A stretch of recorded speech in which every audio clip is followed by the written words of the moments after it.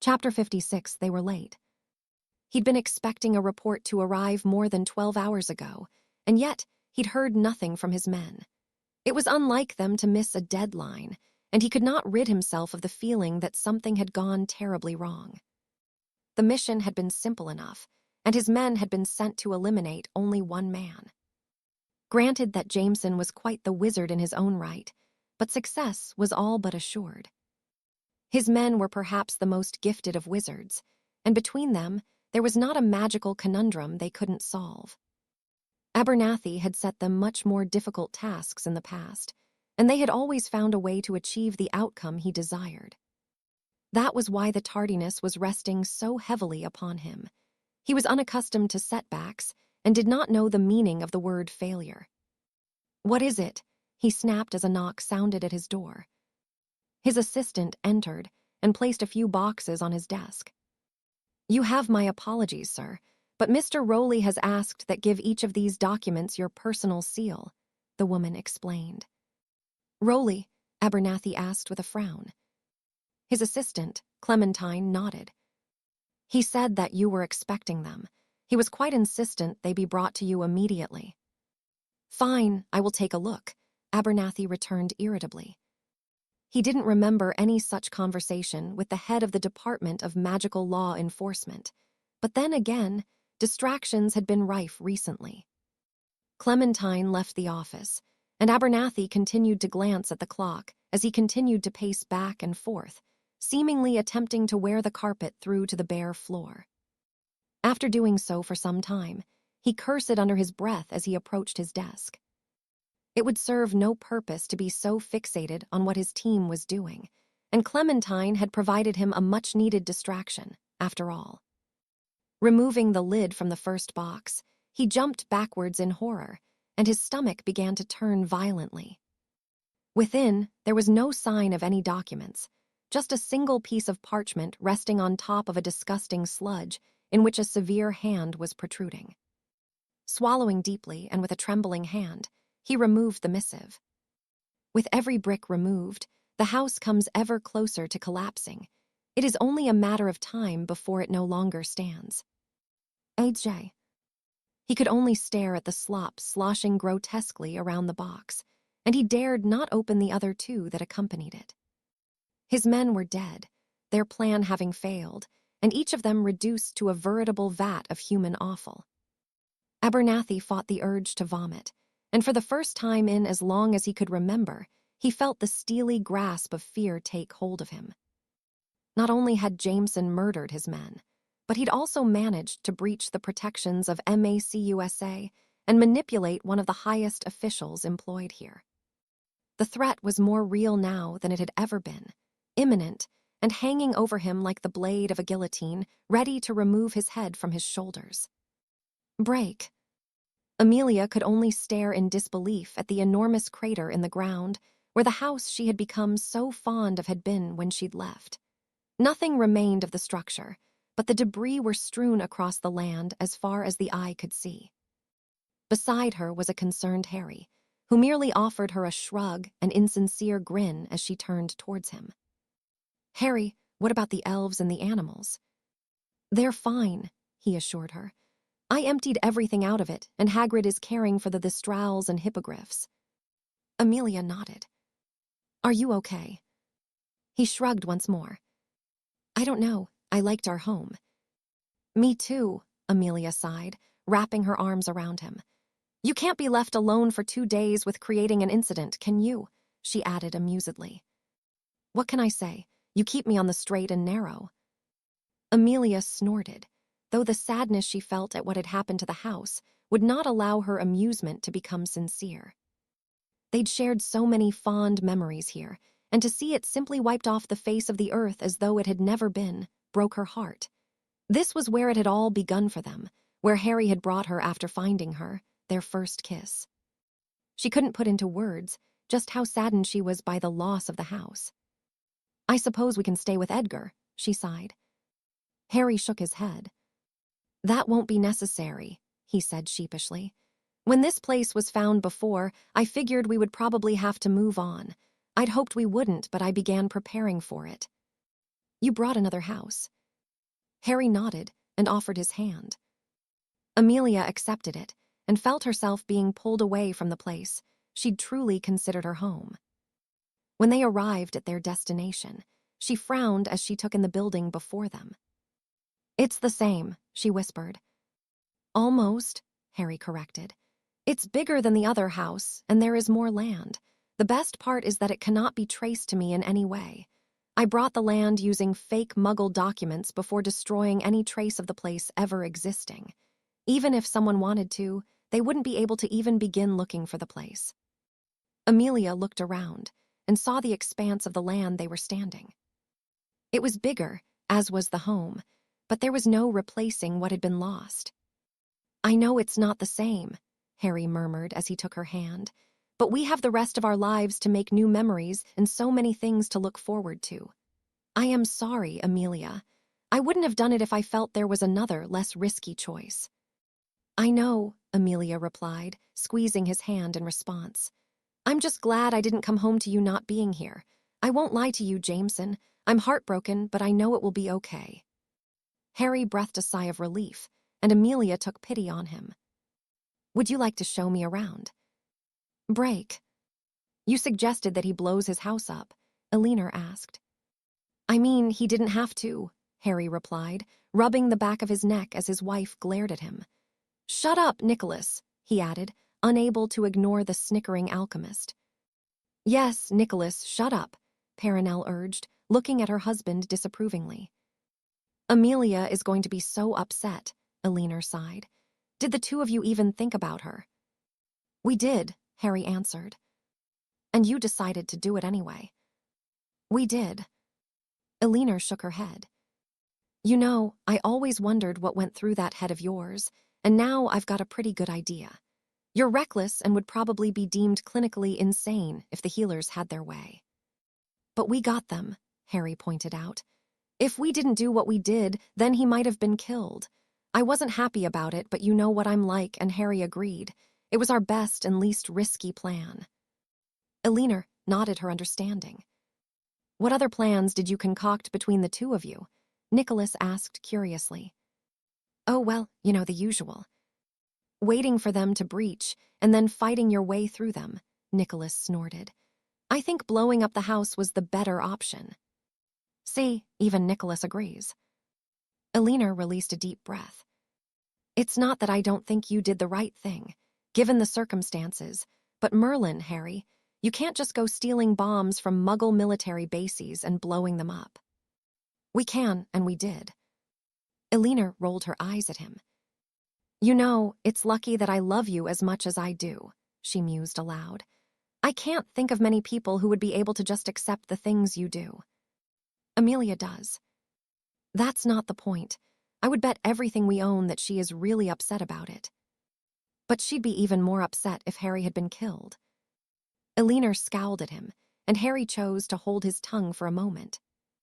It really was the best option available to us, he said gently, and I promise that I won't make a habit of playing with Muggle explosives. Elinor eyed him skeptically before nodding. Good, she replied. The last thing anyone needs is you with that kind of thing at your fingertips. With that, she left the room, followed by Perenelle, who shot Harry a look of frustration. Nicholas, on the other hand, gave him a double thumbs up. What was it like? He asked with a boyish grin. It was by far the coolest thing I have ever seen, Harry whispered gleefully. I wish I could have seen it, Nicholas grumbled. Next time, Harry promised. Nicholas simply smirked in response and nodded his agreement before his expression sobered. What about Riddle? He asked. Oh, I've got something in the works for Tom, Harry answered darkly. He will get another reminder soon enough, and then another. Break. It was unlike Abernathy to call a meeting unless something important needed to be discussed or something had happened that posed a significant threat to everything they had built. Sebastian had been waiting nervously for word from the man pertaining to his efforts to eliminate Jameson, but instead of a simple missive informing him the deed was done, as was customary, he'd received an instruction to meet Abernathy in his office along with the others. Arriving at the MACUSA headquarters, he was taken aback by the sheer number of Aurors in the foyer and the confused throngs of people being prevented from leaving or going about their business. "What is happening?" one angry man demanded to know. "We are investigating a security breach," the Auror he'd asked explained. "You will be able to move on when we are satisfied that there is no threat." Sebastian did his utmost to ignore the feeling of discomfort that settled within him, and he quickly found himself beckoned forward by one of the Aurors. "Minister Laurent, your presence is expected," the woman greeted him. "I am to escort you to your meeting." Sebastian quirked an eyebrow, but said nothing as he followed the keen woman. For Abernathy to openly welcome him into the MACUSA building without the meeting having been officially planned was out of character, and Sebastian realized that for him to do so, the situation the man found himself in was inevitably dire. "Laurent, take a seat," his American colleague instructed, ushering him into a nearby chair. The others had already arrived, and each looked to be as concerned as Sebastian felt, though none more so than their host. Abernathy had always been rather unflappable, but at this moment, he seemed to be truly concerned. He was pale, and his usually well-groomed hair was in disarray from where he'd been dragging his hands through it. "My men failed," he said, only just loudly enough that his words were not indiscernible. "Failed?" Berg asked with a deep frown marring his features. Abernathy nodded. "This morning, I received 3 packages which were sent to me via internal mail. That means it came from within this building, inside those boxes." He broke off and shook his head before gesturing to the 3 boxes on the table. Berg stood and removed one of the lids, his eyes widening as he did so. "My men," he whispered dangerously, "this ring it." He stopped talking as he removed a severed finger from within the box. Adorning it was a distinct gold ring in the shape of a bear's head. "I know," Abernathy whispered. "I do not know what happened, but Jameson made it within these walls. He placed Rowley, our head of the Department of Magical Law Enforcement, under the imperious curse and instructed him to send me those boxes." "And Rowley?" Sebastian asked. "Was found hanging in his office. Jameson forced him to hang himself when he was done." Sebastian cursed in his native tongue, and as his gaze swept across his companions, he could see that they were just as unsettled by this development as him. "What now?" Berg demanded. Abernathy ceased his packing and dragged a hand through his hair before taking a deep, calming breath. "Jameson must be dealt with," he mused aloud. "I admit this has rattled me. I cannot think of any other that our position was so precarious, but we have overcome adversity before, and we will do it again. I need time to think, and then we can." He paused as the door opened, and a strong-jawed Auror entered. The man's steely gaze shifted to each person in attendance before coming to rest on Abernathy. "You may speak freely, Irwin." The man nodded. "There was no breach into headquarters," he explained. "Whatever happened to Rowley was done outside of the building." Abernathy frowned before dismissing the Auror. When he was gone, the minister took a seat. "Outside of the building," he murmured thoughtfully. Evidently, he'd been rather concerned that Jameson had managed to get into the MACUSA building, to do what he had rather than what had been done. It was understandable. If Jameson could enter and exit such a building undetected, then none of them were safe. The Americans took their security as seriously as any other nation, and for it to be intruded upon seemingly so easily was a rather daunting prospect. "I need to think," Abernathy reiterated. "I will be in touch with you all shortly." With that, he swept from the room and Sebastian, and the others followed only a moment later, not exchanging a single word amongst them. Each member of the group was undoubtedly unsettled by what had happened, though Sebastian doubted any were as quite as him. Already he'd experienced the urge to go into hiding, to leave it all behind in a bid to remain out of Jameson's grasp. And if Abernathy did not present a plan quickly, Sebastian could not promise that he wouldn't heed the warnings of his own mind and vanish with Manon. "Break." He did not appreciate being made to wait. He'd been assured by Not that he would return shortly with another report on the movements of Dorca's meadows, and yet there was no sign of the man, who was usually prompt and reliable. "He will be here, my lord," Avery offered for the umpteenth time. "He is almost a day late," Voldemort pointed out. "I will not tolerate such lateness, not when time could well be of the essence." Avery nodded his understanding. "Then I will pay him a visit," he decided, standing and vanishing into the flames of the fireplace only a moment later. The Dark Lord clenched his fists in irritation. Ever since he'd created his latest Horcrux, he'd become less patient, and his temper shorter than ever. He'd always managed to present himself as a cool and charismatic individual, but recently, he felt himself losing the more humane aspects of his personality. With the first Horcrux, the changes had been minimal, but the more he fractured and split his soul, the harder it became to remain so placid. Had he pushed the boundaries of the magic too far? He frowned at the thought before shaking his head.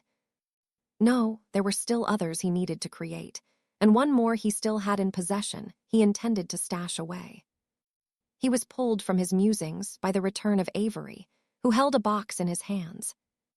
Placing it on the desk, the man returned to his seat. "It is addressed to you, my lord," he informed him. "I took the liberty of ensuring it is safe to handle, wouldn't want this falling into the wrong hands." The Dark Lord frowned as he eyed the package. Why would Not leave it for him, instead of making his expected report? Where was this? On the desk in his study. Voldemort shook his head as he removed the lid, his nostrils flaring in irritation at what lay within. Heads. There were 2 heads belonging to Not and Mulciber, with a note having been nailed to the former. Whatever had happened to both men had evidently been unpleasant, as the expressions they wore spoke of an agonizing end. With his jaw clenched, he removed the note, his fury bubbling under the surface as he read the missive. "Riddle. Your followers will continue to die until you face me. Not and Mulciber are only the first. Expect more to be delivered in the coming days. There is nothing you can do to stop me. I know all who hide beneath the masks. As a courtesy, I will even tell you whose head is coming next. Rabaston Lestrange. Stop me if you can. The Serpent." "What is it?" Avery asked. The Dark Lord slid the note towards him, and when he'd finished reading, Thomas peered into the box. "Merlin," he whispered worriedly. "How?" "Because he is the Serpent," Voldemort answered, already pondering what should be done about the incessant nuisance the man had become. "Send for the Lestranges." Avery nodded as he stood. "Do you think it is a viable threat?" he questioned. "Surely he cannot hope to get into the manor." "He got into Not's home," Voldemort reminded him. "How he managed it, I don't know, and he even got to Yaxley more than once." For the first time since his campaign had begun, the Dark Lord saw a flicker of concern in the eyes of his most loyal follower. "Better yet, send for them all. They must be reminded to take their security more seriously." "Are you going to tell them about Not and Mulciber?" "No," Voldemort answered. "It would do no good to do so. We will tell them that they are on a mission and will be back when it is complete." Avery did not seem convinced, but he didn't argue. Instead, he left the room to do as he was bid, and the Dark Lord leaned back in his chair. The Serpent. He was proving to be everything he'd learned of the man, and so much more, and Voldemort could not allow him to continue doing what he'd started. No, the man needed to be eliminated as quickly as possible, before he did irreparable damage to his efforts. Well, more than he already had. "Break. I am sorry about the house," Harry offered sincerely. "If there was any other way with what little time we had." Amelia nodded her understanding and released a deep sigh. "I am upset about the house," she admitted. "We made so many memories there, and to just see it gone was not something I expected, but I would have been much more upset if I came home to find you dead." "Well, that's a relief." Amelia shot him a glare. "Do not think for 1 minute that there is anything I would rather have than you with me," she said sternly. She fell silent for a moment before turning to look at him. But I did really like the house. Harry smiled sadly. I know, he reassured her. I did too, but it wasn't safe after we were found. I rather would have sold it than blow it up. But there's a part of you that enjoyed doing it. No. Don't lie to me, Jameson. I know you too well. Well, maybe a little, Harry admitted with a smirk. The Muggles really know a thing about explosives. Amelia could only shake her head in response. She'd not spoken of her time in Italy or anything she'd brought for the wedding. The shopping bags she'd returned with had been placed in the entrance hall of the new house and left untouched. When are you going to get the animals back? You missed them already. Amelia nodded. I'll pay a visit to Hagrid tomorrow and bring them here. It's not so far to fly. I managed from Hogwarts to the Ministry in just a few hours on a Thistral. The night you lost Sirius. Harry nodded darkly. Their new home was much closer to Hogwarts than London. The land he'd brought had been another farm that had fallen into disrepair, and it wasn't so far from the Yorkshire Dales. Harry liked this part of the country and would have only left if it became necessary. What's that? Amelia asked with a frown, pulling him from his thoughts. It was something Harry had not felt for some time, and as he reached into his pocket to remove his wallet, he realized just how long ago it was that he'd last met with Ghost. That means I have to go, he sighed, wondering what it was the man could possibly want with him. Ghost knew Harry was unavailable for any lengthy missions during the school term, so it was unusual for him to be summoned. Are you going to be home tonight? Harry nodded. Whatever it is, I'm sure it can wait until the morning, but I'd best see what I'm needed for. I won't be long. When I get back, we can have a look at what you spent your time in Italy buying. Not the dress, Amelia said firmly. It's bad luck for you to see it before we get married. Not the dress, Harry agreed, making his way towards the basement where could activate his portkey. Break. He'd never expected a coup of Great Britain to be easy, but Thomas Avery had not expected so few men to rattle the Dark Lord as much as the Serpent, and Jameson seemed to. Riddle wasn't troubled by the likes of Dumbledore, but the same couldn't be said for the others. With the addition of the four figures who'd all but demolished the ranks of the giants, the resistance they faced was proving to be quite exceptional, even if the Dark Lord refused to admit it. Jameson and the Serpent were the biggest threats they faced, and if they were not eliminated soon, the rest of the followers would begin to lose faith in their leader and the cause. Jameson was a known half-blood, and had more than held his own when he'd fought Riddle and the Serpent. Little was known of the mysterious figure, and in truth, the state of his blood mattered not. He was an exceedingly dangerous man, and continued to prove it time and again. How he'd managed to reach both Nott and Mulciber, Thomas didn't know, but it was rather disconcerting, to say the least. Still, the Dark Lord insisted on going on the offensive, and intended to do so at the earliest opportunity. As ever, those gathered had agreed readily with the plan, though they were not aware of what had happened to Nott and Mucklebur. Our homes are well protected, Rodolphus Lestrange declared proudly. I will pay any man who can penetrate our defenses the sum of 10,000 galleons. Those within the room chuckled, but none took up the offer. Lestrange Manor was one of the most exceptionally protected buildings in the country, and only a fool would attempt to break in. Or the Serpent. According to Yaxley, the Serpent had visited him on more than one occasion before he'd eventually killed Yaxley and sent the remains to the Dark Lord. Even so, Riddle cut in sharply, it is my recommendation that your protections are inspected and added to if necessary. We are living in difficult times, and if the Ministry suspects your involvement in our endeavors, they will raid your homes and do whatever they feel is necessary to place you under arrest. That will not do, Rodolphus. The man sobered and nodded his understanding. I will do so as a priority, my lord, he responded. Thank you, Rodolphus, and that goes for all of you. I would not see you imprisoned for standing for what you believe in. Make no mistake, the Ministry is desperate, and they will begin to act desperately with the more successes we have. That is all for now. Those within the room began to disperse, and Thomas took his place by the Dark Lord's side. "Do you think they will listen?" he asked.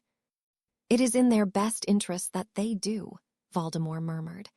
"The serpent will show them no mercy, and I cannot be certain when I will meet him again to put an end to his reign of terror."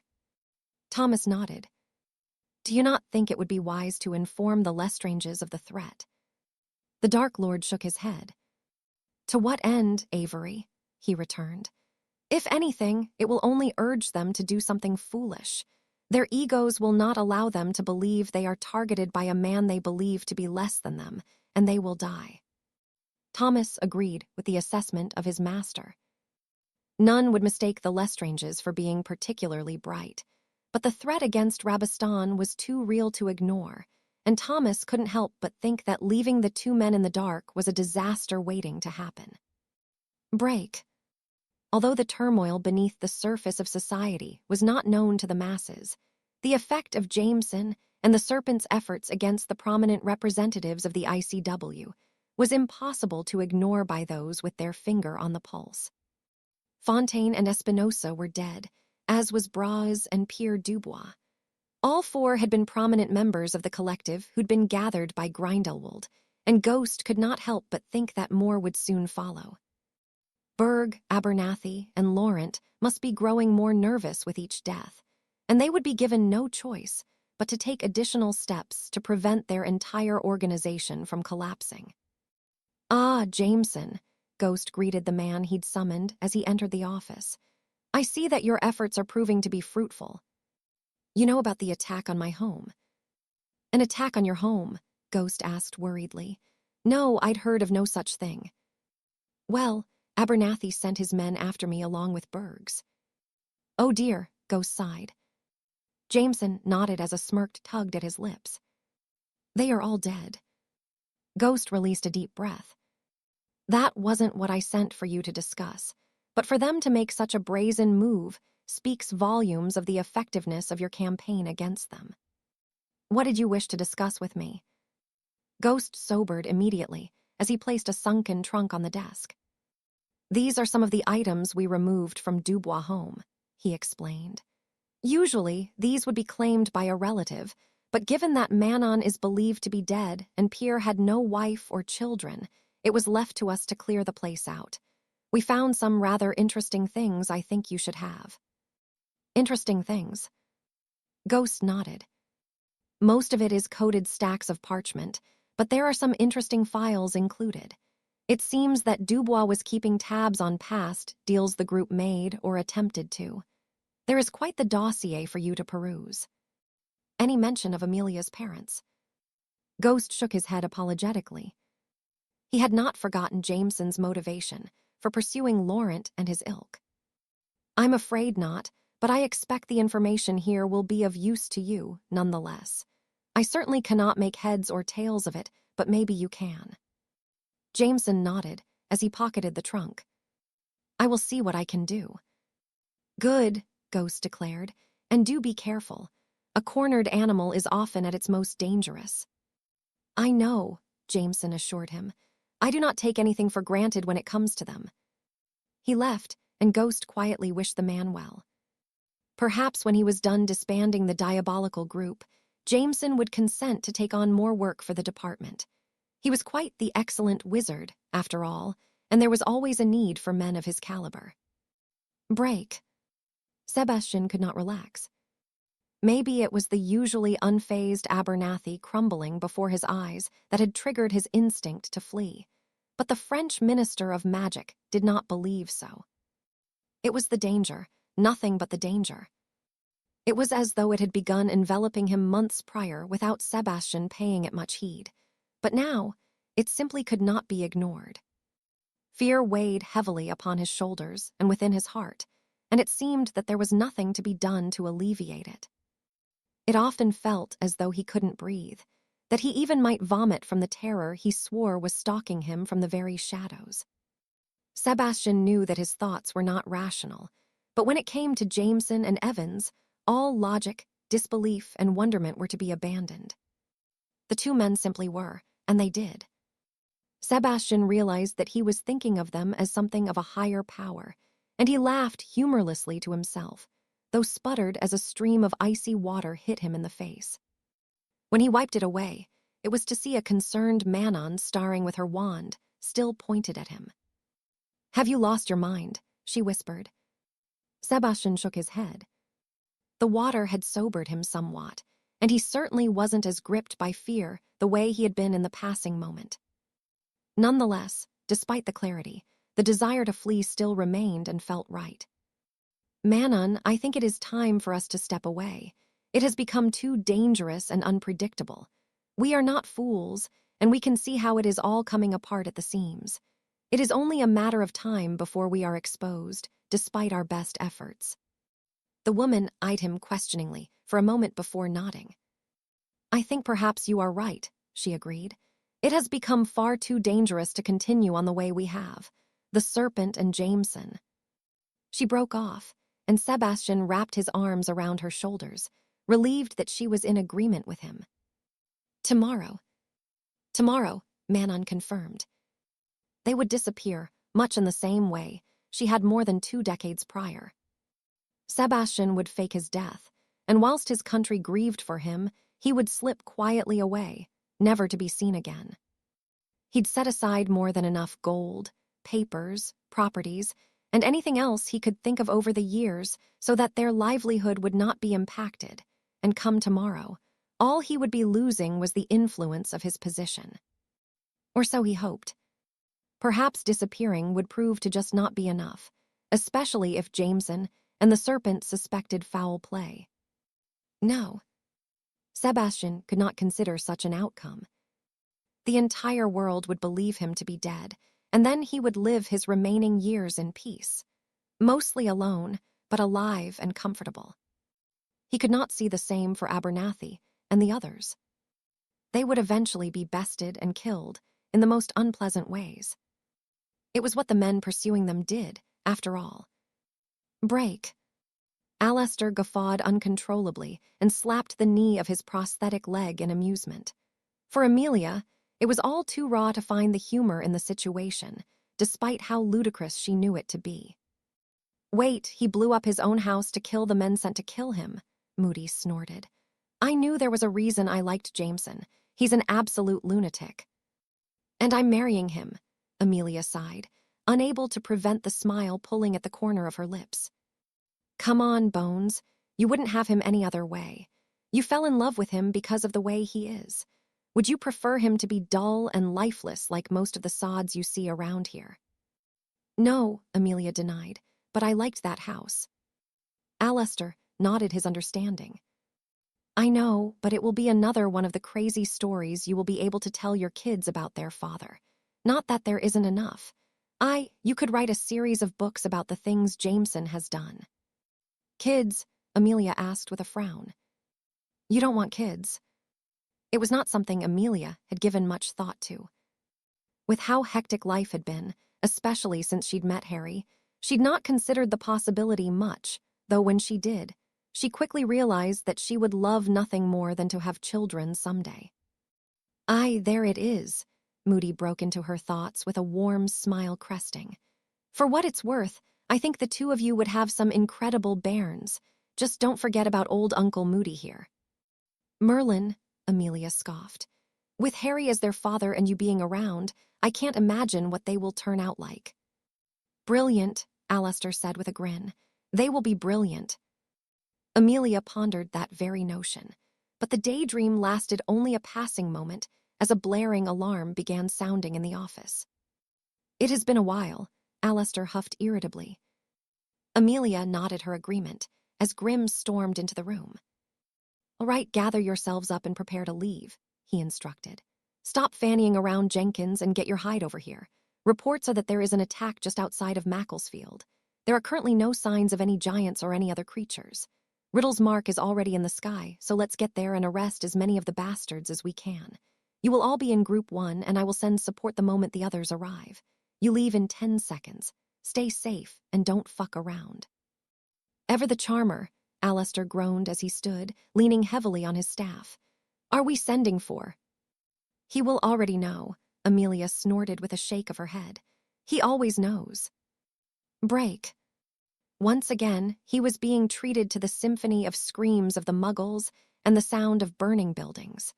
There was nothing quite like it to the Dark Lord, and he reveled in the slaughter around him. It had been too long since their last outing, and he'd missed it. A smile crested his lips as he watched the Lestrange brothers torture a family they'd extracted from a nearby house. The brothers believed the Dark Lord had requested they stay with him as a point of honor, but the truth was, he did not wish to take any chances. With the threat hanging over Rabistan, Lord Voldemort was taking no chances. That was if the serpent even showed himself. No. His threats and actions were carried out in a clandestine manner, and not on the battlefield. Aurorus. As the warning was given, his followers began to group together, something Avery had been teaching them to do when confronted by the Ministry forces. Thus far, those who had been picked off had been done so individually, and the Dark Lord was trying to get his men and women to fight as a more cohesive unit, which was easier said than done.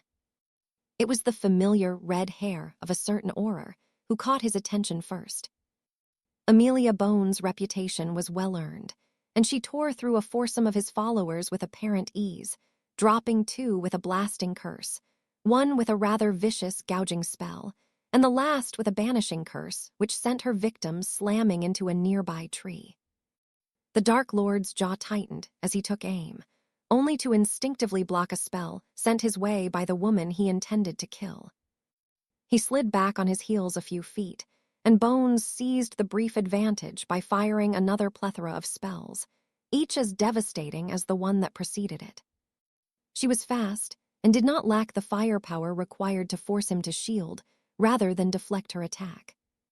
Her next spell tore through his shield, and the Dark Lord quickly realized why it had been suggested that he kill the woman himself.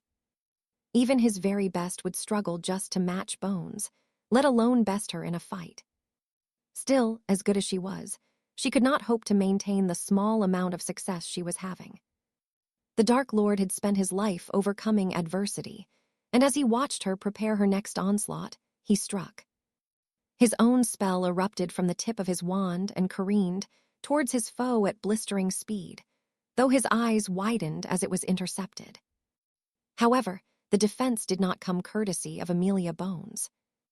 Jameson. It was as though the man had materialized from nothing. He glared at the Dark Lord with an expression of loathing, but he wasted no time. Jameson's wand was a blur as he unleashed a barrage of his own magic, and Lord Voldemort found himself backpedaling as spell after spell was hurled towards him. The speed and power Jameson possessed was not unlike that of the serpent, though the hate with which he wielded his magic made it only more dangerous.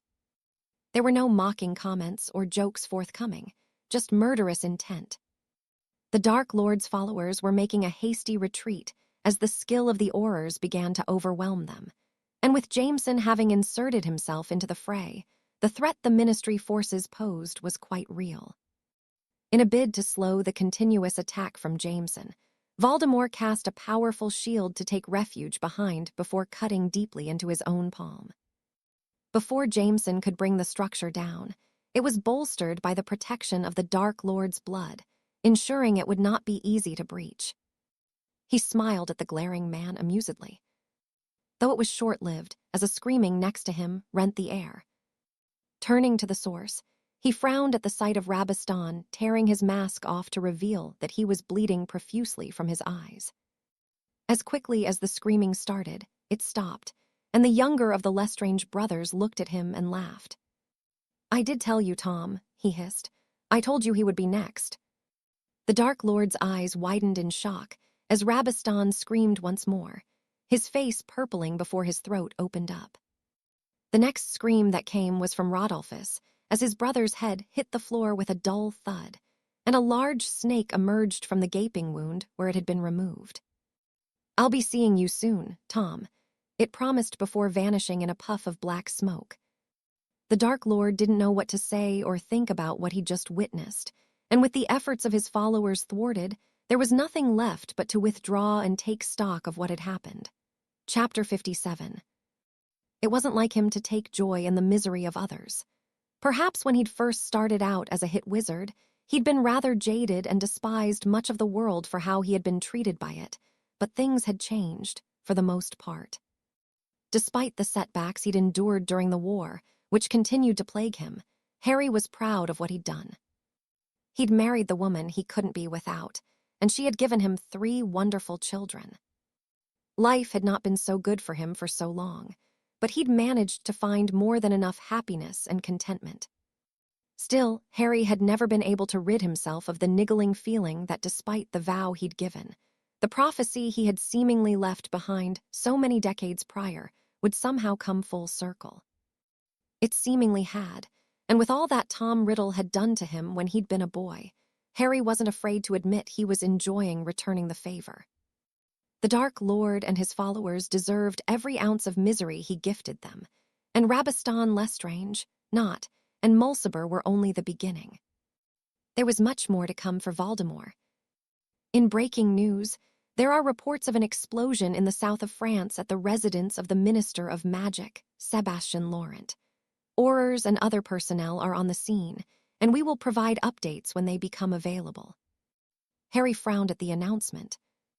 Jameson had not informed him of any intention of taking out Laurent, and he couldn't imagine anyone else having the audacity to do so. Still, something didn't feel right, and the more he pondered the development, the more it bothered him. Had Jameson seized an unexpected opportunity to remove the man? Harry didn't know, but he would get to the bottom of it. An unknown agent acting against the consortium was a rather unsettling thought, but before considering such, he needed to be certain that Jameson was not involved. Sending a patroness to his counterpart, he readied himself to depart, unable to shift the feeling that all wasn't what it had been portrayed. Break. You know, I was doing quite well against him before you arrived, Amelia commented, smirking against Harry's chest. I don't doubt it, he replied with a chuckle. I'm very proud of you, but you know how magic works. I will not risk the prophecy not being in effect here. I know, Amelia sighed. You're not scared you'll lose me, are you? Every day, Harry admitted. Amelia frowned as she raised her head to look at him. It wasn't often that she saw him concerned, but he was, and she kissed him on the corner of his mouth. I'm not going anywhere, Jameson. Not intentionally, but everyone I have ever cared about has been taken from me by him. I won't let that happen again. Amelia nodded her understanding. I don't doubt you, Harry. He's scared of you. He bloody well should be, Harry snorted. The first chance I get, I'm going to kick his balls into his throat, and I will make a point to piss on his grave at least once a year. Who's going to pay for him to have a funeral? Me, Harry answered with a smirk. A good, traditional Muggle funeral. I might even bury him next to his father. He'd love that. Amelia rolled her eyes at him. Can we talk about something else other than Riddle? What would you prefer to talk about? Who we are inviting to our wedding? Harry nodded thoughtfully. Well, your brother can come, I suppose. That's nice of you. I'm sure Edgar will be pleased to know he made the list. Make sure he knows it was a difficult decision. Amelia shook her head as she swatted his shoulder. What about the Hogwarts staff? Them too, Harry agreed. Jenny will want to come, and I should invite Bellatrix. What about the Potters? Harry frowned at the thought. Is that a good idea? I don't see why not. Even if they don't know who you are, they do know there is a familial connection. I think you should invite them. Harry nodded his agreement. I'd have to invite the Blacks too. Arcturus would wonder why Doria got an invite, and he didn't. Amelia laughed amusedly. This is going to be a bigger thing than we first thought, isn't it? It's your fault. Is that right? You know too many people. Amelia quirked an eyebrow at him. I know my family, Alistair and Jenny. Most of the people will be your guests. You're the popular one. I wish I bloody wasn't, Harry grumbled. Amelia patted his cheek gently. Don't worry, Jameson. It's only for one day. And then the rest of my life. Is that really such a bad thing? Harry smiled despite trying not to. No, it's not so bad. Good, Amelia declared. Now I should really get ready for work. Are you bringing the animals home today? Do you miss them that much? They don't answer me back. Oh, maybe you should quit being an orer and become a comedian, Harry suggested. Amelia grinned as she began dressing for the day. No, I think I'll leave the jokes to you, she retorted. Can you be trusted not to blow up the house today? You're never going to let that go, are you? Amelia shook her head. No, and Alistair thinks it will be a great story for our children. Children? Amelia nodded. 3 would be nice. 3 girls, she added. I couldn't imagine raising your son Jameson. I can't imagine that would be easy, Harry conceded. Wait, you think raising 3 girls like you will be a walk in the park? I'm a delight, Amelia returned. Harry snorted amusedly. Bloody hell, I just had a frightening thought. What if we had a girl like me? Amelia's eyes widened. That is a terrifying thought. Why would you say something like that? Harry grinned triumphantly, and Amelia shook her head. I'm going to work, she declared. I have a feeling that being an orer will be easier than raising any children we have. It hasn't put you off. No, you know me, Jameson, I quite like a challenge. She left, and Harry allowed himself a moment to consider the possibility. He'd always wanted a family, and to have children with Amelia was quickly becoming something he wanted more than anything else. Even if the prospect was a rather daunting one. Bloody hell, he cursed as the ethereal snake suddenly materialized in front of him. We need to talk, the usual place. Harry nodded as he checked the clock. He had a couple of hours, yet before he needed to be at Hogwarts, and Evans wouldn't delay in arriving. Quickly readying himself for the day, he left the new home he'd painstakingly built, wondering what could be bothering Evans so much. Break. He'd experienced a myriad of emotions since he'd withdrawn his followers for their most recent venture. It was often throughout his life that the Dark Lord had felt himself unsettled, but the serpent seemed to have a way of instilling that feeling within him. What the man had done to Rabastan was magic Lord Voldemort had never witnessed before, and though he had viewed the memory of the event innumerable times since it had happened, he was no closer to figuring out exactly how it had been achieved. Anger. That was the emotion he had settled on, and for the past hours, he had been quietly seething as he pondered how to solve the problem that was the serpent. What is it? He snapped as a tentative knock sounded at the door. It is just me, my lord, Avery announced as he entered the room. His most loyal follower would not admit it, but the pale pallor and furtive gaze told the Dark Lord all he needed to know. Thomas Avery was scared, and perhaps he should be. He was not like other wizards. The serpent was a killer, a man of violence who evidently possessed a brilliant mind to match it. Lord Voldemort was not afraid to give credit where it was due. He had spent decades on his own magical journey and understood better than just about anyone the dedication it took to become such a man. Nonetheless, the serpent's interference in his affairs was no less irksome, and he would be quite the conundrum to solve. How is Lestrange? Avery shook his head tiredly. Distraught, he answered. He lost his father and now his brother. From what I have been able to glean, he is currently locked away in his family home and refusing to see anyone. The Dark Lord nodded. Rabastan's death had been particularly unsettling to bear witness to. And the others?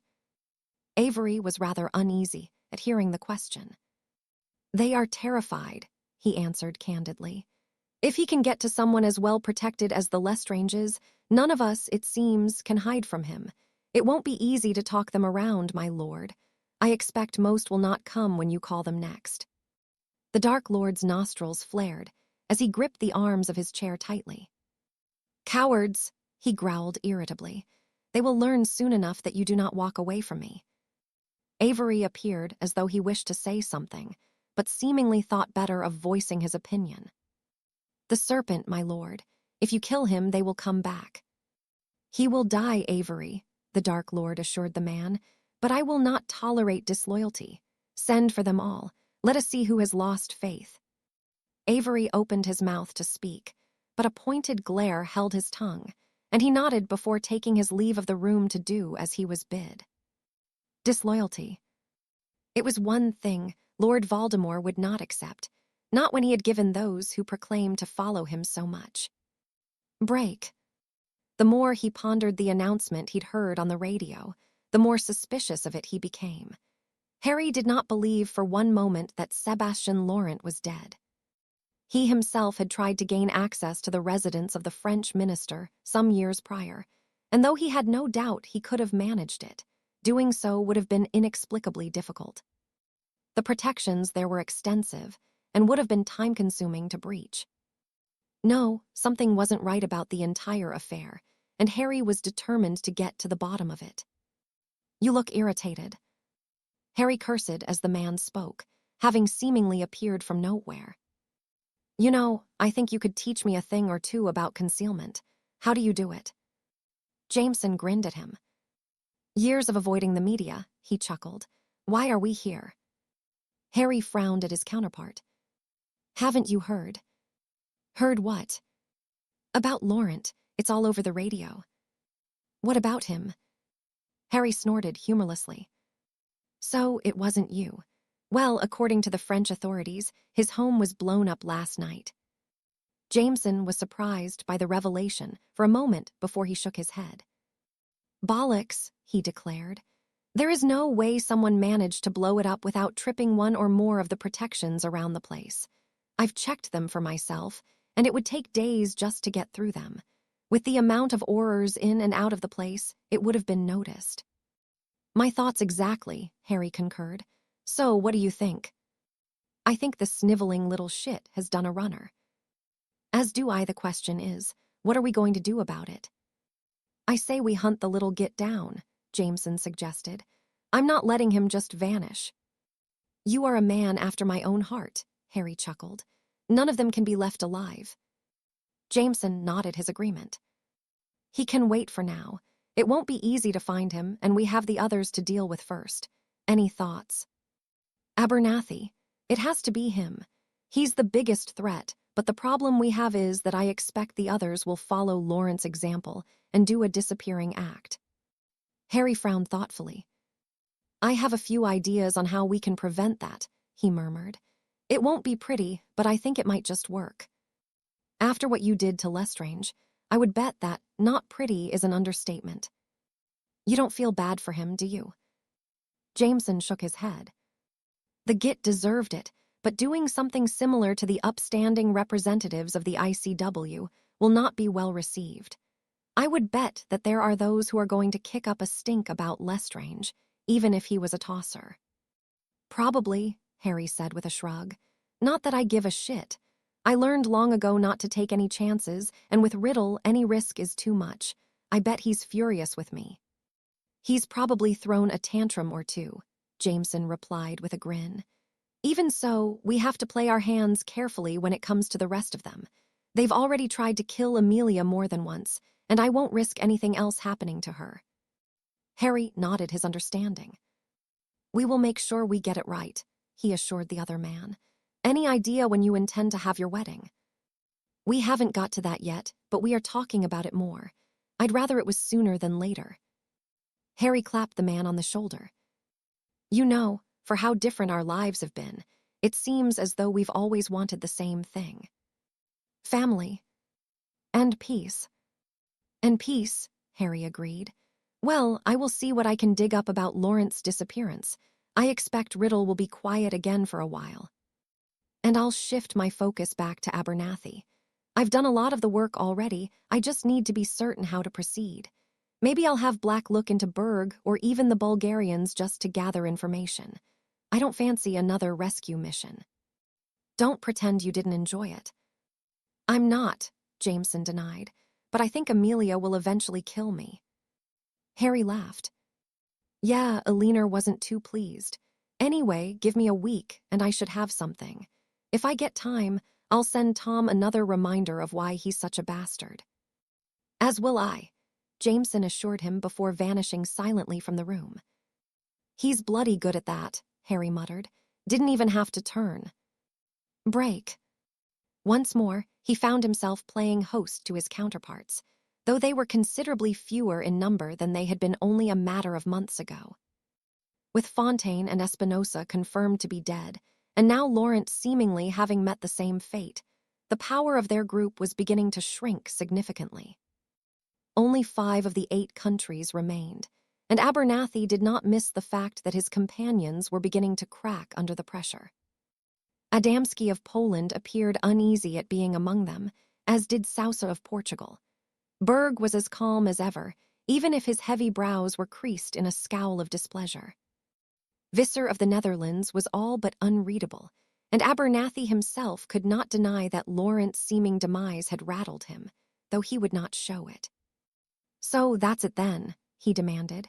We just let the little shits win. What do you suggest we do about it?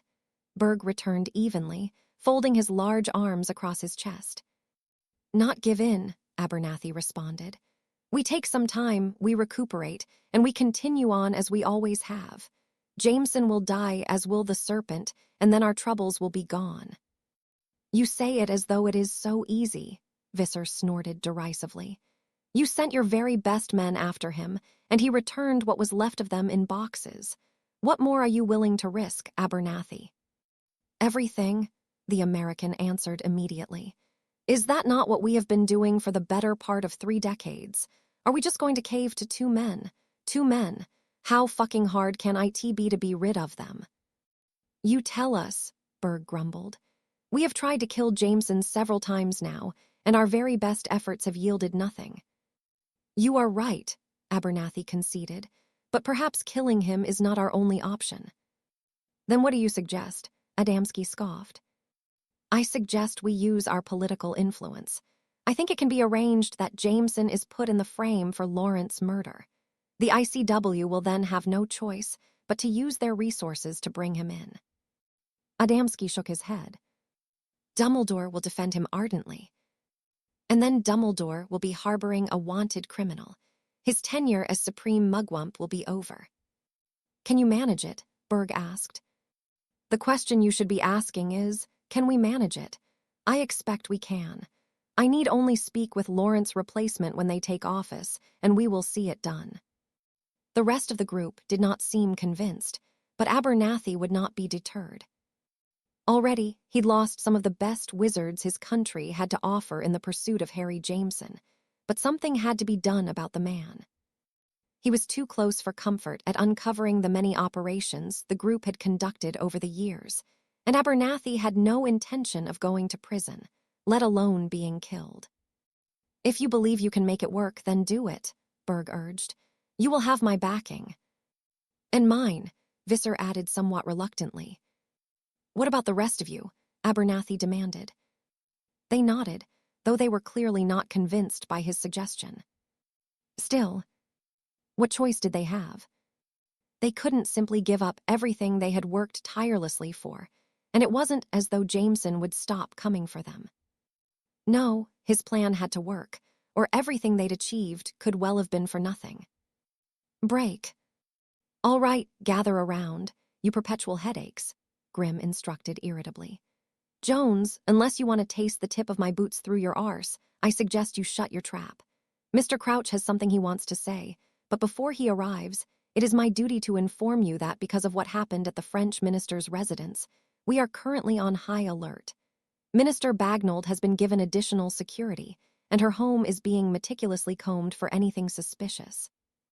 She will be unavailable until further notice. Ah, Mr. Crouch, if you will. Amelia had not noticed the man as he'd slunk into the room, but she didn't miss the twitching of his toothbrush mustache as he cleared his throat. I've just been in for a meeting with the minister, he informed them. She is not pleased that, once again, members of the public interfered in ministry business. It stops now. He offered Amelia a pointed look, and she fought the urge to roll her eyes at him. Crouch had as much chance of stopping Harry from going after Riddle as he did of winning Witch Weekly's Most Charming Smile award. Minister Bagnold has also made her displeasure known about what happened to Rabiston Lestrange. The stupid sod deserved it, Moody growled. The other Aurors nodded their agreement. Be that as it may, Crouch cut in. There is a substantial difference between a man being killed in battle and undeniable premeditated murder.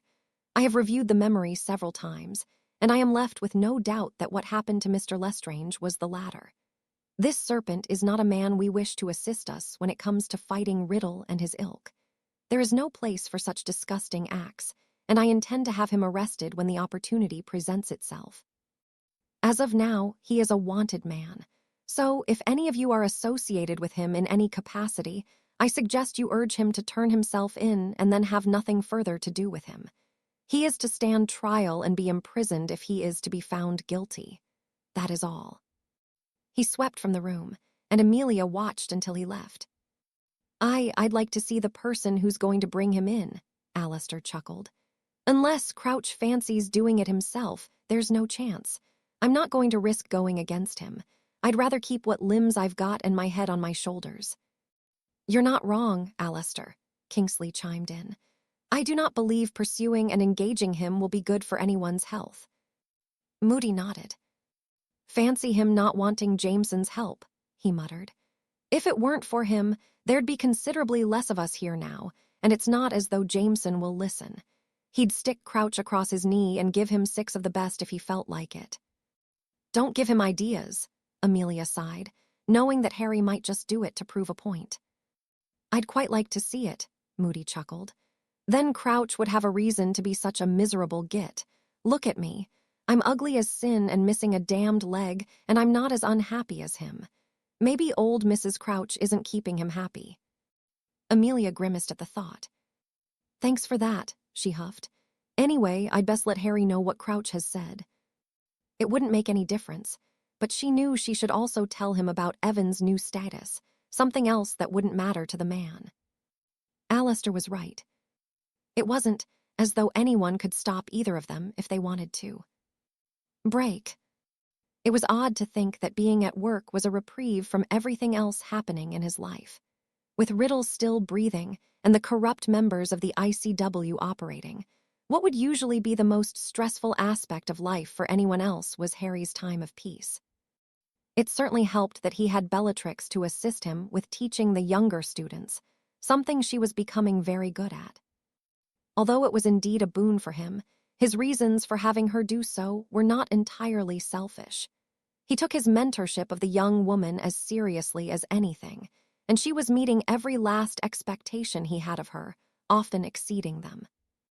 He nodded approvingly as she dismissed the 3rd years, having taught them the characteristics of a werewolf, and she released a deep breath as she flopped in the chair opposite his desk. How do the professors cope teaching all 7 years? She groaned. Harry chuckled amusedly. You get used to it, and you get better at it. Minerva could teach her entire syllabus in her sleep. I think I might have to learn how to do that. I'm exhausted. I did tell you it wouldn't be easy, Harry pointed out. There's only a couple of weeks left until we break up for Christmas. You will be able to rest then, and I won't even set you any work. You're so kind to me, Bellatrix deadpanned, eliciting another chuckle from Harry. Why do you think I am, having you teach the younger years? Because it's easier. True, but that's not the reason.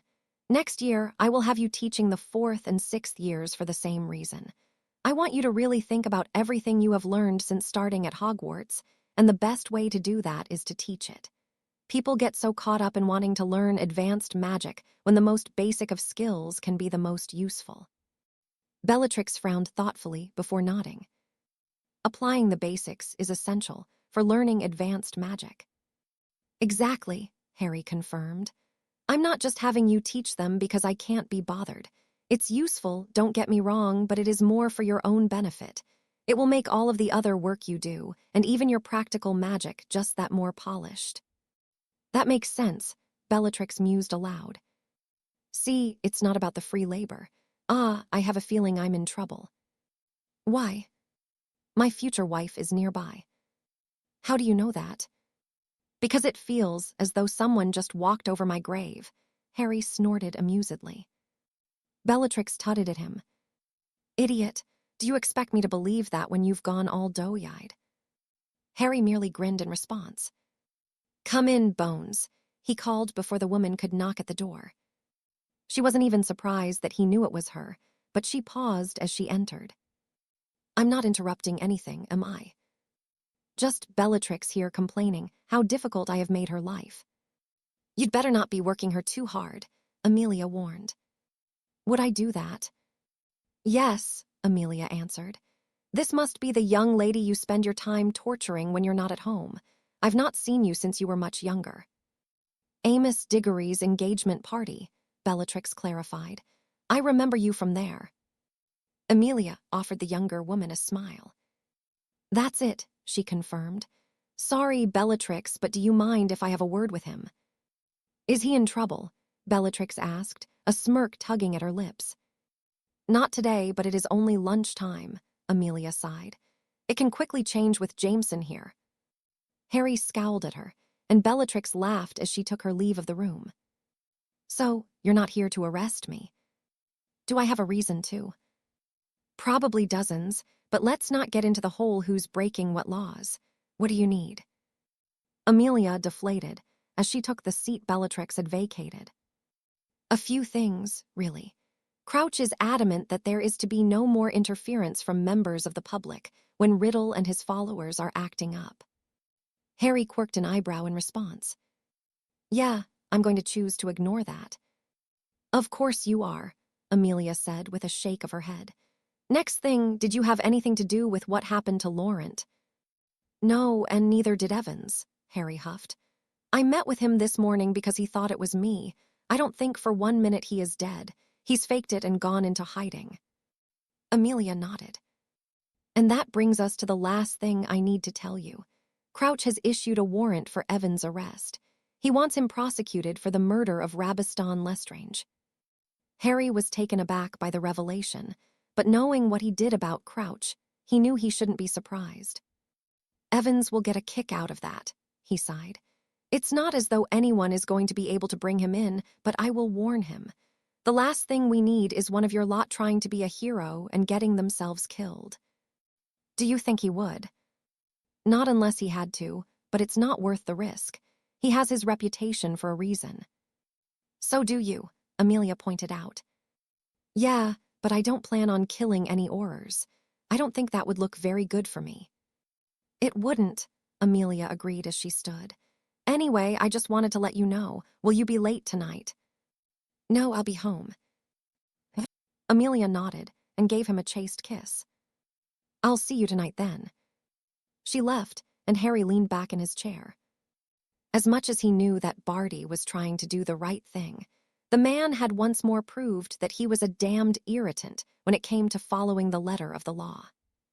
Still, Harry knew he shouldn't have expected anything less from the man who'd imprisoned his own son without hesitation, the very same son Harry found himself teaching as a sixth-year Hufflepuff. Barty Jr. was a quiet student and a brilliant one at that, but that didn't stop Harry from keeping a close eye on him. Somewhere along the line, everything went terribly wrong, though it was deeply unlikely that Barty would be given the chance to join Riddle this time, not when both Harry and Evans were determined to see an end to the Dark Lord sooner rather than later. Break. Albus did not need a second chance to guess why a meeting of the ICW had been called. The news had been all over the radio throughout the day, and though he was taken aback by what had happened, he wasn't convinced that it truly had. Laurent was one of the men Professor Jameson was investigating, and it was all too suspicious for the headmaster's liking that. After all these years, the minister's home would be targeted in such a way. No, something was quite amiss with the entire affair, and Harry's assurance that he was not involved in the incident was all the evidence Albus needed. Not that it would be enough for the other representatives. There were some in particular that Albus suspected would create quite the uproar. "I call this meeting to order," he declared, tapping his podium smartly with his gavel. "I think it is clear why we are all here, and I would give the floor to Jean Delacour, the interim minister of magic of France." Delacour was pale, but he stood tall as he approached the podium in the center of the room, clutching a stack of parchment. Clearing his throat, his gaze swept across those gathered before he spoke. "Ladies and gentlemen," he greeted them cordially. "I know that the news today would have come as much as a shock to all of you as it did me. The investigation into what happened is ongoing, and I will keep you informed as and when new information is available. For now, I will be filling in for Sebastian, but you can expect a new representative for the ICW to be appointed in due course. Whether I am to remain as minister is for my colleagues to decide, and again, you will be kept up to date with any permanent changes made. So far, we have not managed to recover Sebastian's body, but his wand was found among the debris, so we are assuming that he was indeed home when the explosion took place. The cause of the blast is not yet known, but I am confident that our Aurors will get to the bottom of what happened. That is all I have to say for now. Thank you for your time." With that, he returned to his seat, and Albus ended the meeting hastily, not missing that Abernathy was the first man to reach DeLacker. Another of those that Harry was currently investigating. Albus didn't like it. If Sebastian was indeed alive, it would appear that Abernathy was not aware of it, or that he had his suspicions. Regardless, it was more than a little suspicious that he was so keen to speak with Jean DeLacker, especially when the man had so much on his plate already. "Break. This is it," the Dark Lord asked irritably. Less than half of his followers had answered the call, the rest evidently more fearful of Jameson and the serpent than his wrath. Avery nodded. "This is it," he murmured. Lord Voldemort narrowed his eyes at those gathered, before shaking his head. "Each of you will be rewarded for your loyalty," he assured them. "For now, you may leave." They did so, and for several moments, he pondered what his next course of action would be. For a fleeting second, he considered punishing those who had not answered the call, but before the thought could be set in stone, Avery spoke. "You must give the others a reason to return, my lord. They will only pull further away if you seek vengeance." The Dark Lord's nostrils flared in irritation. He did not wish to pander to those who were supposed to follow him, but he knew Avery was right. "Then that is what I will do," he declared, plotting the downfall of his foes. Break. It had been a trying day for Albus, though considerably less so than for the man sitting in a chair on the opposite side of his desk, clutching a goblet of mead.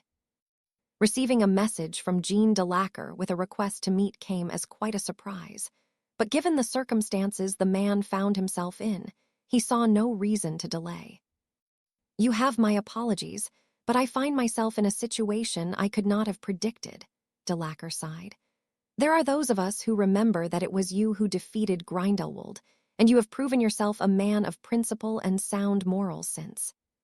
"Your words flatter too much, Mr. DeLacker," Albus replied, "but they are appreciated." The man offered him a weak smile. "I thought that perhaps one day I would like to succeed Sebastian, but not like this, and not when so many things are just not adding up." "I'm afraid I'm not privy to the same information you are," Albus pointed out. DeLacker nodded and released a deep breath. "The Aurors have recovered a body at the house.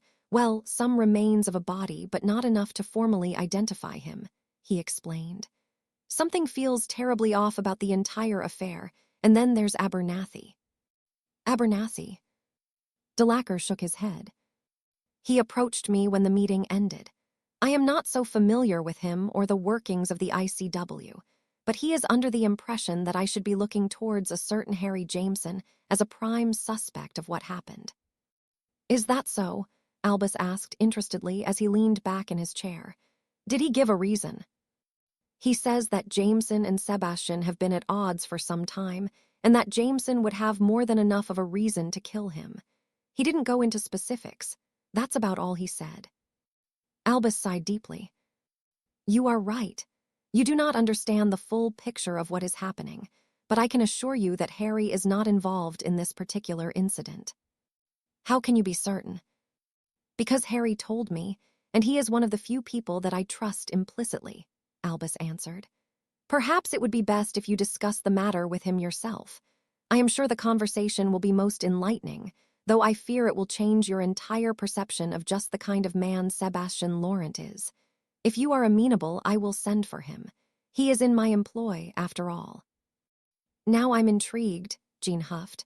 I will meet with him. I want the truth, Albus. I do not like these political games. Then the truth you shall have, Albus assured him as he stood and threw a handful of flue powder into the fire. It was only a moment later that Harry's head appeared, and he frowned at the sight of Monsieur de Lacre. Harry, would you be kind enough to join us? Albus asked. Mr. de Lacre wishes to speak with you. I'll be there in a moment. His head vanished, and Albus left the connection open. True to his word, barely a minute passed before Harry stepped through, his gaze sweeping around the room to ensure they were alone. Mr. de Lacre, he greeted their guest. Mr. Jameson, I would like to know what on earth is happening in my country, if you would be so kind. Harry scrutinized the man for a moment before nodding. As you wish. Albus listened as Harry regaled the man with what most would deem to be quite an incredulous series of events, and when he was done, Jean de Lacre could only stare at him in shock. It is unfathomable, he whispered. I had my suspicions that Sebastian may have turned a blind eye to a thing or two, but this, I am struggling to believe it. Harry nodded as he removed a small trunk from within his pocket and placed it on the desk. This is a copy of all the evidence I have accumulated so far, he explained. I intended to kill Laurent, but not yet, not until I had bled every bit of information from him. Dead men tell no tales, Mr. de Lacre. They do not. That's why it is a good thing that Laurent is alive and well, Harry said, a smirk tugging at his lips. Alive? Very much so. I suspect he has gone into hiding with a certain Madame Dubois. Manon Dubois. Harry nodded. Why do you think he was not so concerned at leaving his wand behind? Sebastian frowned deeply. How did you know? I have my ways. Now the question is, how do we proceed? De Lacre released a deep breath as he pondered his next move. If Laurent is involved in all of this, then I want him found and brought in alive.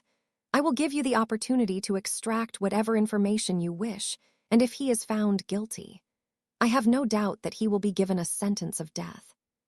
He has betrayed our country and our people, and I will not stand for it. Consider it done, Harry replied without hesitation, offering his hand. Sebastian accepted it, and the two men shook on the agreement. I would add something else, Harry said thoughtfully. We are in a unique position where we may just be able to seize an advantage. I will need access to everything Laurent has touched since he took office. That can be arranged. Good, Harry declared. Now, how would you like to play a part in a little scheme of mine? Sebastian looked at Harry questioningly, and Albus did not like the look of the grin his professor wore. I'm all ears, Sebastian replied curiously. Chapter 58. He could only shake his head as he eyed the mountain of reports that had been left on his desk. Sebastian's seeming death had come as a shock to Jean de Lacre. As the deputy minister of magic, it was his duty to fill in for his predecessor until he either officially took office or a replacement was named. With how his tenure had been thus far, he wasn't even sure he wanted the job. Being Sebastian's deputy for the past few years meant that, for the most part, he worked behind the scenes, away from the scrutiny he faced now. The people wanted answers, and Jean simply had none to give. Who is it? He called as a knock sounded at the door to his office. Ah, Marie, what can I do for you? The woman had been Sebastian's assistant for almost 2 decades, and none had been more visibly affected by what had happened than her. Even now, her eyes were red from a recent wave of tears, and the smile she offered him lacked any warmth. My Abernathy has arrived, Minister, she informed him, the last words spoken with audible difficulty. Jean nodded. You can send him in when you're ready. Marie merely nodded in response and left, leaving Jean to prepare himself for the impending conversation. It was only a moment later that the American entered the office, and Jean gestured for him to take a seat before he closed the door and cast a plethora of privacy charms to ensure they were not overheard. How are things? Abernathy asked. Jean released a deep breath as he shook his head. It's only been a few days, and I feel like I've aged 10 years. Abernathy chuckled amusedly. The job does that to you, he said empathetically. It gets easier, well, it doesn't, but you get used to it. Great, Jean grumbled irritably. You'll be fine, DeLacker. From what I can see, you're doing a good job. Thank you, Jean replied before sobering. I did what you urged. I spoke with Dumbledore. You did. Abernathy leaned back interestedly in his chair as Jean nodded. I spoke with Jameson, too. Abernathy's expression darkened at the mention of the man. And what did you make of him? He asked curiously. Jean frowned. I think he's a damned liar, he growled, his usually cool demeanor slipping as he pondered the conversation he'd shared with Jameson. Nothing he told me makes any sense. He's shifty, and I don't trust shifty people. Then you are wise, Abernathy sighed. Jameson is problematic. There is a reason Sebastian didn't like him, and I cannot shake the feeling that he is responsible for what happened. The people loved Sebastian, and those within the ICW respected him greatly. No, I can think of no other who would wish harm upon him except for Harry Jameson. Jean nodded his agreement. He broke off, unsure if he should continue. He what? Jean released a labored breath. He asked for my help in one of his plots. He did. He wants me to believe that Sebastian is alive, and that he has gone into hiding to avoid his misdeeds catching up with him. What did he ask you to do? Well, Jean said uneasily, unhappy that he'd complied as much as he had. He asked that I give him access to Sebastian's paperwork. And you gave it to him. Not everything, Jean denied. Only just enough to satisfy his curiosity, and there certainly is nothing incriminating in there. All of it is official ministry documentation. None of it was restricted. Abernathy nodded. He won't be satisfied with that. No, I expect he will come back to me soon enough. Then perhaps we can use that to our advantage, Abernathy mused aloud. Do you believe that he is responsible for what happened to Sebastian? I don't know, Jean answered honestly. There is no evidence to suggest his involvement, but I can't help but think that he is. It might just be a gut feeling. And you should never ignore your instincts, Abernathy cut in. If you believe it, then you should pursue it, even if it is only to eliminate him from your inquiries. If he is innocent, then he has nothing to hide. But he does, Jean muttered. The man is hiding too much. Abernathy nodded before looking at him speculatively. What would you like to do? He asked. In an ideal world, what would your next move be? Jean shrugged tiredly. I just want the damned truth. I want to know what happened and how much of it involves Jameson. I don't like him. Everything about the man screams that he is untrustworthy. I could help you, Abernathy offered. Jean frowned. How? Well, you did mention that he is likely to come back to you. We could use that to our advantage. How so? Abernathy became thoughtful for a moment. Leave it to me, he eventually replied. I have an idea that will allow you to question him, but I must ask that you mention this to no one. Sebastian may have been my colleague, but first and foremost, he was my friend. If you give me the discretion, we can both get what we want from this situation. You will get your answers, and Jameson will be locked up for the rest of his days, or better yet, dead. You're not going to do anything illegal, are you? Certainly not, Abernathy assured him. I only need your minimal assistance. I will take care of the rest. Jean was not certain it as the right thing to do, but he needed answers. He needed to know what had become of Sebastian Laurent. What would you have me do? Break. The files belonging to Sebastian Laurent made for interesting reading, though there was nothing dubious or obviously criminal about his activities as the French Minister of Magic. For all intents and purpose, despite what Harry knew of the man, he could not say that Laurent had neglected his duties to the people of France. If anything, he was perhaps the most competent politician he'd come across. Evidently, he paid close attention to every document that was placed in front of him, often leaving notes to whomever it was to be returned to with suggestions, praise, or criticism where needed. Nonetheless, his attention to detail did nothing to negate his villainous ways. And though there appeared to be little evidence of Lawrence's wrongdoing, Harry knew better than to trust the documentation he'd read. There has to be more, he sighed to himself, his gaze flicking towards the clock on the wall. He was due to meet with DeLacker in only a few hours, so he would have the opportunity to discuss the few points of interest he had come across. Although they were indeed interesting, there was nothing particularly damning about them. If nothing else, Laurent had been exceedingly cautious with his dealings, and had likely resorted to the code he and his associates had adopted. If only Harry had some luck in deciphering it. He'd spent hours attempting to do so with nothing to show for his efforts, and not even Evans had been able to shine any light on the series of numbers and symbols the group had used to convey messages to one another. Still, he was hopeful he would eventually succeed, but until then, his work would continue as seemingly blindly as ever. Not that it mattered. Cracking the code would be a boon to his efforts, but his goal remained the same. Harry wanted to know what had befallen Amelia's parents in their days, and put an end to Abernathy and the others. Of course, he had every intention of tracking down Laurent, though with the means the man had at his disposal, that would be no easy feat. Closing the file he'd been perusing in frustration, he stood and began to pace back and forth in front of the fireplace. Winter had once again reared its head, and being so far north in England, he felt every chill of it. Not that the weather was much of a concern. No, Harry was focused on dealing with the other things plaguing him, and with Riddle in hiding once more, it gave him time to invest in bringing down the corrupt officials of the ICW. Checking the clock once more, he left his study, no closer to cracking the code or knowing just how deeply Lawrence's betrayal of his positions went. Perhaps DeLacker would be able to shine some light on it, though Harry got the impression the man was reluctant to do so. It was understandable.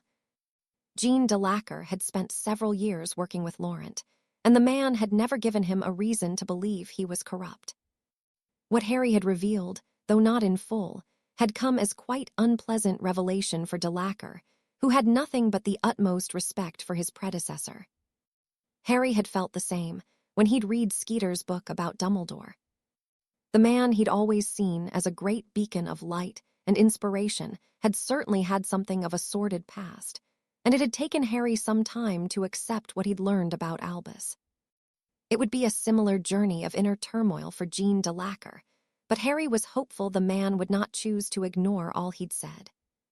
The fate of the magical world could well hinge on such a thing, after all. Break.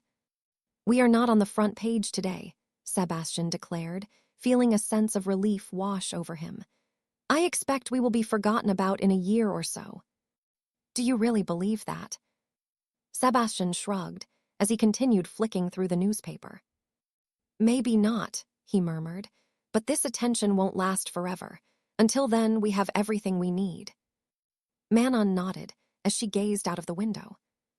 I never expected it to come to this, and I know you are trying to be certain, but if Jameson or the Serpent get even a hint that we are alive. They won't, Sebastian assured her as he clasped her shoulders from behind. They will find enough of the bodies to be satisfied that we are dead. We were meticulous, Manon. We have more gold than we will ever spend, and we get to live out the rest of our years in paradise. Not a single soul knows of this place. Manon offered him a weak smile. I hope you are right, Sebastian.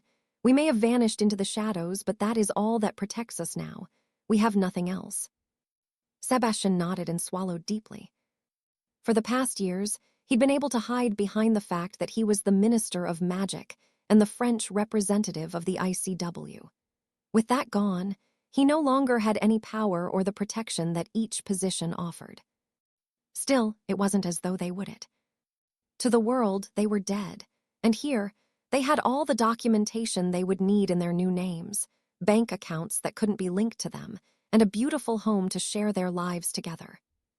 If only he could rid himself of that unending sense of fear, the need to look out of the window every other minute to ensure they hadn't been found, everything would be quite perfect.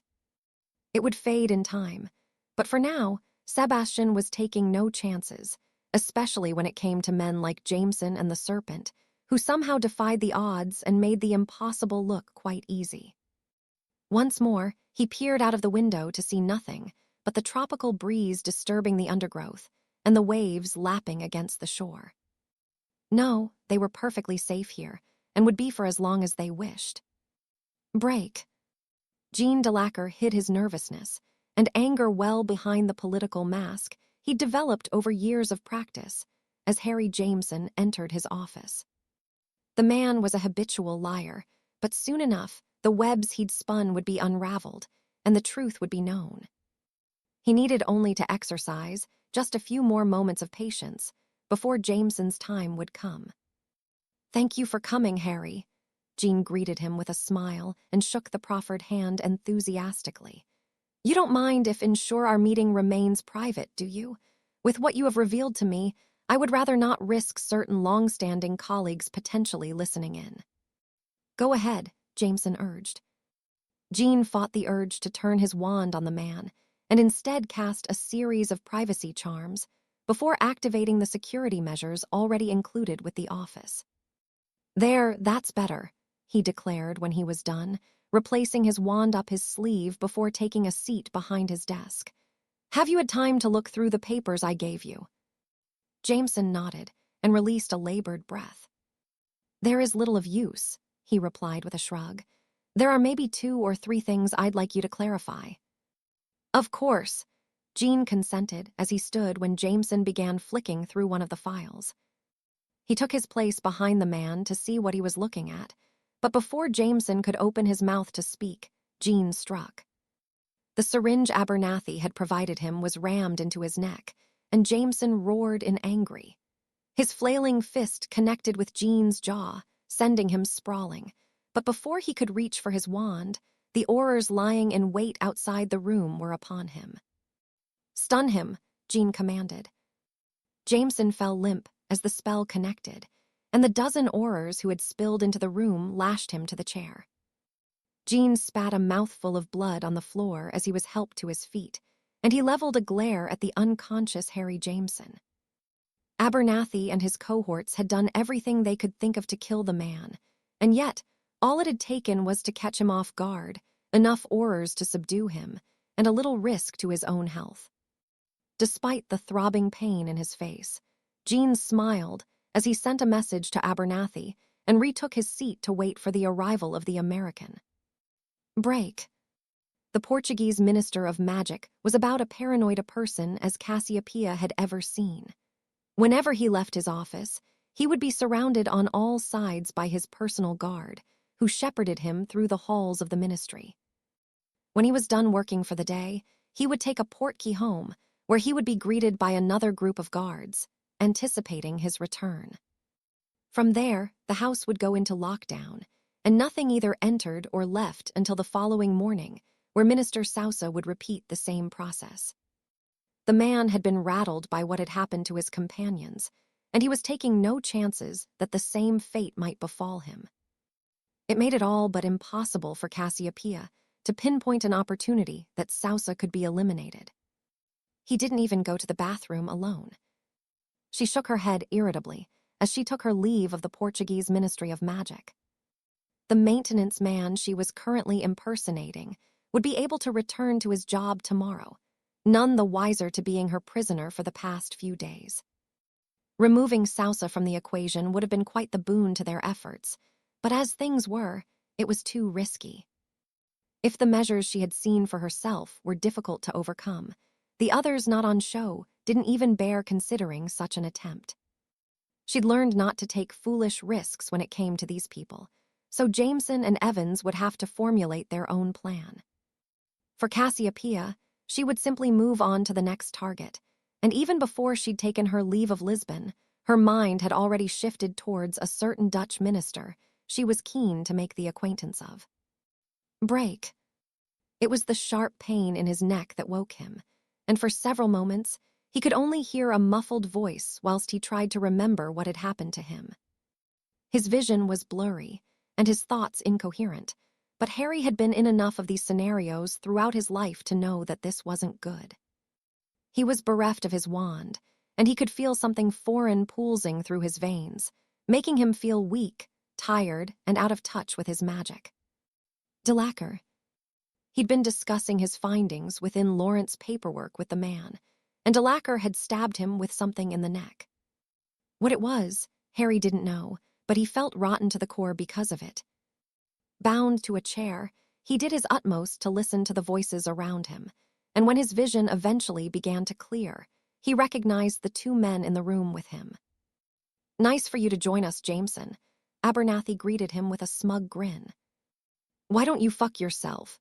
Harry muttered, scowling as Abernathy seized a handful of his hair and wrenched his head backwards. "You are a very rude and disrespectful man," he hissed. "No matter. Your days of being a thorn in my side are almost over." Harry spat in the man's face and reveled in the revulsion that crossed his features. It was worth the punch Abernathy retaliated with. He'd been hit harder by Vernon when he'd been a boy. Abernathy wiped the saliva from his cheek and grinned. Defiant to the very end. "I expected no less, but rest assured, Mr. Jameson, you will suffer for that."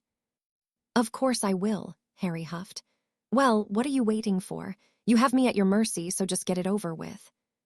"Oh no," Abernathy denied. "Make no mistake, you will die, but not until you have told me everything I want to know." Harry snorted amusedly. Although the situation he found himself in was disadvantageous in every way, he refused to cower to any, let alone the likes of Abernathy.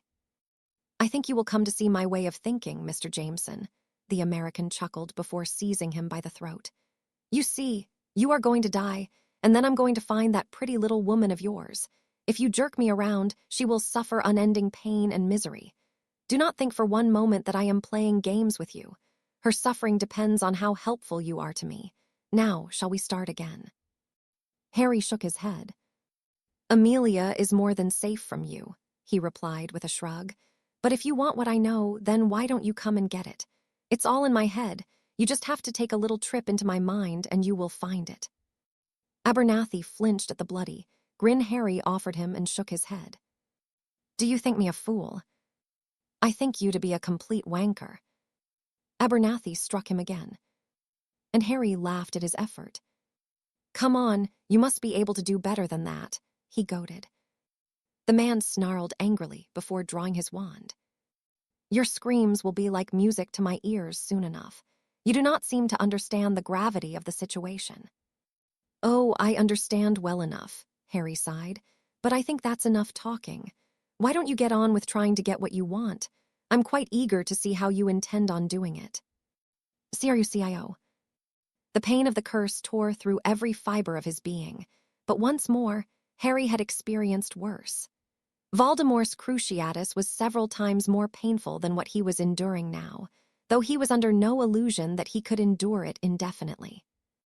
Just like Frank and Alice Longbottom, his mind would eventually break, but he refused to give Abernathy the satisfaction of screaming or giving in to him. "How did you find out about us?" the man demanded to know when he finally relented. "Your wife told me," Harry answered. "CRUCIO."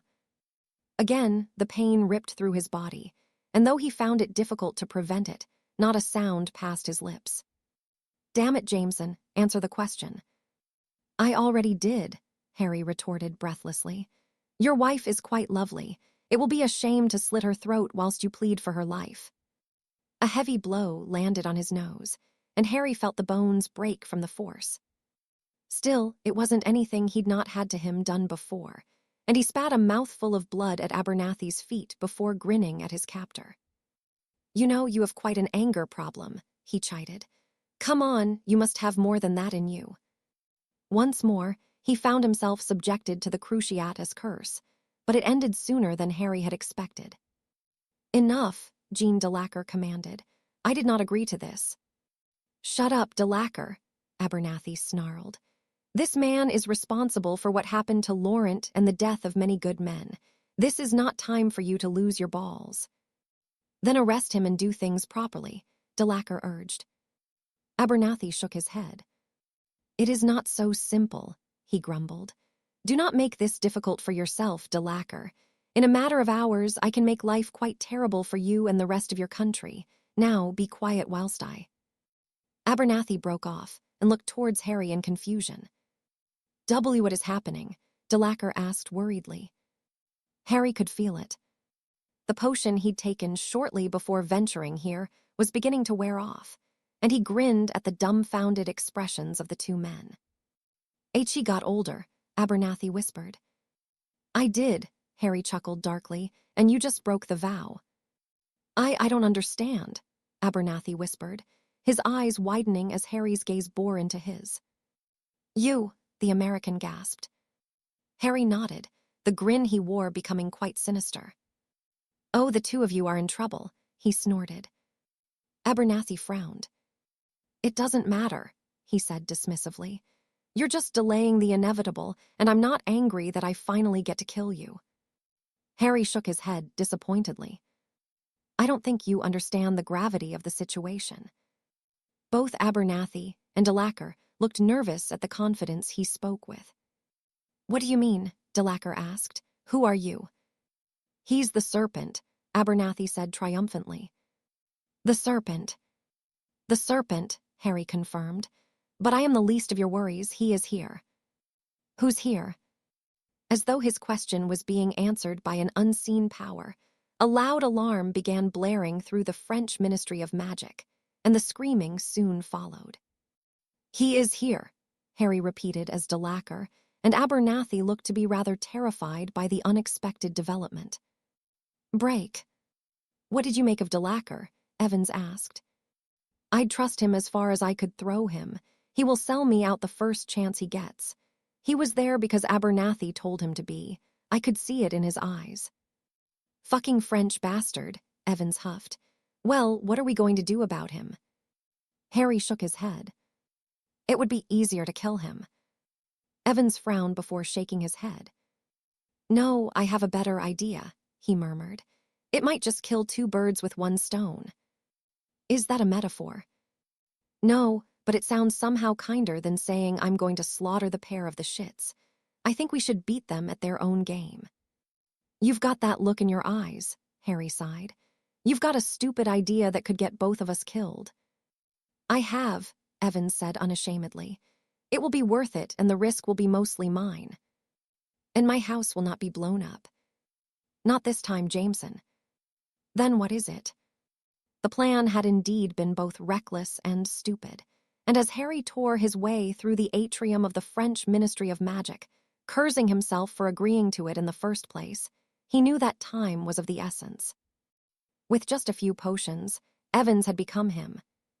The man knew exactly what would happen should they go ahead with the plan, but he'd not been deterred, and now it was up to Harry to get his counterpart out of there by any means necessary. "Bloody hell!" He huffed as another group of ministry workers spilled into the atrium to engage him. Harry didn't think he'd ever fought so hastily, but as each person fell, he progressed ever closer to where Evans was being held. Delacour's office would be well protected, but there wasn't a thing he'd allow to stand in his way. Although Evans had been given strict instructions, it wasn't like the man to follow them. Much like Harry, his counterpart was a law unto himself, but it was paramount that they stuck to the plan. All could be lost if they didn't. Brandishing his wand like a whip, Harry caught it around the ankles, and with a little work, he was disarmed and dangling from the ceiling. The man pleaded for help, but his situation could have been worse. If Harry had not exercised a modicum of restraint, the Auror would be dead. As easy as it would be to kill without prejudice, there was no need for so many to die today, not when the perfect opportunity to be rid of Abernathy had presented itself so perfectly. He was the focus of this plan, and Harry would not lose sight of that. He just hoped Evans wouldn't either. "Break. So, what's your idea?" Harry frowned as he pondered the opportunity they'd been given and nodded to himself. Although he didn't like his idea, it was the one most likely to work, even if it meant putting himself at considerable risk. Still, it wasn't as though he hadn't faced such situations before, and in truth, he knew it would be worth it to see the smugness of Abernathy wiped off his face. "I'm going to go in your place," he decided. You're going to go. That's what I said. Why? Because if DeLacker is going to stab you in the back and try to hand you over to Abernathy, it is a chance for me to break the vow, Harry explained. If Abernathy or any of the others cause me harm, I am relieved of the vow to that person. It helps that the penalty for them is quite hefty. What is the penalty? Harry grinned at the thought. You'll see, he said cryptically, but I will need your help getting out of there. Do you think you can manage it? From the French ministry. Harry nodded, and Jameson snorted amusedly. I mean, it's going to get messy, but yes, I can manage it. Good, Harry declared. And Jameson, I will need you to be quick. DeLacker might just kill me before you get when it goes wrong for them. I'll be as quick as I can, Jameson assured him. How do you want to play it? Whatever you have to do. Jameson nodded as a grin crested his lips. Done, he agreed. Did you know that you are officially wanted in Britain now? I didn't, Harry chuckled. Well, it's one of the very few on the continent I haven't been. Do you think I might be able to complete the set? You and me both, I expect. Harry laughed as Abernathy began to scream. He watched as the man fell to his knees, clutching his chest, and DeLacker looked on in horror. What is happening? The Frenchman demanded. Abernathy, what is happening? Karma, Harry chuckled. Old Abernathy here is reaping what he has sown, and I expect the next several minutes will be quite miserable for him. Oh, and for you too, DeLacker. I'd say his arrival is imminent, and I expect he is quite keen to talk to you. DeLacker looked uneasy as Abernathy began to scream, and though he tried the door to his office, it held fast. With the protections in place, and doing their utmost to keep the interim minister safe, he couldn't leave. Harry simply remained bound to his chair, laughing at the two men as they faltered. You bastard, Abernathy cursed, leveling his wand towards Harry once more. Avada Kedavra. Nothing happened save for another bout of screaming from the American as he dropped his wand to clutch his abdomen. Oh dear, Harry sighed. It seems as though you forgot the implications of the vow. Come on, Abernathy, you can't be that stupid. The man had no response, and Harry chuckled to himself once more. You shall not be able to harm the man known as the Serpent either physically, with magic, or use of the mind arts. You shall not harm his wife, Alinar. Should you attempt to do so, your magic will be forfeit. Do you remember now? Abernathy groaned, and it appeared that he heard nothing Harry had said. It didn't surprise Harry.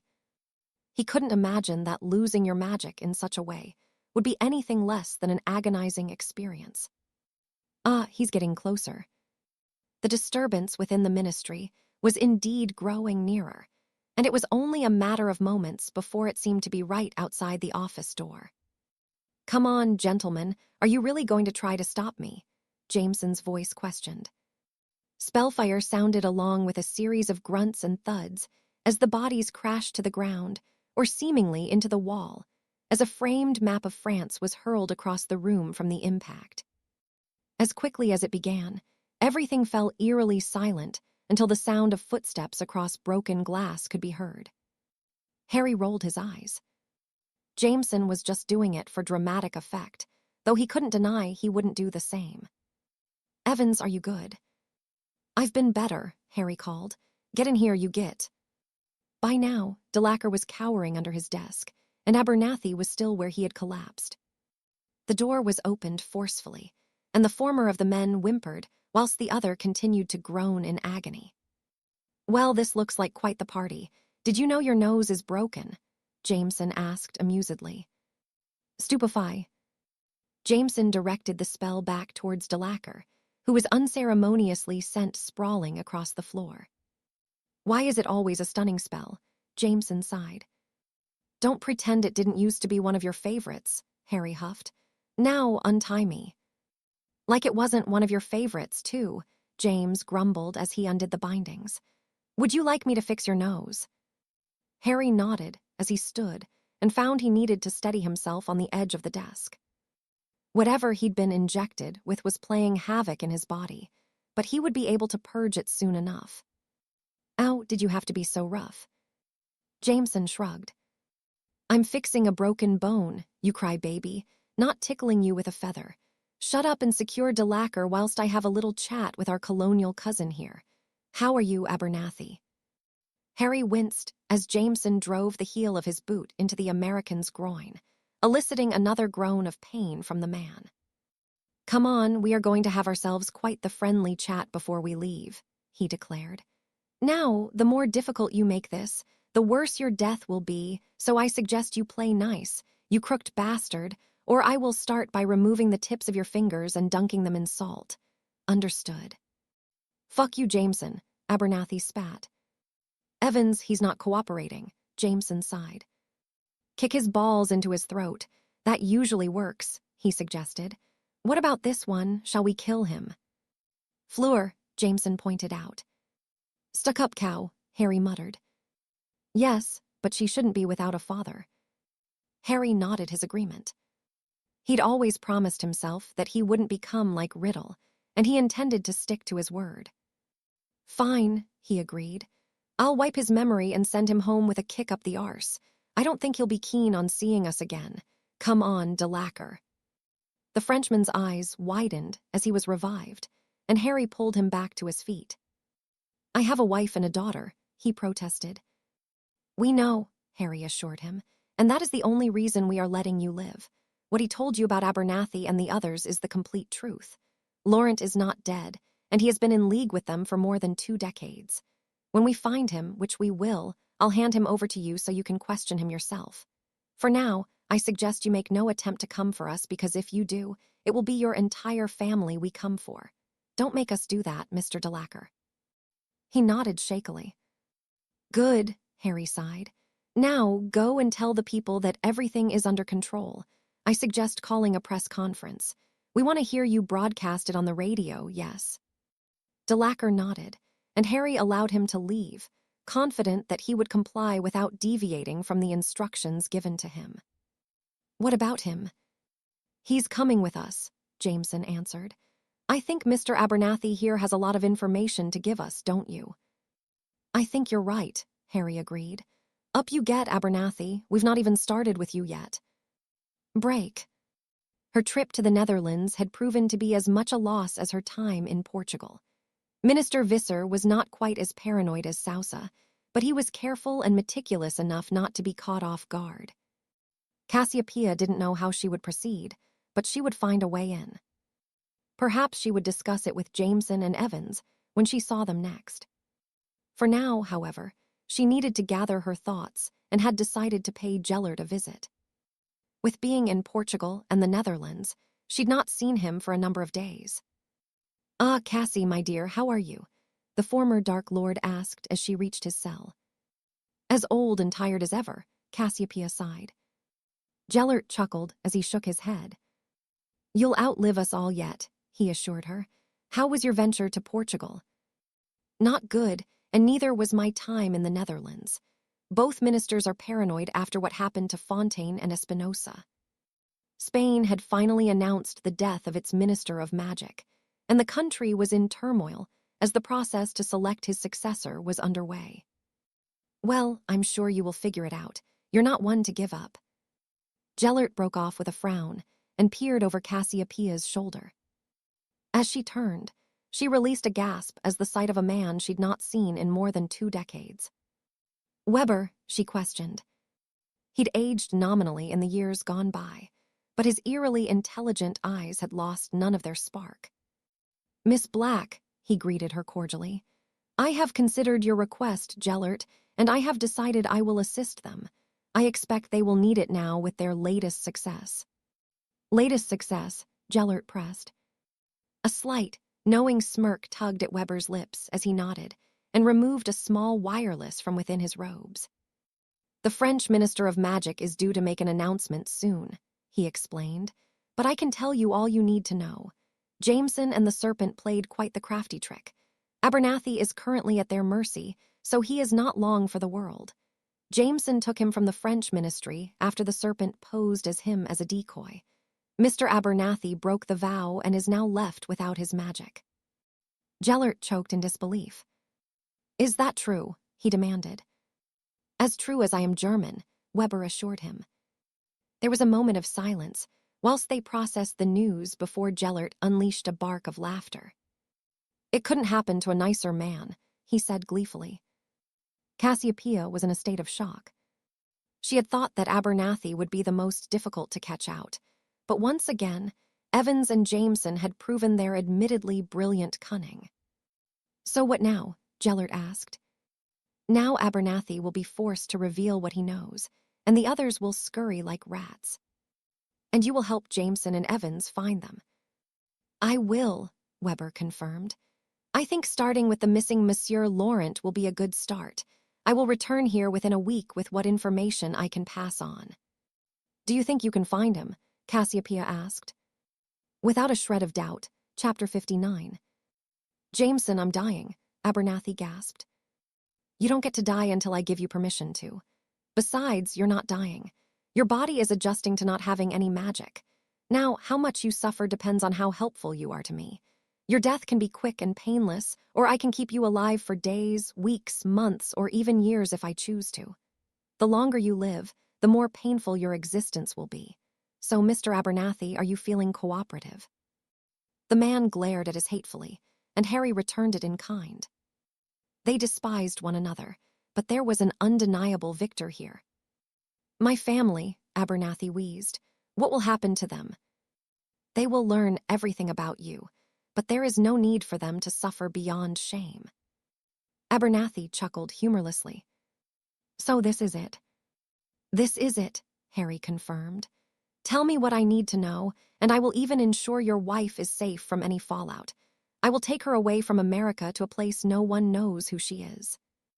Abernathy eyed him questioningly for a moment before shaking his head. You really would, wouldn't you? Harry nodded.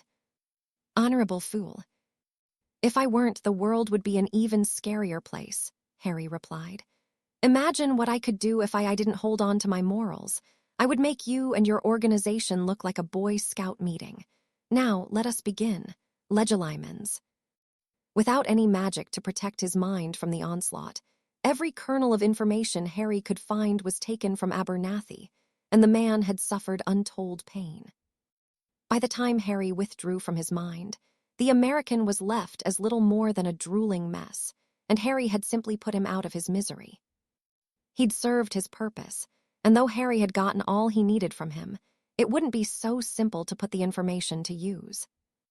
Deciphering the plethora of coded notes he'd obtained would take considerable time, but he was determined to ensure he did not miss a thing.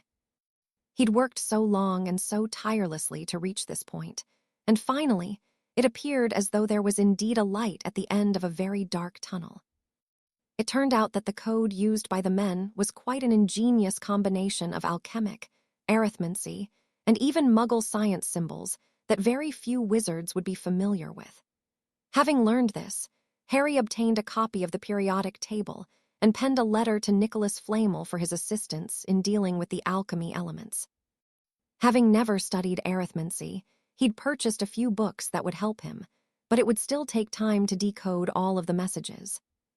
It would be an ongoing project until he found the truth about what the group had done for more than 2 decades. Harry, are you down there? I'm coming up, he replied. Amelia had worked a night shift and had evidently returned for breakfast before she would go to bed. I think you need to get outside more, she said with a frown. You're looking a little pale. You're probably right, Harry chuckled. I will go for a fly today. It's snowing. Harry frowned as he peered out of the window, though it quickly turned into a smile. He enjoyed the snow, and though his relationship with Ron and most of the other Weasleys had deteriorated after the war, one of his fondest memories was playing in the snow at the Burrow. A bit of snow never hurt anyone, he replied with a smirk. Amelia shook her head amusedly. You're just a child at heart, aren't you? She said fondly. Harry nodded. I like the snow. I remember, Amelia returned with a glare. Maybe I'll invite Edgar round. I'll bury the pair of you in it, if you even think of doing anything to me whilst I'm sleeping. Would I do that? Yes, Amelia answered without hesitation. Anyway, there is something I wanted to speak with you about. And what would that be? Our wedding. I'd like to get married in March. Why March? My mother's birthday. Harry could see that it was important to her, and in truth, it should be more important to him, too. My father's birthday was in March. Oh, then maybe.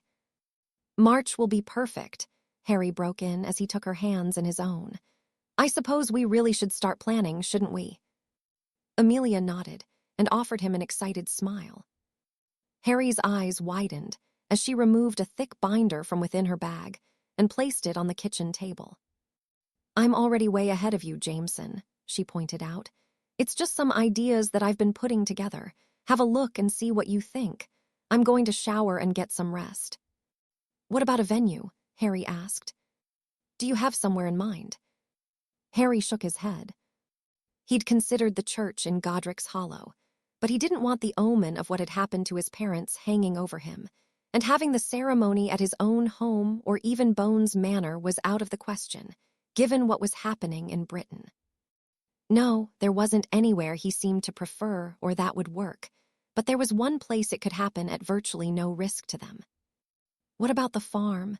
It's private and we can arrange portkeys for the guests. It's been cleared up and I can do any other work that's needed. Amelia nodded thoughtfully. I like it, she declared. Maybe we can turn what happened there into a happy memory. Have you thought about what you're going to do with the land? I have a few ideas, Harry said cryptically. Amelia hummed and eyed him for a moment. We can discuss that later, she sighed fondly. She kissed him on the cheek and left the room, leaving Harry to stare at the thick book she'd handed him. I'm going to need coffee, he snorted amusedly. Break. Did he die suffering? Well, it wasn't pleasant for him. Without magic, his mind broke easily, but I got everything I needed from him. Harry nodded satisfactorily. Good. The Git deserved nothing less for everything he's done. I expect the others will go to ground when they learn of it. Probably, but they won't be getting away with anything. I have notes from all of them. I just need to decipher the code.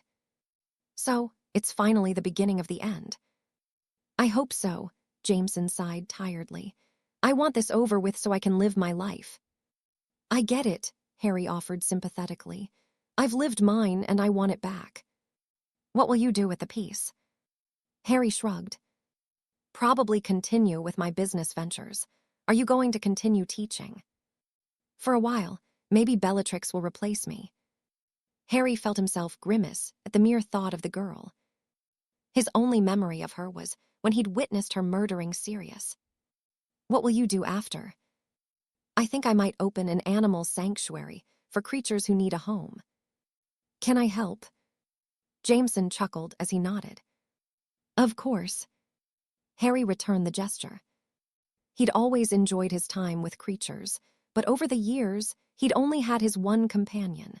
He'd lost Hedwig the night he'd arrived in the past and hadn't been able to replace her. I'll look forward to that, but we've got this lot to deal with first. And Riddle. Harry felt his expression darken. Bastard, he grumbled. I'll throttle him with his own colon. As much as I would like to see that, he won't show his face for a while, not unless he is forced. Well, you know him better than me. What will force him out into the open? Either an opportunity, or if he feels that he has no choice. I think we have gotten him closer to the latter. So, we take out a few more of his followers. Jameson nodded thoughtfully. Rookwood, he decided. It's doing us no good having him in the Department of Mysteries. I think he would be one to be rid of, and maybe Dolohov. Which one do you want? Coin flip, Jameson suggested as he removed a galleon from within his robes. Call it. Heads, Harry declared. You win. Who do you want? I think I'll take Rookwood. I'll slit his throat and throw his corpse through the veil. That works for me, but can you keep the head? I'd rather see it sent to Tom. You've got yourself a deal. Harry, why are you smiling like that? Elinor asked, cutting into his thoughts. I wasn't smiling like anything. Elinor quirked an eyebrow at him. We have been married for more than 20 years. I thought we were beyond petty lying. Harry smirked at his wife, and she offered him a pointed look. Does this have anything to do with the disappearance of the American minister? Maybe. Elinor shook her head. Come on, let's hear the latest. Harry explained what had happened at the French Ministry of Magic, and when he was done, Elinor placed a kiss on his cheek.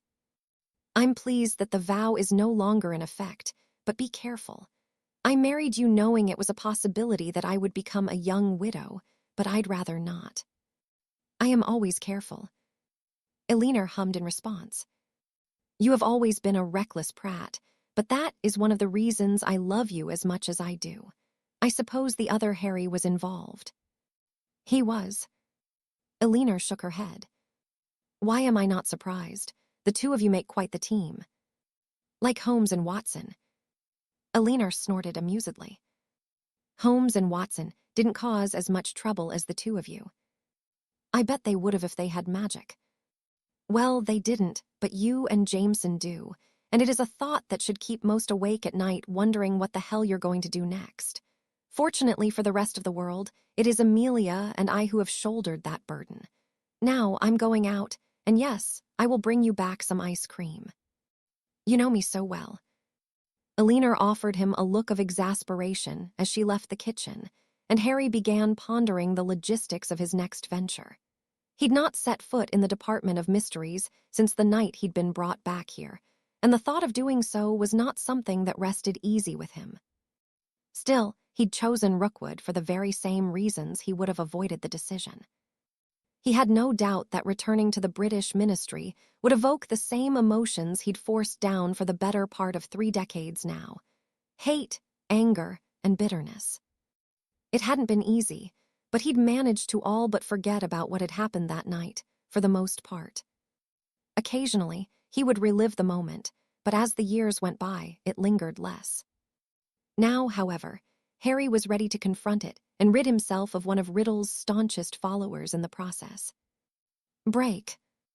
It was not often that Charles found something particularly bothersome when it came to being a member of the Wisengamot.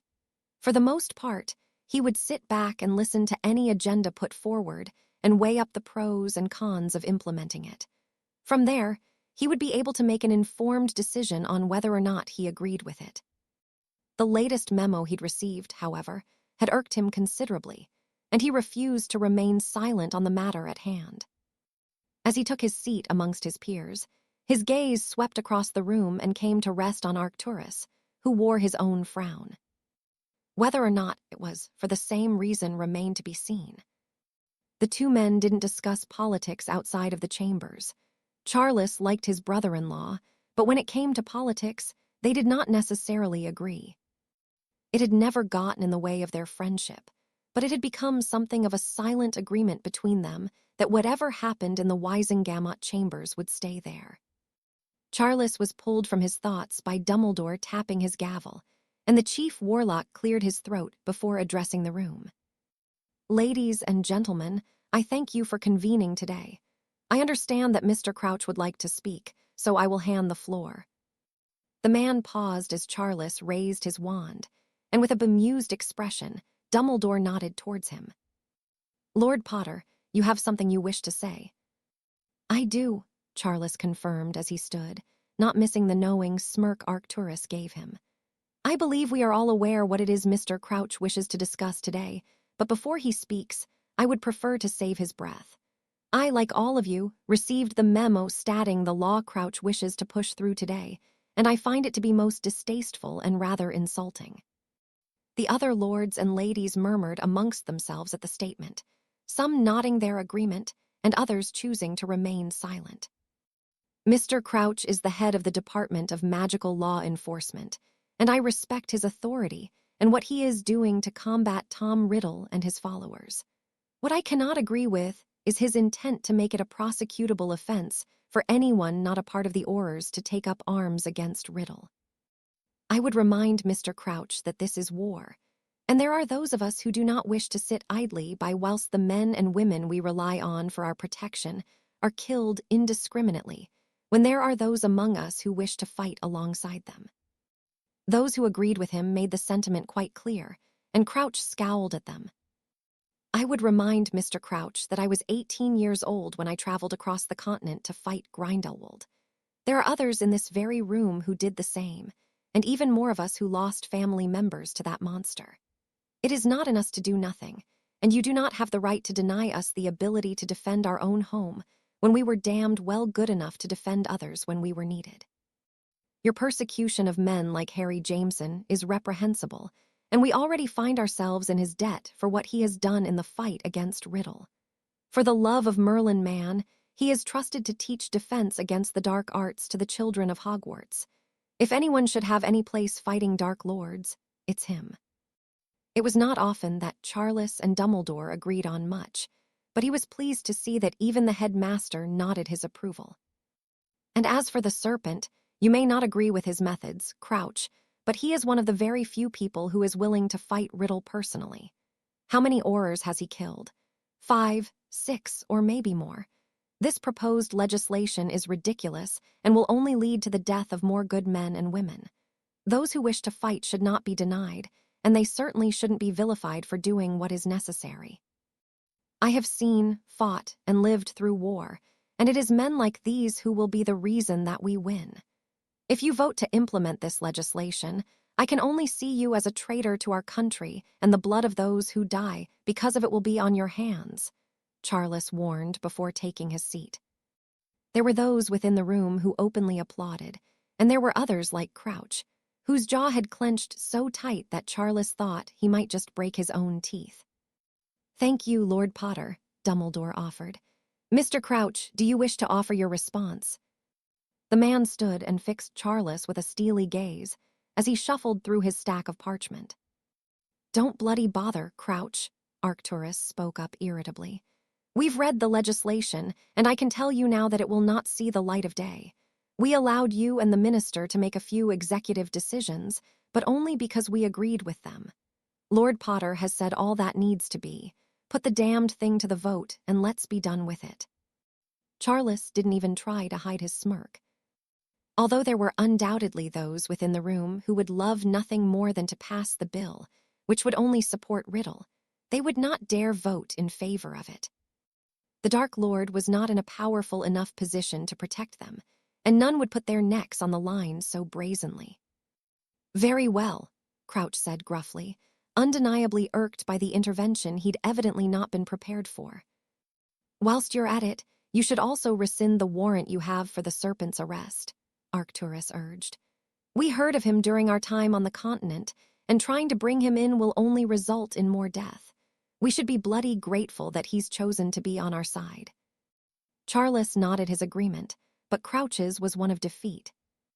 Instead of arguing the point, he swept from the room, unhappy that whatever plan he'd concocted had been halted in its tracks. "Bloody fool." "You're not wrong, Lord Bones," Charles agreed with a sigh. "I get he wants to do what is right, but he will only hinder the war effort. And it's not like Harry will listen to him," the younger man chuckled. "Even Amelia struggles to get him to do as he's told." Charles snorted amusedly. "He's quite the handful." Edgar nodded. "He is, and it's nice to see that my sister has met her equal. They're both stubborn, but they're good for each other." "I agree," Charles replied with a smile. "They're well suited and they adore one another." "It's bloody sickening," Edgar huffed good-naturedly. "Still, I'm pleased they've finally decided to get married." "They have. They've not made a public announcement, but Amelia says they've set a date. I've seen the guest list, so I would expect yours to arrive soon if Jameson has gotten his arse in gear and sent them." "I look forward to it," Charles said fondly. He liked Jameson, and he knew that Doria would enjoy the occasion. It had been some time since they'd attended a wedding. "Break. Where is your favorite place to holiday, Minister?" An easy question. The East Indies Islands have captured my heart. My father took me when I was a boy, and I fell in love with everything there. I've not returned since, but one day, when my services are no longer required by the people of France, I would like to return. It was little more than an offhand comment made by Laurent when he first took office more than 30 years earlier. But such things could prove to be significant, and interviews with the media could be very telling, especially when one was new to them or feeling particularly forthcoming whilst experiencing the joy of a successful election. Nonetheless, the East Indies islands were numerous, and as Laurent had not been specific on which one he had visited, it would take some time to locate the wayward man, but Herr Weber had his ways. No, Sebastian Laurent wouldn't elude him.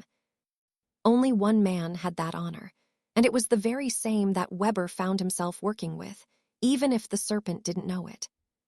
He'd been awfully tempted to deny Gellert's request for assistance, but witnessing just how shrewd the man had proven to be in dealing with Abernathy, it would be an insult to the craft he'd spent decades mastering not to.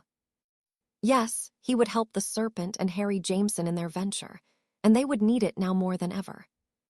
Abernathy's disappearance had been made known, and the others in the group were already making plans to follow Laurent's example. Not that it would do any good. There was no place on Earth where they could hide that Herr Weber wouldn't be able to find them. Soon enough, they would all reap what they had sown, and though he preferred a world of chaos, Abernathy and his ilk were better off being indisposed. Break. The search for the missing Minister Abernathy is still ongoing, and the MACUSA urges any to come forward with any information they may have. It hadn't taken long for the news to break that Abernathy had vanished, but Cassiopeia knew that it was unlikely any who knew what had happened to the man would speak. It would implement them, and Abernathy in the nefarious deeds he was involved in. By now, the man was likely dead. It wasn't as though Jameson and Evans would be deterred by Abernathy's status and position. If anything, the two of them would get quite the kick out of being behind his disappearance. Nonetheless, it would likely hinder their progress in capturing the other representatives of the ICW. Those who were associated with Espinosa, Sousa, and Abernathy would undoubtedly be considering following in Laurent's footsteps and attempting to hide. It would do no good. If Jameson and Evans couldn't find them, Cassiopeia had no doubt that Weber would. Their days were numbered, but until all was said and done, she would take nothing for granted. Even without Abernathy and Laurent, the combined efforts and power of those who remained could pose quite a threat. You seem rather thoughtful, my dear. Cassiopeia nodded. What happens when it's over? She asked.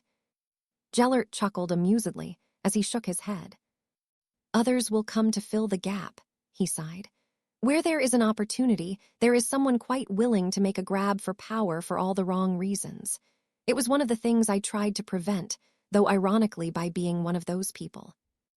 But the world would have been better under your leadership. Perhaps, Gellert replied thoughtfully, or perhaps it would have been worse. Where there are those who wish to seize power, there are those who will do whatever is necessary to stop them. Like Jameson and Evans. Like Jameson and Evans, Gellert agreed. The difference is that they are not merely do-gooders trying to take power for themselves. No, they are men of principle, and I find that my admiration has grown for both. Their stories are extraordinary, and had they not held on to the morals they keep close to their hearts, the world could well be a very different place.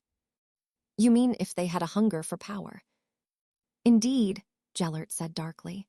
They are both men much like me, who possess exceptional talent and the ability to shape the world around them. They choose not to and instead wish to preserve one where all can thrive. They do not care for wealth, status, or anything of the sort. They wish only for fairness and peace. To those of us who have coveted power, it may seem a waste of such talent, but they are very much the best of men. Cassiopeia nodded as a grin tugged at her lips. What about Dumbledore? Gellert released a deep breath. Albus is different. He was once like me but fancies himself more like Jameson and Evans.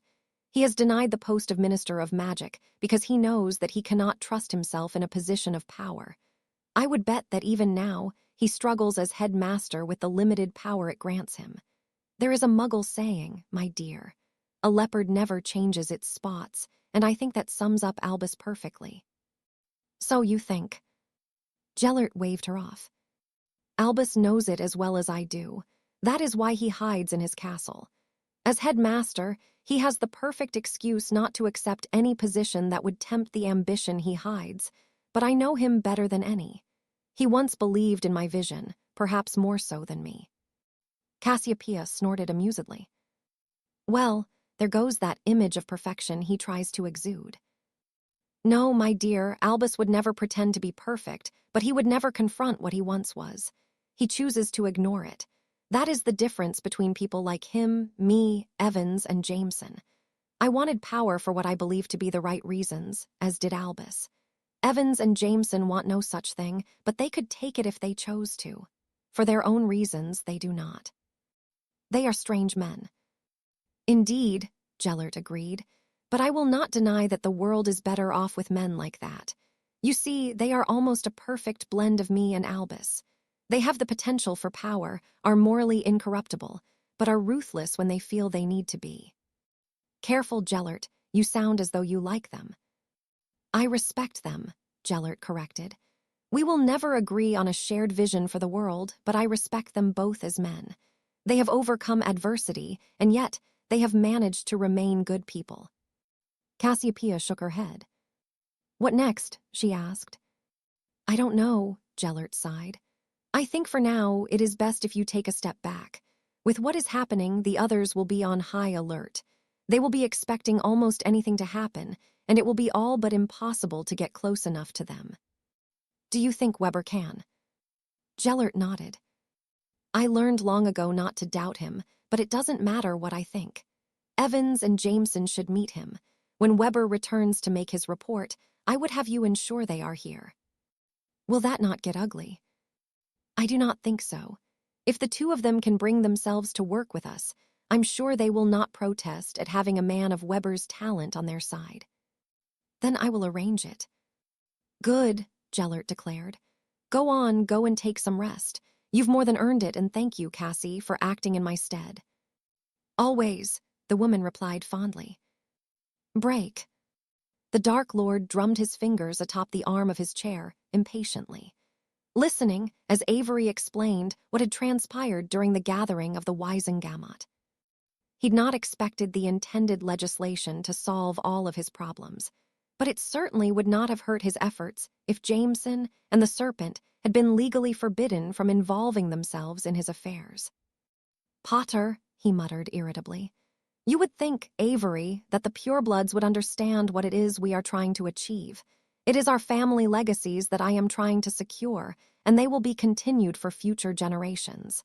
Are they so foolish? Perhaps our legacies no longer mean much to some of our own kind, Avery said tiredly. Not even Black has chosen to side with us, and I would have bet my wealth on his support. If his father was lord of the family, I have no doubt he would have. But he isn't, the Dark Lord pointed out. No, we are left to contend with the idiot offspring. I expect Sirius Black is turning in his grave at what his heir has done. Indeed, Avery agreed. The question is, what do we do next? The Dark Lord frowned thoughtfully. Already, he'd been abandoned by a considerable number of his forces, many of whom had gone into hiding, but it was not as though they could avoid him. The pitiful protections could not keep him from them for more than a few moments, and he certainly intended to make an example of a few of the disloyal men who had refused to answer his summons. For now, however, he needed to strike back against the ministry, and given that both Jameson and the Serpent were as elusive as any he'd come across, Lord Voldemort would have to settle for another, though no less important than either of them. Since Potter had been the catalyst for the legislation's blocking, it was only fitting that the Dark Lord expressed his ire at him. Tell me, Avery, what do you know of the Potters? He asked, an anticipatory smirk tugging at his lips. Break. It was a rather odd feeling to find himself in the place where his life had taken such a sudden and drastic turn. Had he not been so naive and come here to rescue Sirius, Harry's life would undoubtedly be different, well, perhaps for the most part. Jameson was proof that just because a certain path wasn't taken, it didn't mean you wouldn't find yourself on it eventually. He'd been just shy of his 16th birthday when he'd foolishly used the time-turner he'd found in the pocket of his robes, too young to find himself the target of a lunatic with delusions of grandeur. And yet, here he was now, a man grown with children of his own. Despite everything he'd experienced, he was still alive. Nonetheless, being back within the Department of Mysteries was not something he'd expected, and though he'd volunteered to come here, Harry had not expected it to affect him so much. It wasn't that he longed for another life, or even the chance to change what he'd done. If anything, the very thought of not having a linger in his life was rather terrifying. Still, he couldn't help but question how different things would have been for him had he not used the time turner. Harry shook his head of those thoughts. It would do no good to dwell on them, especially when he had quite the task ahead of him. For the better part of 2 days, he'd been coming here beneath the cloak, watching and waiting for the perfect opportunity to strike. Killing Rookwood was not what would be troubling. The Unspeakables worked odd hours, and it was impossible to predict when a particular one would be within the department. Harry had identified Rookwood on the first day here. Jameson had been helpful in providing everything he could tell him about the man, and it hadn't taken long to spot the gait of his walk. It was a small detail, but no man walked exactly the same way, and Rookwood ambled along with a slightly wider stance than most, as though he was a prowling cat stalking its prey. Fortunately, the team here was small enough that Harry did not doubt he had gotten the right man, and as he continued to wait in the room Rookwood worked in, he took a moment to appreciate the various devices dotted around. He had no idea what any of them did, but the craftsmanship was exceptional, and the runic work was as flawless as anything he'd expect from someone working here. The Department of Mysteries truly employed only the best, and though Harry did not like Augustus Rookwood, he would not deny his brilliance. It was when he was inspecting what seemed to be a sphere made of dark smoke that he heard the sound of approaching footsteps. Carefully navigating his way to one of the corners of the room, he continued to look on curiously. Rookwood did indeed enter, and he immediately set to work on one of the devices, though not one that had been within the room. He'd pulled it from within his robes, and Harry recognized it as being similar to the item used to negate the protections around Jameson's farm. What Rookwood was doing with such a thing, he didn't know, but it couldn't be good, and it wouldn't matter in the coming moments. The man tinkered with it for a while, adding and taking away different components Harry didn't recognize on the table. When he was satisfied he was done, Rookwood hurried from the room before he could intercept the man. Carefully, he followed at a distance all the way to the corridor leading out of the department, where, with a wave of his wand, his gray robes vanished. Augustus made his way to a staircase hidden in an alcove, and when he emerged, it was out of one of the fireplaces in the atrium. Harry paused as he approached another man that Harry was more than familiar with, and though he was considerably younger than he remembered him, there was no mistaking who he was looking upon. Lucius Malfoy. Rookwood covertly slipped the device into Malfoy's pocket before doubling around on himself and vanishing back into the fireplace, which extinguished as he did so. "Bollocks!" Harry muttered irritably, deciding whether he should pursue Malfoy or finish what he came here to do. Deciding for the latter, he hastily made his way back into the Department of Mysteries and began searching for Rookwood, making a note to seek Jameson out as soon as he was done here. Lucius Malfoy's possession of such a device was considerably worse than Rookwood having it. With the blonde, Harry was left in no doubt what it would be used for, and it made it for unsettling thoughts. Pushing them aside for the moment, he shifted his focus back to his target, who, much to his relief, had returned to his workroom. Rookwood, however, didn't remain there long, and much to Harry's frustration, the man disappeared once more into one of the doors in the revolving room. Although he followed, when he emerged on the other side, the man was nowhere to be seen, much to his chagrin. He mouthed a curse word that a linger would chide him for if he uttered it in front of their children, but the room he found himself in gave him pause. Although it had been decades since he'd been here, he would never forget this place. As before, the veil seemed to whisper to him, and the familiar coldness from it was more than he needed to relive what he'd seen here that night. Stepping away from the eerie construct, he made his way towards the nearest door and entered the adjoining room, swallowing deeply at the sight of the hundreds upon hundreds of rows of little glass orbs. The Hall of Prophecies. Harry could only shake his head as he frowned. The words of Sybil Trelawney had yet to be spoken, but he could not ignore the niggling feeling that, once more, he had been brought here for a reason. Row 97. His foolishness had always haunted him, and as he made his way across the breadth of the hall, Harry reminded himself of just how far he'd come in life since he'd been here last. "Not here," he whispered, breathing a sigh of relief at the absence of the little orb that had his name attached to it. "Not here." Not that it changed anything.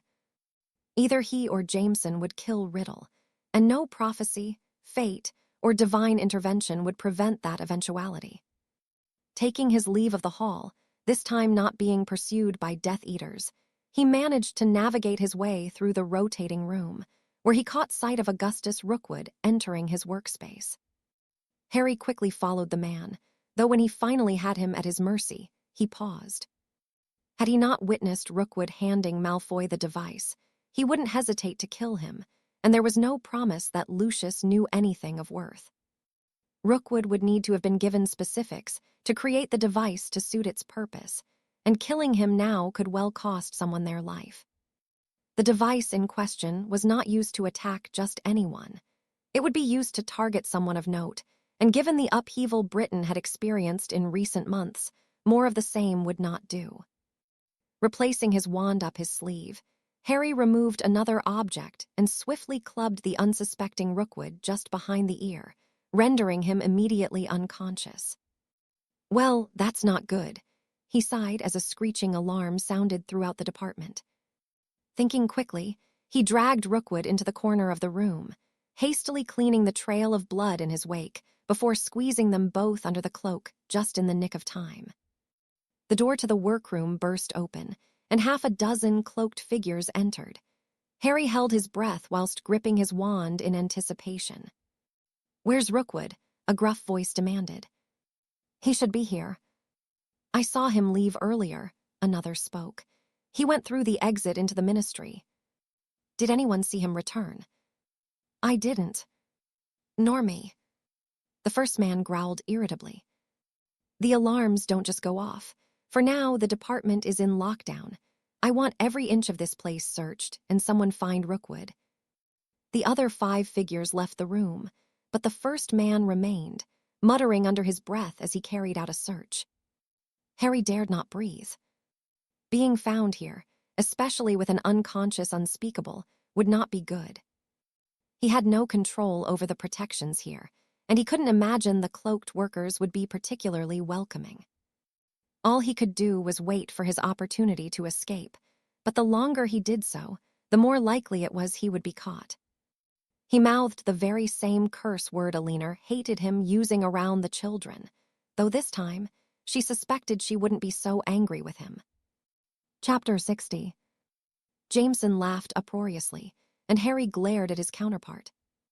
6 hours. You were stuck there for 6 hours. It's not bloody funny, Harry huffed. I had to knock him out 4 more times, and every time I did, the alarm would sound. By the time I managed to get him out of there, Rookwood was half dead and had such a bad concussion that he could barely string a sentence together. How did you get out?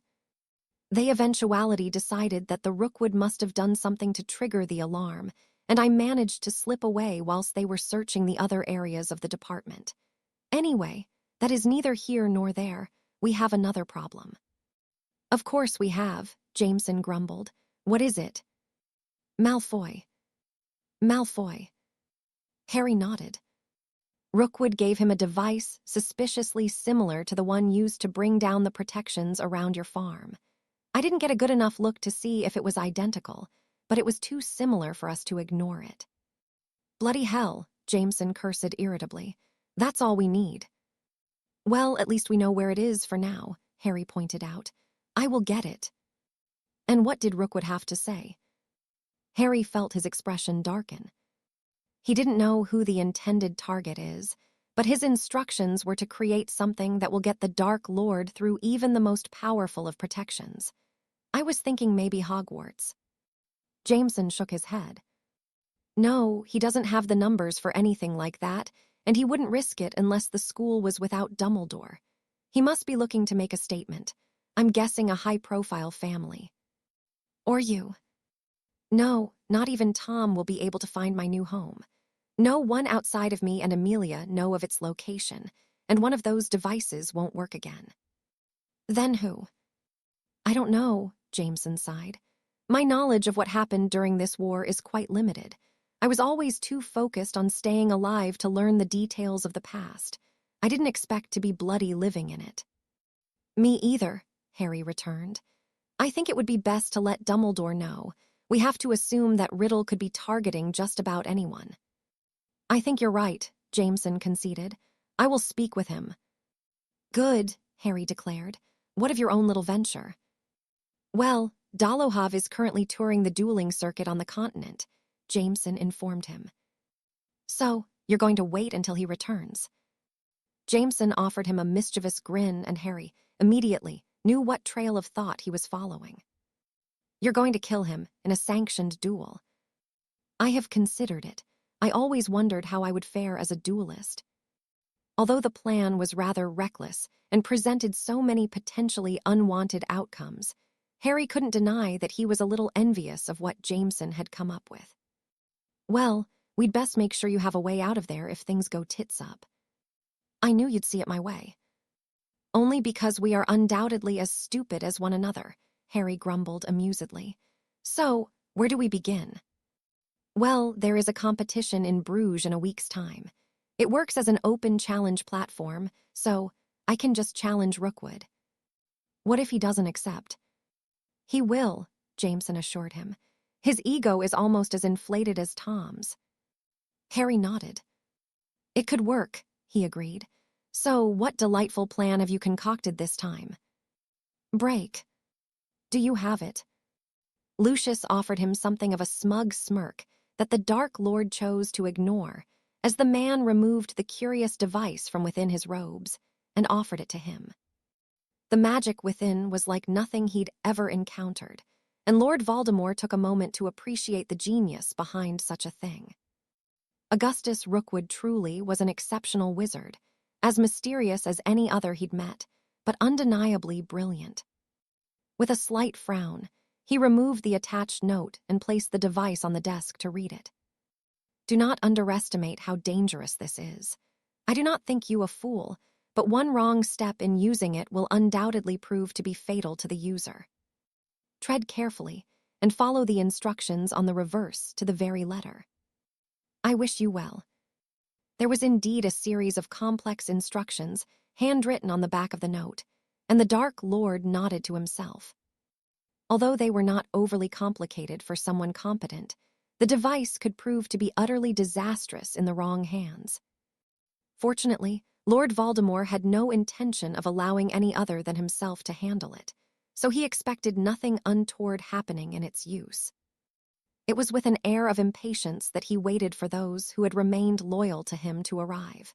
He'd summoned them several minutes prior, and though he understood it was not always convenient to arrive immediately, he expected them to do so in a timely manner. It was a few moments later that the first of them entered the room, and much to his surprise, it was Rodolphus Lestrange. The Dark Lord quirked an eyebrow at the man, who appeared to be pale and drawn, but finally sober. My lord, I apologize for not answering the call until now, Rodolphus offered. With the deaths of my father and brother, I lost myself for a while, but I am here now and willing to serve you once more. Voldemort nodded. All is forgiven, Rodolphus, but see that it doesn't happen again. Of course, my lord, the man replied before taking a seat. Were it not for his need of such men, the Dark Lord would have been unable to fight the urge to punish Rodolphus for abandoning him, but he was able to let the transgression slide, for now at least.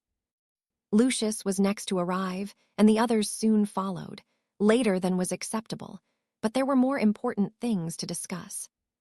The future could well depend on what was to come, and the Dark Lord could not allow any further failures. The successes thus far had been minimal, and a statement needed to be made. Thank you all for joining me, he greeted them with a little more of an edge to his voice than he'd intended. I have asked you here today to discuss what happened in the last meeting of the Wisengamot. His followers murmured unhappily amongst themselves. What had occurred had quickly become public knowledge, and Charles Potter had nothing but praise showered upon him for his speech. It was an oddity in itself. The man was not known for taking the reins in anything pertaining to the political field, and yet he'd done so with grit and gusto in a moment of boldness that had all but sealed his fate and that of his loved ones. "Have you decided on a course of action?" Avery asked curiously. "I have," Voldemort confirmed. "Potter must be punished for what he has done, and an example must be set for any other who would follow his example. All must learn that no transgression will go unpunished, and that if you hinder our progress, you too will be punished." The gathered men and women murmured their agreement. "Now, yes, what is it, Yaxley?" The young man had only recently succeeded his deceased father, but he was rather keen to prove himself. "My lord, Charles Potter." He broke off, and the others watched him carefully. "Charles Potter," the Dark Lord prompted. Yaxley released a deep breath as he shook his head. "My father always cautioned me about him. He is a war veteran and carved quite the reputation for himself on the continent. My father says that he even fought Grindelwald himself." Some of those gathered laughed at the very thought, but there were those that did not. Evidently, Charles Potter did have quite the reputation, though there seemed to be some doubt, particularly amongst the younger of his followers. "Did he defeat Grindelwald?" "No, my lord," Yaxley answered confusedly. "No, he did not, but Dumbledore did, and the fool is no match for me. What makes you think that Charles Potter is?" Yaxley's eyes widened, and he shook his head. "My lord, I do not think anything of the sort, I just—" "Shut up, Yaxley," Avery interposed irritably. Yaxley merely nodded in response, and said nothing else on the matter. "Does anyone else have any objections?" the Dark Lord pressed. None spoke, and he nodded approvingly. "Now, where can I find the Potter home?" There were those that remained uneasy about his intentions, but Lord Voldemort could not hesitate in the decisions he made. As much as he preferred the cunning and guile his ancestor was famed for, sometimes in war, a little boldness was need. Drastic times called for drastic measures, and given the state of his campaign, now was the time to give himself and his men something to capitalize on. Charles Potter would soon be dead, and others would follow until the rest could see that continued resistance was futile. Great Britain would be pressed beneath the Dark Lord's heel, and his resurgence would begin imminently. Break. Harry dragged a hand through his hair in frustration as he pondered his latest conundrum pertaining to the messages between Abernathy, Laurent, and the others. As tiresome and laborious as they were to decode, he quickly discovered another problem he'd not anticipated. All of the messages were incomplete. Some were simply dates, and others were names of people, businesses, countries, or cities. On a few occasions, Harry had discovered coordinates and nothing else. This meant that each message had been split amongst the members of the group, leaving Harry with no indication of what each was referring to. He needed the rest to piece them together, which would be quite the task itself. Still, it was just one of many problems he faced, and unrelated to the one he intended to confront now. "Come in, Harry," Dumbledore called. He entered, and Harry began second-guessing how much he was willing to reveal to the headmaster, though he suspected Albus would be reluctant to do so without the relevant information to hand. What can I do for you? You're not going to tender your resignation, are you?" "Not unless you wish for me to," Harry chuckled. Albus shook his head and gestured for Harry to take a seat. "No, I can think of no reason why I should not retain your services," he said dismissively. "What is troubling you?" "Among many things, Riddle." Dumbledore's demeanor shifted at the mention of his former student. "I see," he sighed. "How may I be of assistance?" "Well, we may have a problem," Harry informed him. "Whilst doing some reconnaissance work, Augustus Rookwood was seen giving something to Lucius Malfoy, something eerily similar to the device used to breach the protections of my farm." "That cannot be good." "It isn't, and such a device, as rare and dangerous as it is, would only be used to target someone Riddle would see as valuable enough to sacrifice it. I wanted to warn you of his possession of it. I will inform those who need to know as a matter of urgency, Dumbledore assured him. Now, would you humor me for a moment? Humor you? I use the term loosely, Harry. What I wish to discuss lacks the nature in which the request was made. Ask away. Albus nodded as a light frown creased his brow. I find myself curious of the level of your involvement in the disappearance of a certain minister of magic. Abernathy. Indeed. He's dead. Albus was taken aback by the ready admission. I appreciate your candidness, Harry, but why? Because he was too dangerous to allow to live. Very well, and what of Monsieur Laurent? He's alive and in hiding, but he will be found. He must be found. I see, Albus murmured. Does this pertain to a certain man I once introduced you to? Yes and no, Harry answered. I did not expect to uncover what I have, but it had gone far beyond the point of turning back. I can assure you, the world will be better off when all is said and done. Albus nodded. I trust you, Harry, he sighed tiredly. I find myself torn on whether I wish to know all of the pertinent details or remain blissfully ignorant. Ignorance is bliss in this matter, Albus. Then I shall not pry any further. Leave it with me, Harry. I shall ponder what we can expect from Tom and such a device. Harry nodded appreciatively as he stood to leave. You didn't really expect me to quit, did you? Albus chuckled in response. With everything on your plate, Harry, I simply cannot fathom how you get it all done. Because I have to, Harry answered with a shrug, but I am looking forward to a period of peace. Ah, peace, Albus said thoughtfully. It is the hope for all weary warriors. It is, Harry agreed, trying to remember just what peace felt like. Break. It hadn't been easy, and he wasn't even convinced that he was correct until this moment, but seeing what he did brought a slight smirk to his lips. It wasn't often he doubted himself, but locating someone who'd had all but unlimited resources at his disposal had indeed proven to be quite the challenge. Nonetheless, now he was certain, and as he checked his watch, he nodded satisfactorily. He'd found them even quicker than he'd anticipated, but the rest would be up to the Serpent and Jameson. So not to alert them of any other magical in the area, Weber paid for his passage to the adjoining island before activating his portkey, never having doubted his success, but equally pleased his skills had not left him over the years. Break. He'd always found reading through stacks of parchment to be a rather dull affair, and if Arcturus had been given a choice in life, he certainly wouldn't be seated behind a desk in a study that once belonged to his father. Before Grindelwald had impacted the lives of the Black family, he'd fancied himself as something of a voyager, someone who would see the world and enjoy what the rest of it had to offer. His expression darkened. He had indeed seen the world, just not in a way he'd expected or wanted to. The war had been an unpleasant ordeal at best, and often the horrors he'd witnessed and experienced felt as though they had not been his own.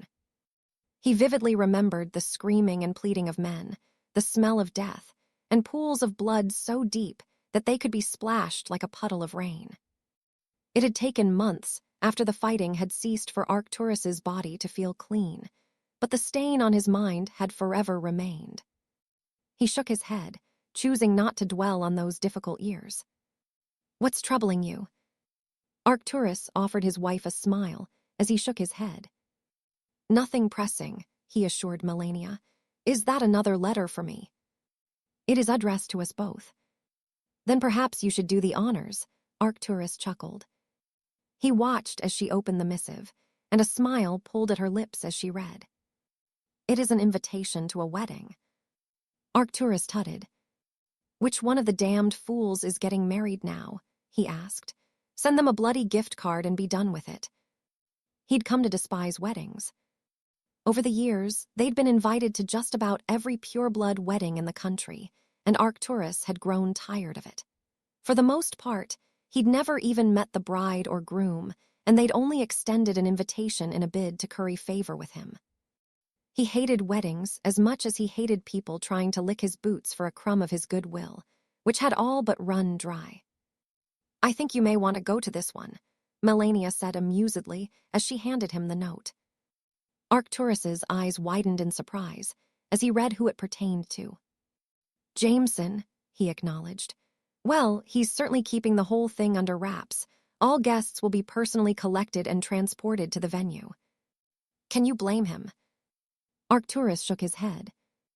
"No, I suspect there would be a few hopping to cause trouble." Melania nodded her agreement. "So, should I just reply with a gift card?" "No, I suppose we should go to this one," Arcturus said thoughtfully. "It's not as though he has any reason to spend his wedding day kissing my arse." "Would you like me to write that in the reply?" The Lord Black quirked an eyebrow at his wife. She possessed an unmatched dry wit, which never failed to make him smile. "Jameson would probably find it damned hilarious if you did, but no. Tell him it will be our pleasure to attend." "Our pleasure?" Melania asked amusedly. "And there was me thinking you despised everyone outside of your little circle of cronies." Arcturus shook his head as the woman laughed at him. "Speaking of which, I will be out this evening." "Hiding in Charles's basement." "We do not hide." Melania giggled before placing a kiss on his cheek. "Arcturus Black, we have been married for close to 3 decades. I know everything about you, even that you have spent many hours hiding in that basement to avoid spending time with people. I think it is rather sweet that you have a little clubhouse with your friends." "It's not a clubhouse," Arcturus protested as Melania left the study, offering him a final grin. "It's not a clubhouse," he reiterated, muttering irritably under his breath. "Break. Dad, Mum wants to know what you're doing in here." "Planning my eventual takeover of the world."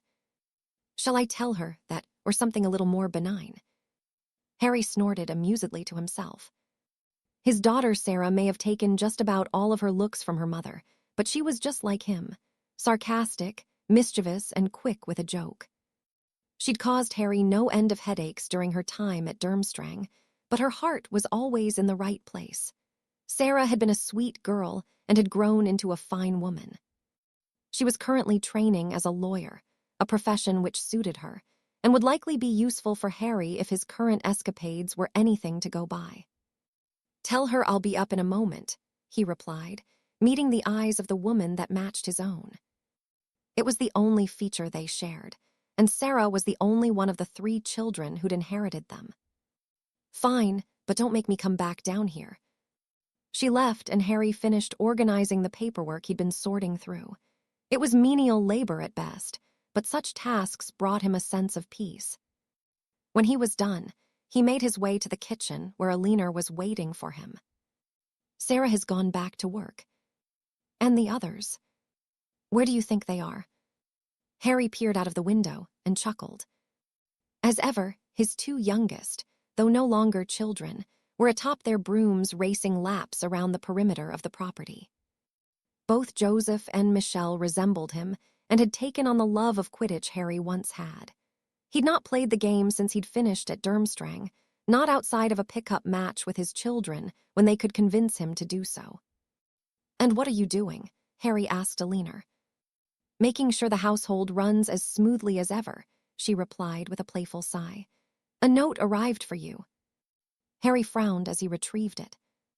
He didn't recognize the handwriting, but the initials at the foot of the missive were not ones he would forget.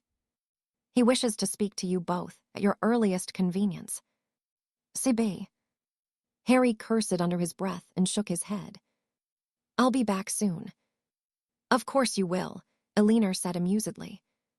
Harry placed a kiss on her cheek before apparating away and appearing a short walk from the imposing tower playing host to the man who built it.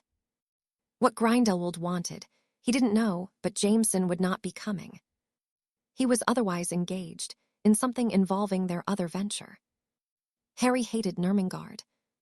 There was such an air of despair about the place that couldn't be attributed to anything other than its very nature. Azkaban had the Dementors to make it so miserable, but Nurmengard was just built on the idea of inflicting such misery. Grindelwald had done a fine job on his prison, and Harry could think of no place more fitting for him to see out the rest of his days. Mr. Evans, the former Dark Lord greeted him. Thank you for coming quickly. Will Mr. Jameson be joining us? Harry shook his head. He is busy doing something on the continent. I expect you will hear of his exploits soon enough. Indeed, Grindelwald said with a smirk. May I introduce you to an associate of mine, Mr. Weber, if you will. The man's sudden appearance caught Harry by surprise, and he took a step backwards to get a better look at the stranger. It was rather odd just how average he appeared. He was neither tall nor short, and there was nothing else distinctive about him save for his piercing, intelligent eyes. Mr. Weber here has some news for you, Grindelwald explained. Before Harry could inquire as to who this Mr. Weber was, the man himself cleared his throat and pressed a piece of parchment into his hand. This is where you will find Sebastian Laurent, he murmured. He is there with a certain Manon Dubois. I would urge you to leave it a week or so before collecting them. They eye on edge, and the slightest act of suspicion will cause them to flee. You found them. How? It is what I do, Mr. Evans. Unfortunately for me, you are the only one who has bested me.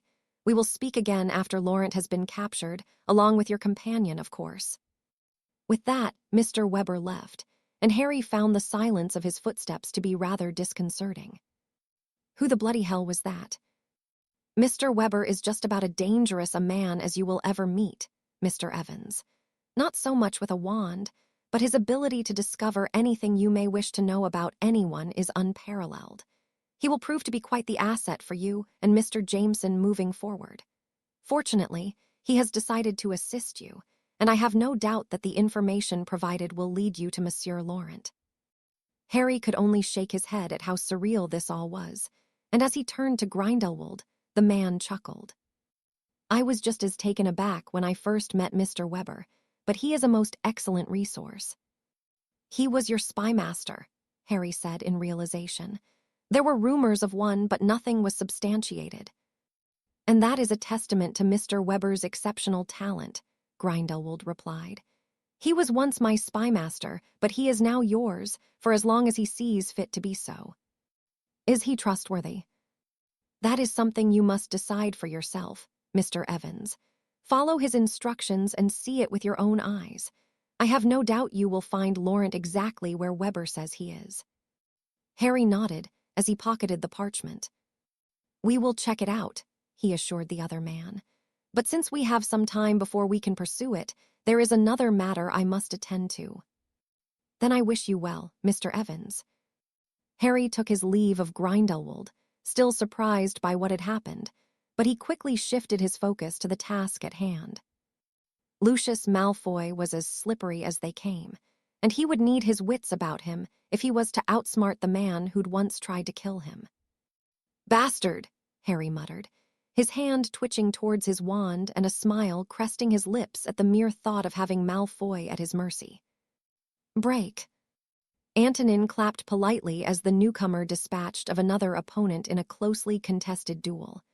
His form was far from perfect, and his spell choices were not always the best, but somehow he managed to best 3 seasoned competitors.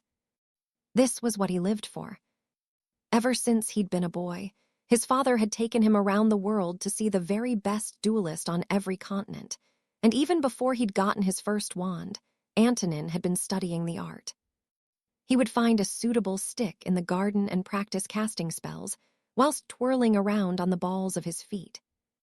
By the time he was a second year at Hogwarts, not even the 7th years were able to match him in a duel. He garnered quite the reputation for himself, which translated onto the junior dueling circuit. Every summer he would compete, and seldom lost a match. The only setback he'd had was when he was in his 6th year and his father had died, though he shouldn't have.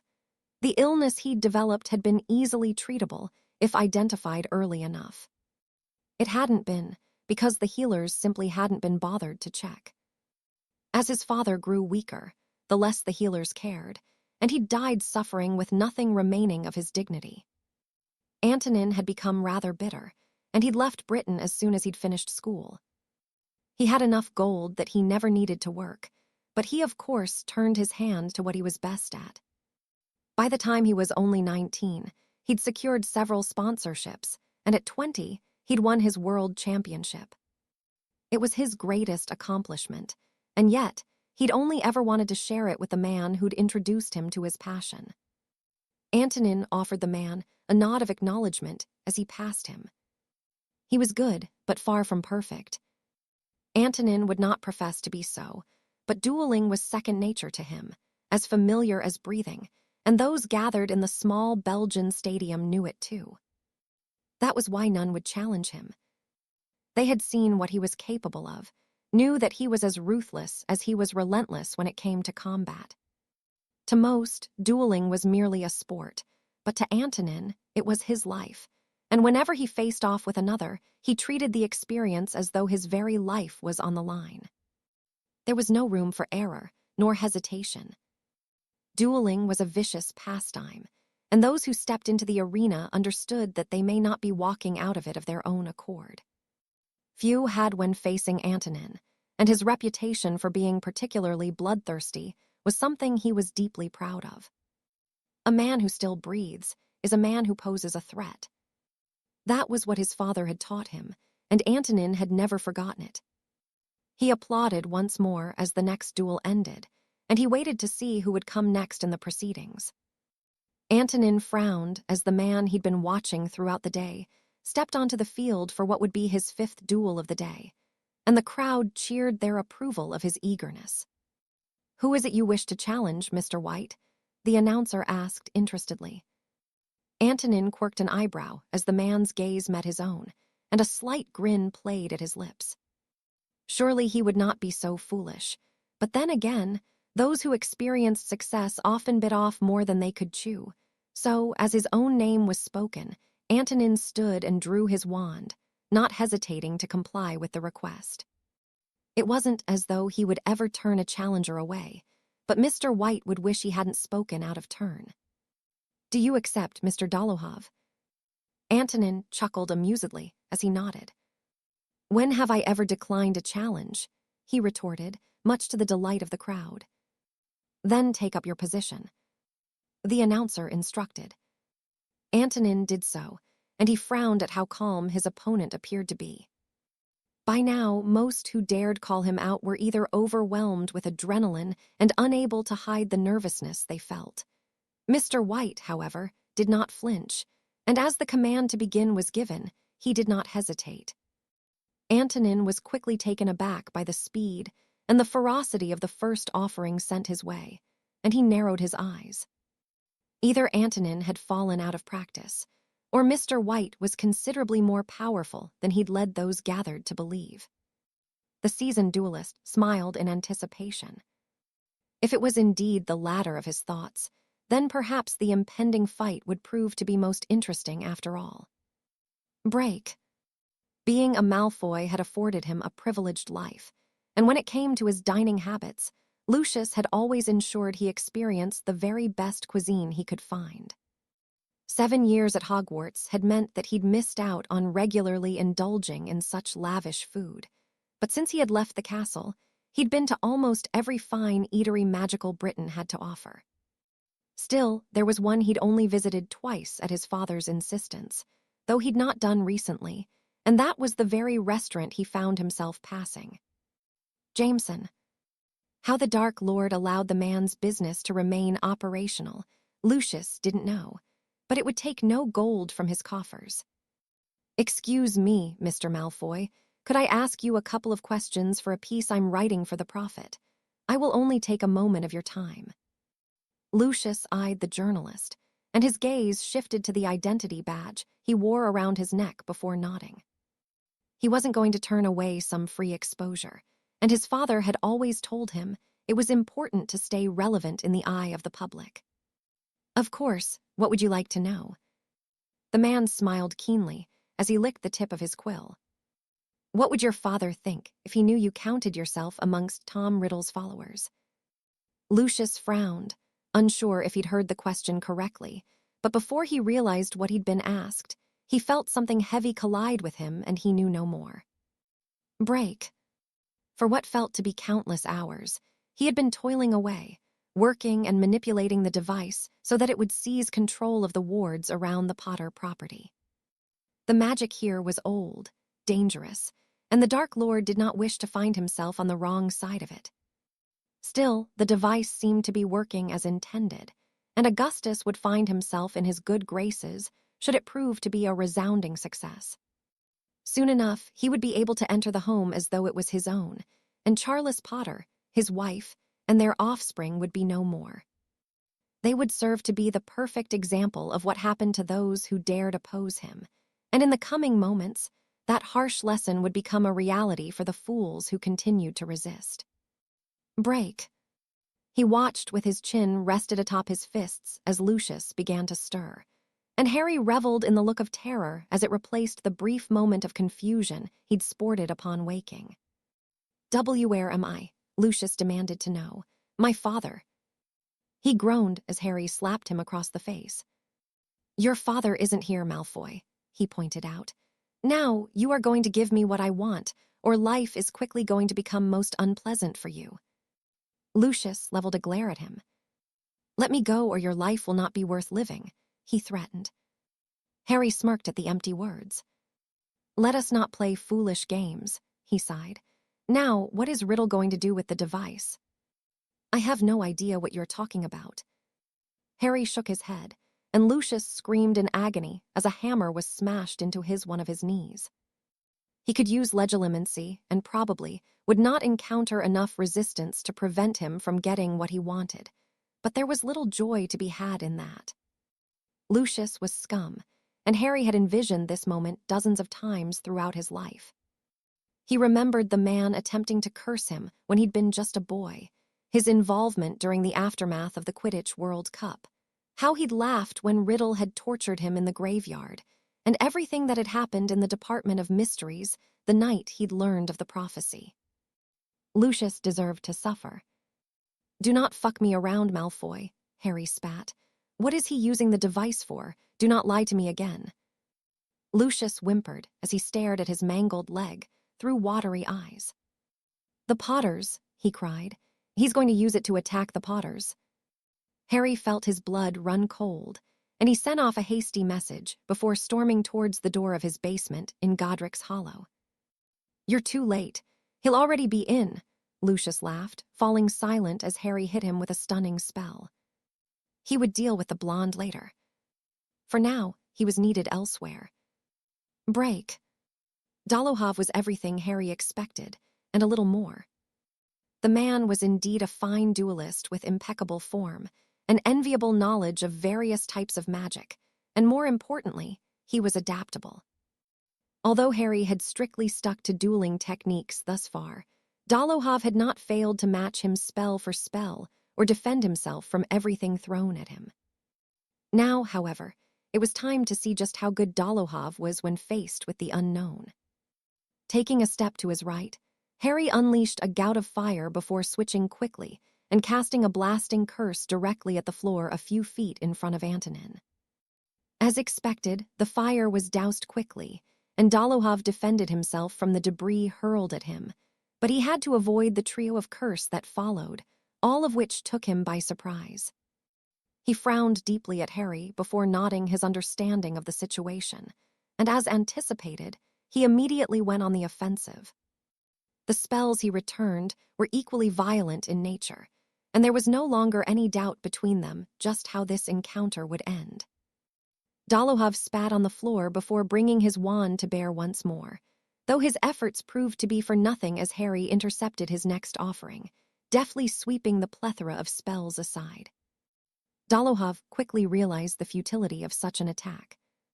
If he persisted in the approach, he would only serve to tire himself, so he switched to becoming more creative with his choice of magic by mixing in transfiguration in with the darker spells he preferred to wield. Harry, however, had been studying the man diligently.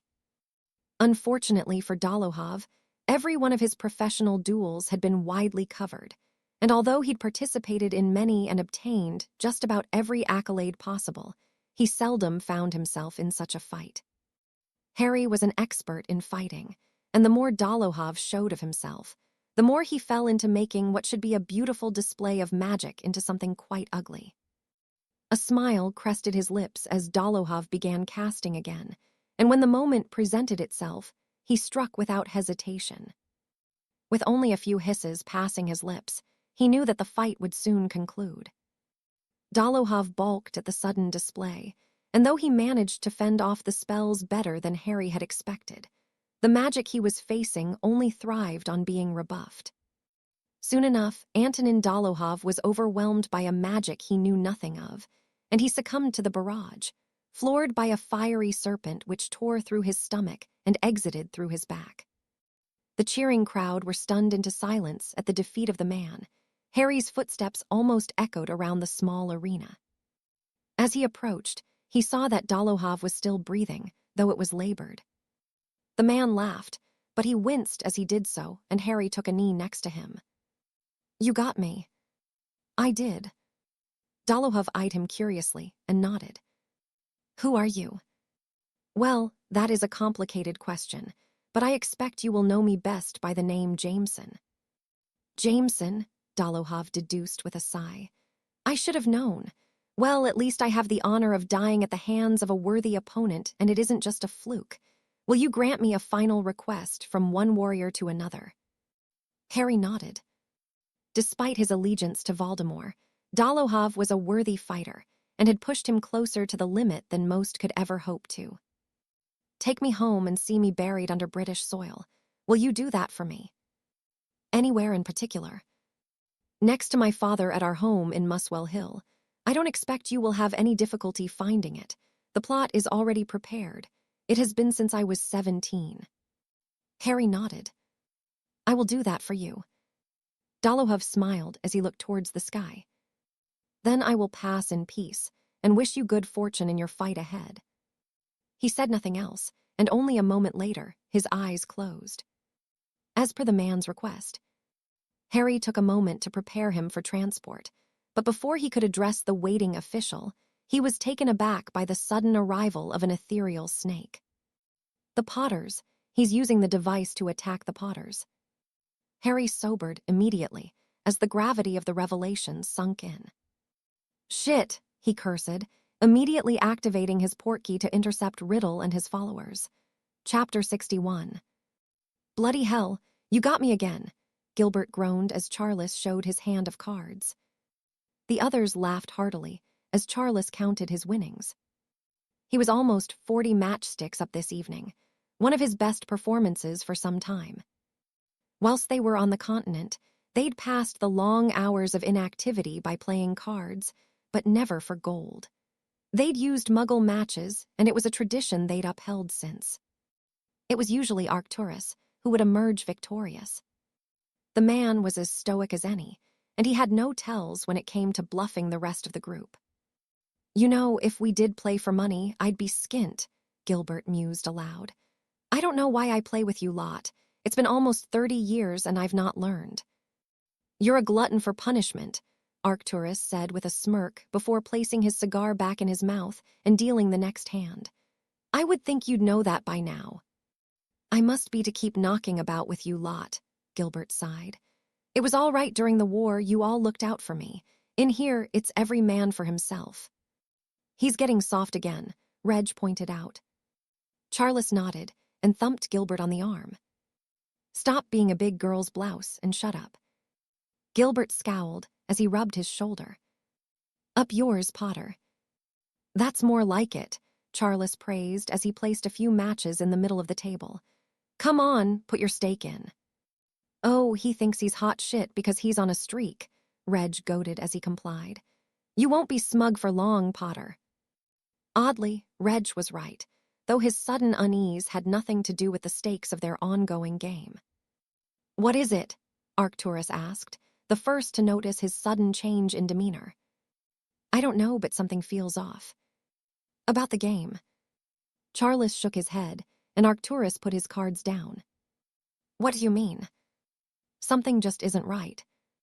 The mood in the room had suddenly sobered, and it felt as though it did when they were on the continent, and the instincts they had developed kicked in. Even in the easiest of moments, they'd learned not to ignore them. All right, you know the drill, Arcturus barked as he stood. If Charles says something's off, then it's off. Reg and Gilbert were immediately on their feet, and Charles joined them, his frown deepening as he approached one of the walls. Tapping it with his wand, he peered across the breadth of the grounds. Do you see anything? Arcturus whispered. Charles shook his head. No, but something is there.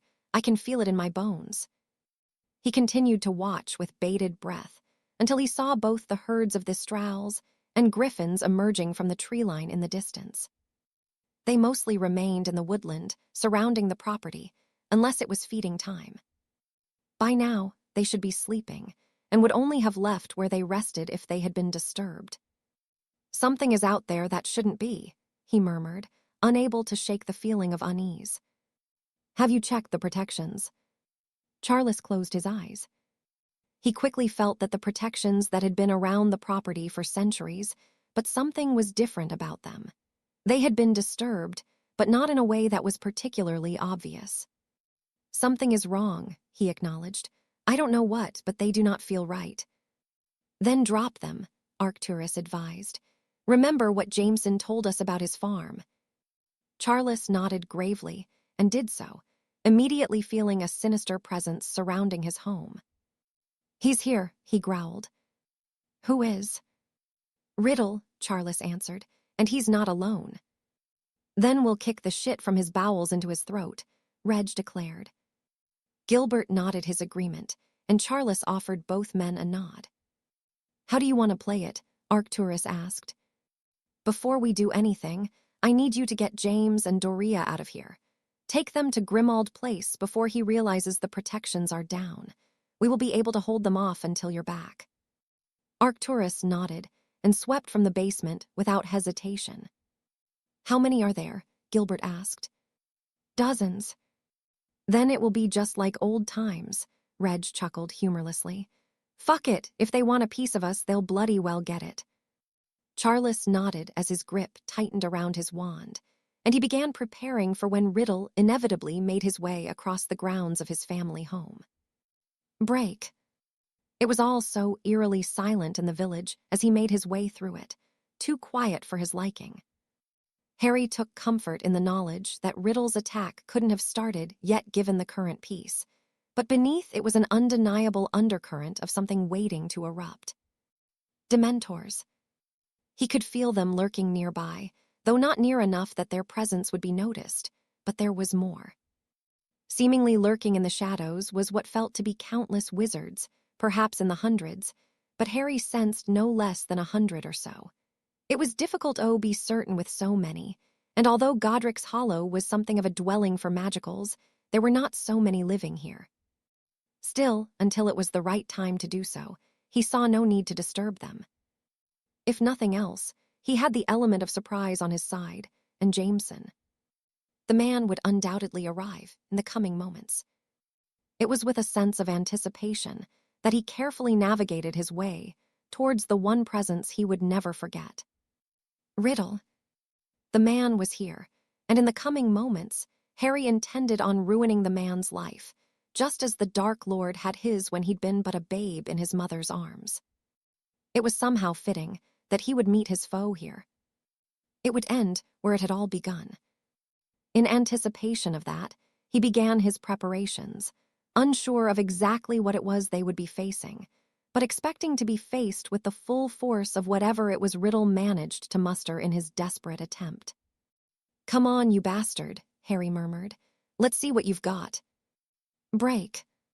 She had been but a young woman the last time she was so rudely shaken awake, and the expression of her older brother was much the same then as it was now. What is it? Doria asked. You need to leave, Arcturus said gravely. The house has been compromised, and I don't think we have long before he's here. Who? Riddle. In her sleep-addled state, what Arcturus had said took a moment to sink in, and when it did, Doria gasped. What's how? Arcturus shook his head. We don't know, but he's close and you can't stay here. Come, we must get James and you will both be leaving. No arguments, Doria. There is not time for it. She nodded, and hurriedly grabbed a few things as the gravity of the situation said it. Charles. Is Charles, Arcturus chuckled darkly. You know as well as I he won't flee. Do you have what you need? Doria swallowed deeply as she nodded. Good, now let's get the boy.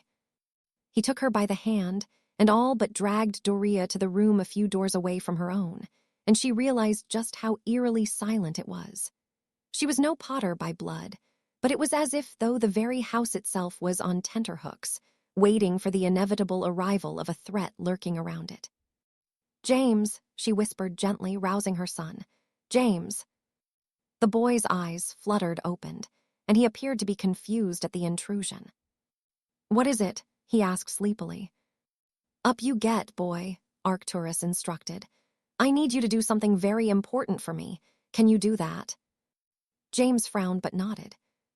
Good lad, Arcturus praised as he removed the family ring and handed it to Doria. You need to look after your mother. No questions. Now is not the time, but it will all be explained to you later. You'll be with Sirius, and I want the two of you to look after the others. What others? The rest of the family, Arcturus answered before turning back to Doria. Alert the Aurors and Orion. Tell him to check all of the houses and send for Cygnus and Drusilla. I want everyone at Grimmauld Place. No one is to leave until I arrive. Arcturus. No arguments, her brother reiterated, attempting to give her something of a comforting smile. Go, I will be in touch as quickly as possible.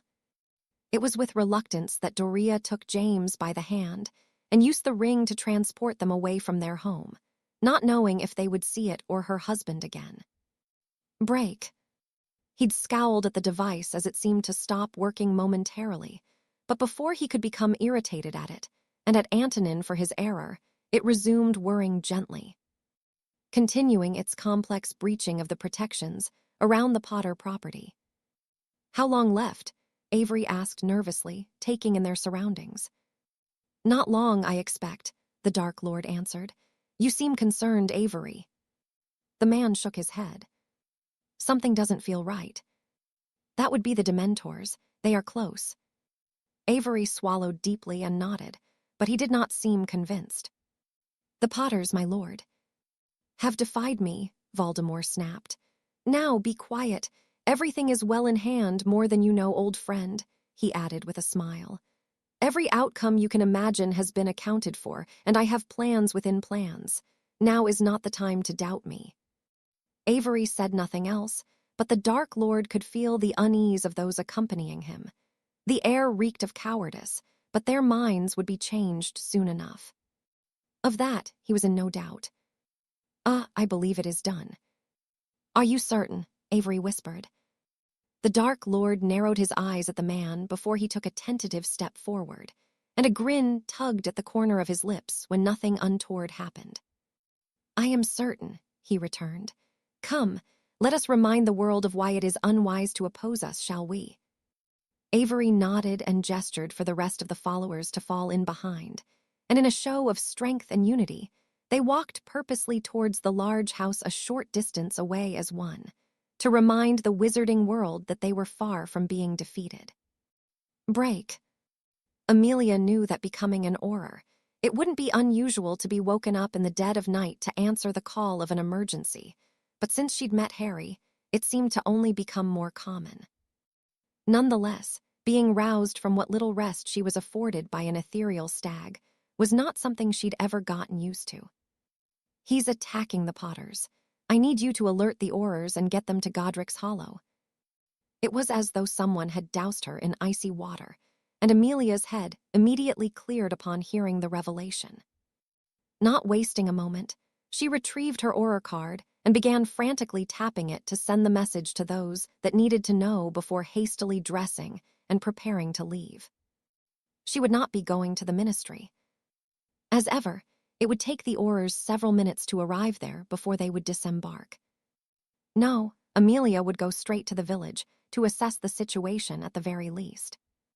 Besides, whoever was already there would need all the help they could get if Riddle had decided to attack en masse, and if he had indeed chosen the Potters as his next target, it would be his only chance of success. Wasting no more time, Amelia apparated away, doing her utmost to not consider what foolishness Harry would undoubtedly pull off in a bid to keep his family safe. Foolishness? No, it wasn't foolish to do what was necessary where family was concerned, because Amelia knew she would do the same. Nonetheless, this was Harry, and he would inevitably tear the entire village to the ground if it meant killing Riddle and keeping the Potters safe. Break. He scarcely blinked as he continued his vigil, waiting until he caught sight of movement in the trees. Coming in through the woods at the rear of the property made sense if the protections around the house had indeed been manipulated. Riddle would have been spotted at either side, and the front. Anything, Arcturus murmured as he returned. Charles shook his head. Gil and Reg on the roof. Charles snorted. They are. Both were excellent to have on the field, but Charles had seldom met anyone who could hope to match either with their aim from a distance. Gilbert in particular was a crack shot with his wand, and he'd claimed many lives during their years on the continent. I don't suppose my wife is happy. I managed to get her out before she sharpened up. Well, I'll be getting my ear chewed off if we pull through this. Arcturus chuckled. I expect you will, and it isn't a case of if we pull through, you soppy git. We've had to tighten our RCs in worse than this. We have, Charles agreed. Have you called the Aurors? Charles nodded. I sent a message, but you know how useful they are. Crouch will have to comb his mustache before he gets his arse in gear. For now, we are on our own. That's nothing new, Arcturus pointed out. Come on, how about we get ourselves in a nice position, give some of the bastards the snip? No need for that, Charles sighed, pointing towards the tree line. Here they come now. They looked on as row upon row of cloaked and masked figures emerged from the trees, led by a pale-faced man in the center, his red eyes shining in the light of the moon. So, how are we playing it? Arcturus asked as he removed his robes. I have a few surprises for them, Charles answered with a smirk. It was when Riddle and his followers were around halfway across the grounds that a sudden screeching filled the air, and a sudden burst of lightning caused a fire to erupt across the tree line, blocking their retreat. Some of the cloaked figures threw themselves to the ground fearfully, but Riddle turned sharply towards the house. That's quite the surprise, Arcturus chortled. Charles shook his head as he looked towards his friend. That wasn't me. Then who the bloody hell was it? Charles looked towards where Riddle remained rooted on the spot, his eyes widening as he spotted a lone figure skirting the perimeter of the property. Come out, Potter. You cannot escape meet your maker. You know, he's quite a creepy little bastard, Arcturus grumbled irritably. What is it? Someone else is here. Who? Charles shook his head. I think it might be him. Him. The serpent. As if the man was taking a cue, a loud hissing filled the air, and Charles cursed under his breath as he witnessed the griffins and the strals that had lived on the property for decades swarming towards the masses of attackers, and amongst one of the latter was a figure, brandishing his wand and raining spells down on the Dark Lord's followers. Well, what are we waiting for? Arcturus asked. Let's get in there. Without another word, Charles hurried from the basement and into the grounds through the back door. By the time they made it outside, chaos had erupted, and Riddle and his followers were doing all they could to unseat whoever it was attacking them from the back of the Thistral. Already, Gilbert and Reg were causing their own havoc, picking off cloaked figure after cloaked figure with deadly precision, littering the ground with the bodies of their victims. Reminds me of old times, Arcturus said gravely, firing a vicious orange curse towards a man charging towards them. His battle cry died in his throat as he slumped to the ground. It does, Charles agreed, throwing himself into the fray. If it was indeed the serpent who had arrived, Charles would have liked to know how he'd known about the attack, but in the moment, it mattered not. As he had several times in recent months, he was proving himself quite the asset, and as he continued raining spells from above, the Lord Potter was grateful for his interference. What the bloody hell is that? Arcturus choked, pointing towards a blinding light plummeting towards them. "I don't know," Charles said warily, batting a curse aside and ducking another aimed at his head. It had come close to striking him, a little too close for comfort, and as he looked up, he found himself looking in the eyes of a furious dark lord who was stalking towards him. "Avada Kedavra," Riddle cried, his eyes widening in triumph as the jet of green light raced towards Charles. "Break." Doria paced back and forth in front of the fireplace in the kitchen of her childhood home. She'd barely had her wits about her when she'd arrived, and when the realization of what was happening dawned on her, she was as terrified for her husband as she was angry with him. She understood why he'd sent her and James away, but for the better part of 5 years, Doria had lived this very experience, every moment of every day gripped by fear that the news would come of Charles's death. When Grindelwald had been defeated, she never expected that she would find herself here some 3 decades later, worrying now not for a man she wished to marry, but her husband and father of their son. "We don't even know if anything is happening yet," Melania comforted. "You know what those paranoid sods are like." "How often are they wrong?" Melania swallowed deeply and nodded. "Well, Orion is checking on the other properties, and Cygnus will be here in a moment. Maybe they will be able to tell us more." Walburga wisely remained silent, and Doria continued to pace until Orion returned only a few moments later, his expression grim, but he nodded. "Nothing amiss," he announced. "That doesn't really tell me much about what is happening at my house," Doria pointed out. "I'm sorry," Orion offered gently, "but this is Dad and Charles we are talking about. Only a damned fool would try to attack either of them, especially in their own home. This Riddle must be quite the idiot." Doria didn't know why, but she laughed. Perhaps it was the matter-of-fact way Orion had explained the situation, or that she might just finally crack under the stress if she didn't. Regardless, she managed to snatch the smallest amount of comfort from the amusement she felt, though it faded quickly as she continued to worry for her husband. Break. Any doubt that Evans may have been mistaken in the message he'd sent all but evaporated when Harry arrived in Godric's Hollow only mere moments later. The village was in utter disarray as those that lived here fled from the ensuing violence, most being Muggle, unsure as to what was happening around them. Harry pushed himself through the throngs of people with his wand in hand, muttering under his breath as he made his way towards the fight.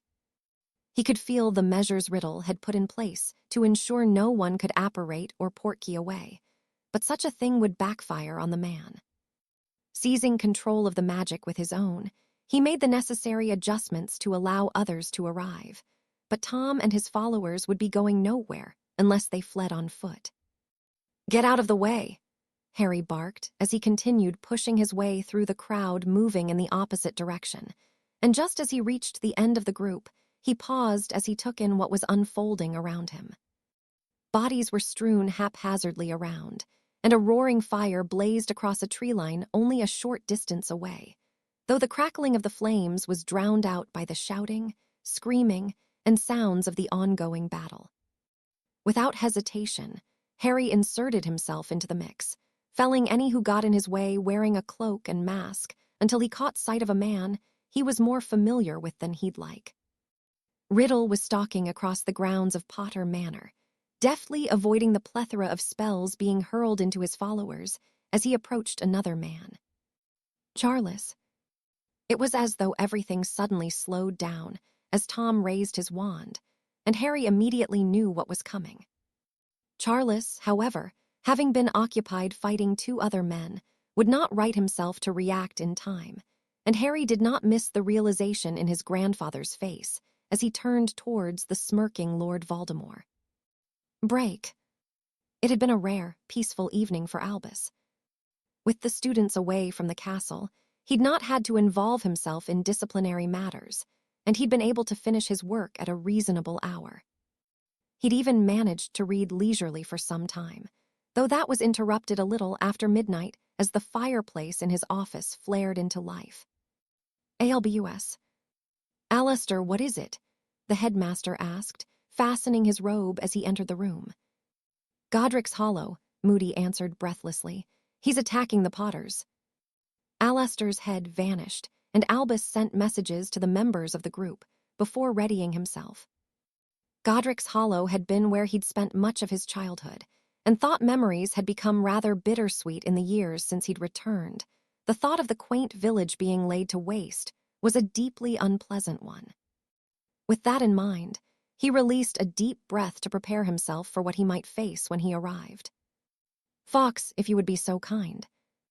With a comforting trill, Fox complied, and the two vanished in a plume of fire to once again face Tom and those who had chosen to follow him. Break. Whether his aim was true was not a concern for the Dark Lord.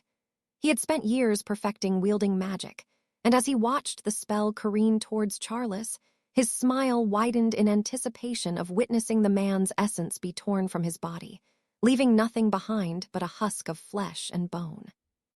Then, and only then, would he give the command for his forces to retreat. It was a sudden explosion that blocked his view of what was to come, and when the dust settled a moment later, he was greeted by a sight that boiled his blood. "Jameson," he spat. Charles Potter yet lived, and he stood behind his would-be savior wearing an expression of shock, though the near-death experience had left him looking quite pale.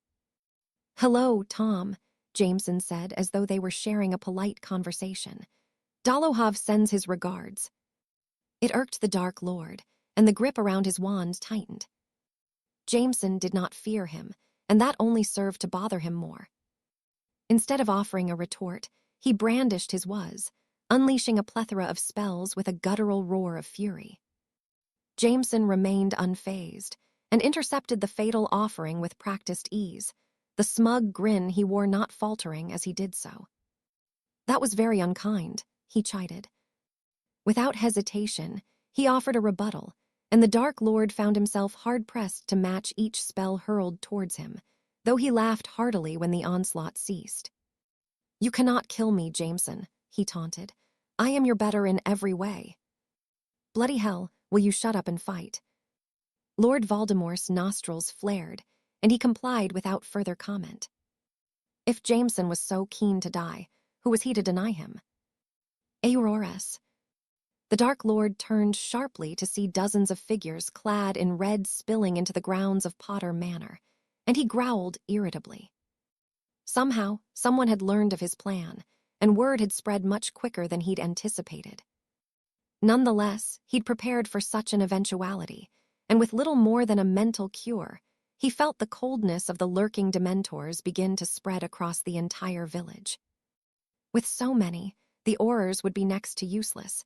Even the arrival of Dumbledore would not be enough.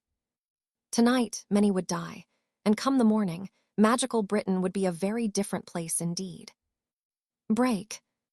DAWLSH, I want yours and HAMISH's group keeping the DEMENTORS away. Moody, I want your group wherever you are NEEDED. The rest of you are with me. Crouch instructed as they arrived. You heard him, Moody barked. My lot with me. Amelia followed Alastair, her gaze flitting to where our wide berth had been given to Riddle, and who she could only assume was Harry as they tore chunks out of the earth around them with their violent display. What her group had been tasked with was to navigate their way through the chaos, eliminate any threat they came upon, and secure each area as they did so.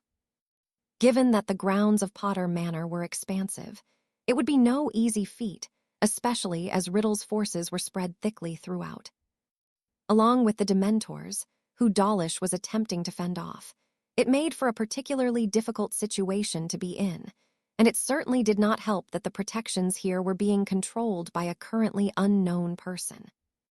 If it was Riddle and things became overwhelming, it would be difficult to, perhaps impossible to retreat.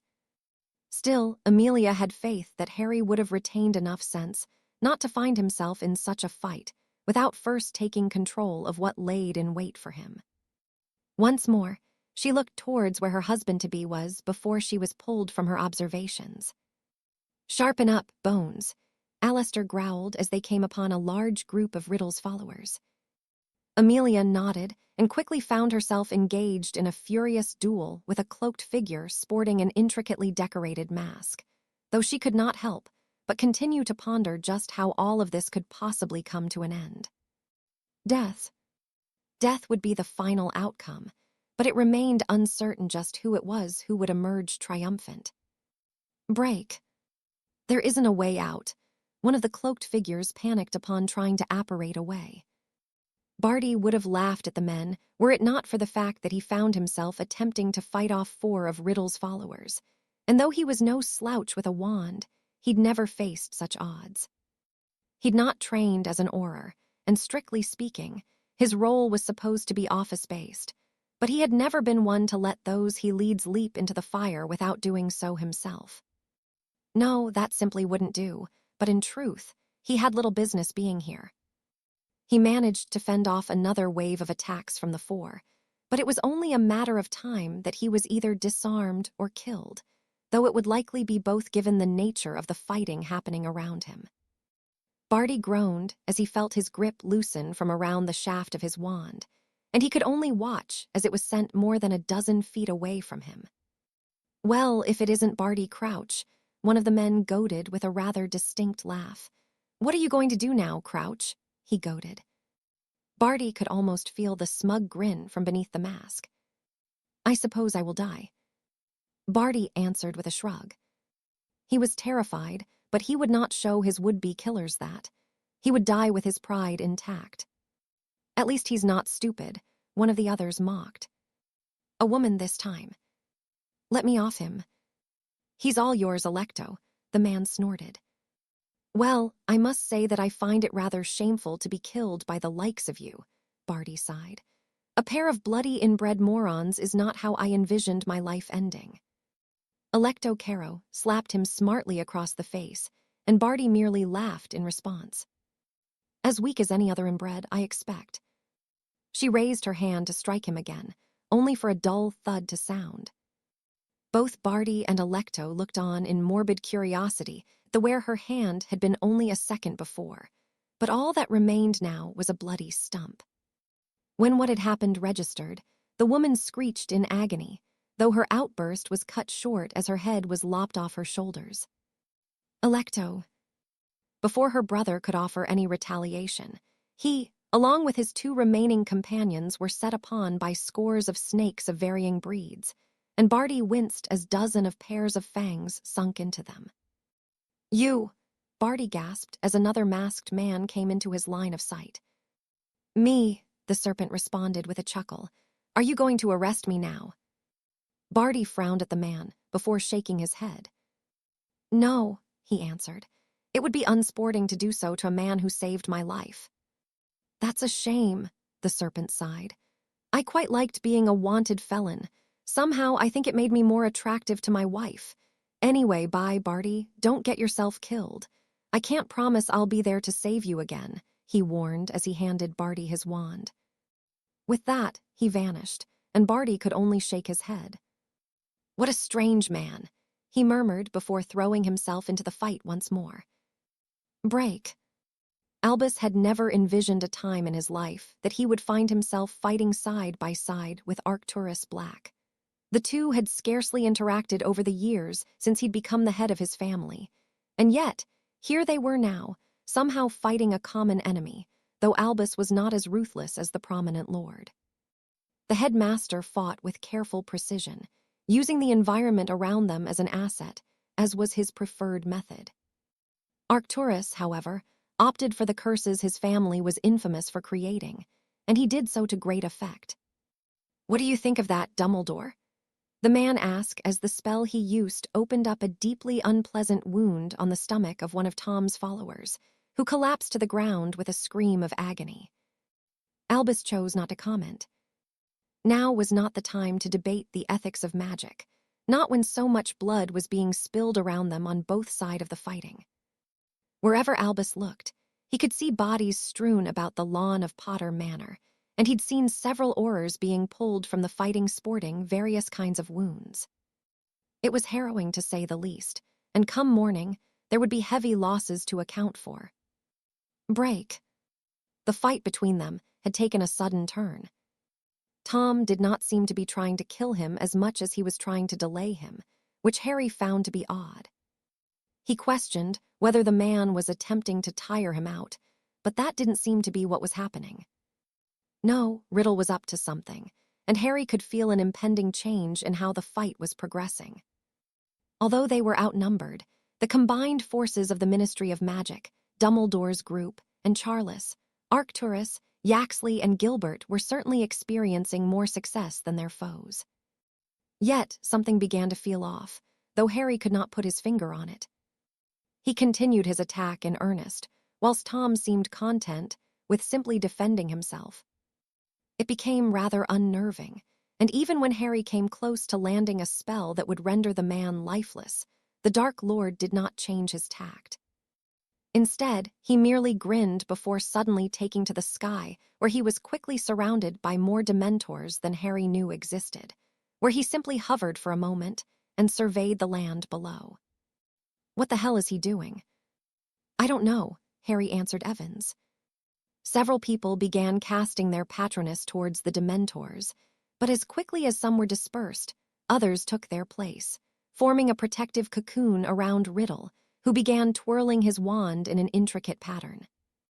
The spell he unleashed was of a brilliant gold, and as it crashed into the ground, it began to tremble beneath their feet. "Move," Harry shouted. The eruption of dirt, stone, and other debris was unlike anything he'd ever experienced before, and as he pushed himself back to his feet, his ears were ringing. It took a moment for the hearing to return, and when it did, he was greeted by the sound screaming and panicked voices.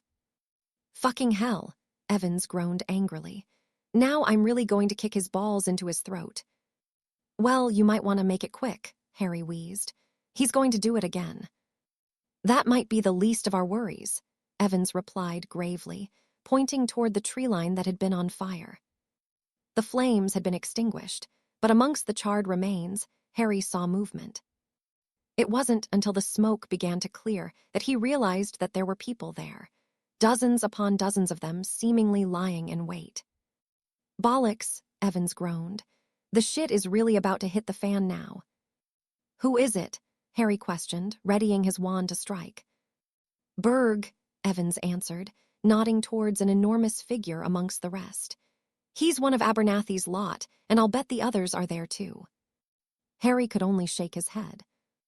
With Riddle preparing another of his own attacks, and the numbers they faced now seemingly insurmountable, he could almost sense the bitter taste of defeat on his tongue.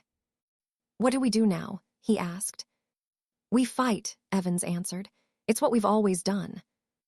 Harry nodded as those within the trees began charging towards them, his grip tightening around his wand as he and his counterpart prepared themselves for what would undoubtedly be the fight of a lifetime. Break. It truly was a rather beautiful village, even if it was named for a man who'd become an enemy of his ancestor.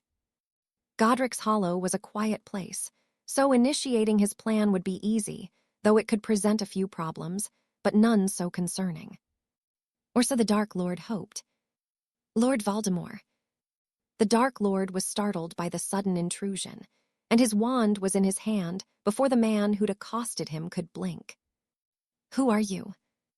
The figure that stepped from the shadows was enormous, much bigger than almost any other the Dark Lord had set eyes upon. "My name is Berg. I am the Minister of Magic for Norway. I believe we may have a mutual problem. 2 mutual problems, in fact." Lord Voldemort frowned at the man. "How did you find me?" he demanded. "Is that truly important?" Berg chuckled. "I have men with exceptional skill at my disposal, much like yourself." The Dark Lord was taken aback by the man's sudden appearance and lack of caution in approaching him. "Mutual problems. Named Jameson and the Serpent." Voldemort quirked an eyebrow at the man. "Pray tell, Mr. Berg, how you can help me solve such problems." Chapter 62. Being approached by a group of men who had such global interests had certainly not been something the Dark Lord had expected, and though he was skeptical about accepting the implied collaboration, he had opted to attend the invitation to a meeting. Arriving in Lisbon of all places, he made his way to the Ministry of Magic, where he was led through a series of corridors to a large room. 3 men were waiting for him, The enormous Berg, a pointy-faced man wearing blue robes, and a darker man, undoubtedly the Portuguese minister of magic. "Lord Voldemort, thank you for coming," Berg greeted him politely, gesturing for him to take a seat. The Dark Lord did, unable to ignore the strangeness of the situation he found himself in. He certainly never expected to be welcomed into a government building, given his current status in Britain. "Gentlemen," he replied in kind, keeping his wand within reach should there be need of it. Berg offered him a respectful nod as he cleared his throat. "Allow me to introduce you to my companions. First is Minister of Magic for Portugal, Mr. Sousa," he explained, pointing towards the darker-skinned man. "And the other, Mr. Visser, who is the Minister for the Netherlands." The Dark Lord greeted both. "And the three of you, along with others, have political aspirations of your own." "Not so much political," Berg mused. "Each of us have reached the upper heights of the political mountain. We are all ratified members of the ICW. No, our interests lie beyond mere politics. Our interest is in the order of the world." Voldemort leaned back in his chair. "And what is it you are willing to do to achieve your goals?" Berg chuckled almost in a chiding manner. "Lord Voldemort, we have been doing things to shape the world in our image for the better part of 3 decades. We have become rather wealthy from doing so, but it is how the world functions that matters to us. Say, for example, we take an interest in a certain enterprise. We take it upon ourselves to ensure that enterprise is established, is profitable, and that no competition exists." The Dark Lord nodded interestedly. "And how do I play into this?" he asked curiously. Berg and his companions shared a look before the larger man nodded. "Jameson and the Serpent have done irreparable damage to our efforts," he explained. "There were 8 of us not so long ago. 4 are dead and our agent in Poland has gone to ground from fear. We want both dead, and we understand that they have proven to be quite the problem for you." "They have," the Dark Lord confirmed irritably. "They're proving to be quite the nuisance. Somehow they seem to learn of things they should not. And that is why we should combine our efforts to be rid of them," Berg declared passionately. "With them dead, the world is our oyster, as the Muggles would say." The Dark Lord hummed thoughtfully. "What is the catch?" "Britain will be yours," Berg assured him. "Should all go as planned, we will continue to work together for the betterment of the world, but our countries are off-limits to your expansive desires. You are not to set foot in any of our homelands." Voldemort nodded. "What makes you believe I have such imperialistic inclinations?" Berg chuckled humorlessly. "I wish you would not insult me so, Lord Voldemort. Men such as yourself are never content with what they have. You always want more, but we must insist that our countries are left out of your plans. We are to be allies, after all." "Very well," the Dark Lord agreed. "Now, what is it you intend to do about the Serpent and Jameson?" Berg grinned hungrily. "That is where you come in," he replied. "Do not worry, you will not be alone in this little venture. You will have our full support when it matters." "Then I am quite willing to listen to what you have to say," the Dark Lord responded curiously. He'd begun to doubt that Berg and the others would prove to be as good their word, but there was no reward without risk, and upon sensing their arrival, he'd made his next move.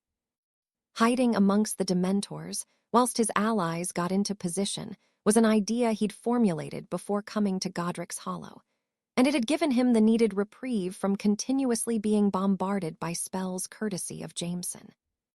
Whether or not it had fatigued the man didn't matter. The numbers had been stacked heavily against them before Berg's arrival, and now they were all but insurmountable odds. He grinned in anticipation as Jameson shared a hurried conversation with the Serpent, and the Dark Lord looked on as Berg, and the others led their men forward to wipe out those who opposed them. "Break. Any ideas?" Harry asked. "1 or 2, but not with so many of our own lot here. If you can keep them busy, I have enough portkeys to get people out in larger groups." "Why do you have so many portkeys?" "Just in case," Evans murmured dismissively. "Can you manage it?" Harry nodded as he released a deep breath. "I'll do what I can, but Amelia is going to be difficult. Of course, she bloody will, Evans grumbled. I'll make her see things my way. Do what you can and I'll find you when I'm ready. Ready for what? A big fucking mess. Harry could feel the grin adorning the man, and it struck him just how calm and unsurprised he was about how the situation had developed, and certainly not in their favor. Still, now was not the time to ponder the blasé attitude of his counterpart, not when a fresh wave of fighting was about to begin.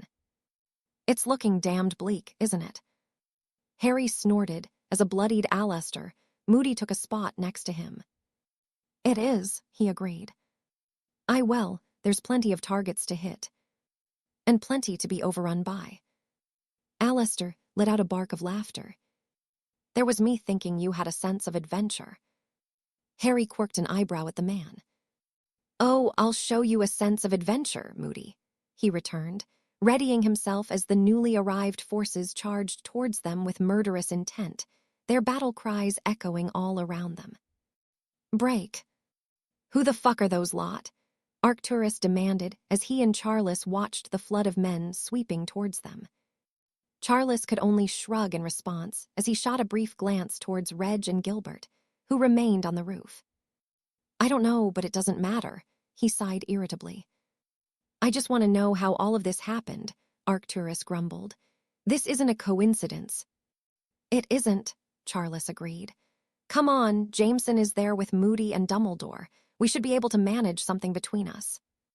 The Aurors were already in a tight formation, in anticipation of another coming together, and Dumbledore's group were mixed in with them. At the very front of them all was Jameson, his wand twirling between his fingers as he readied himself. Lord Potter, a voice called. Charles frowned as a masked figure approached, and Arcturus rested a hand on his forearm to prevent him from attacking.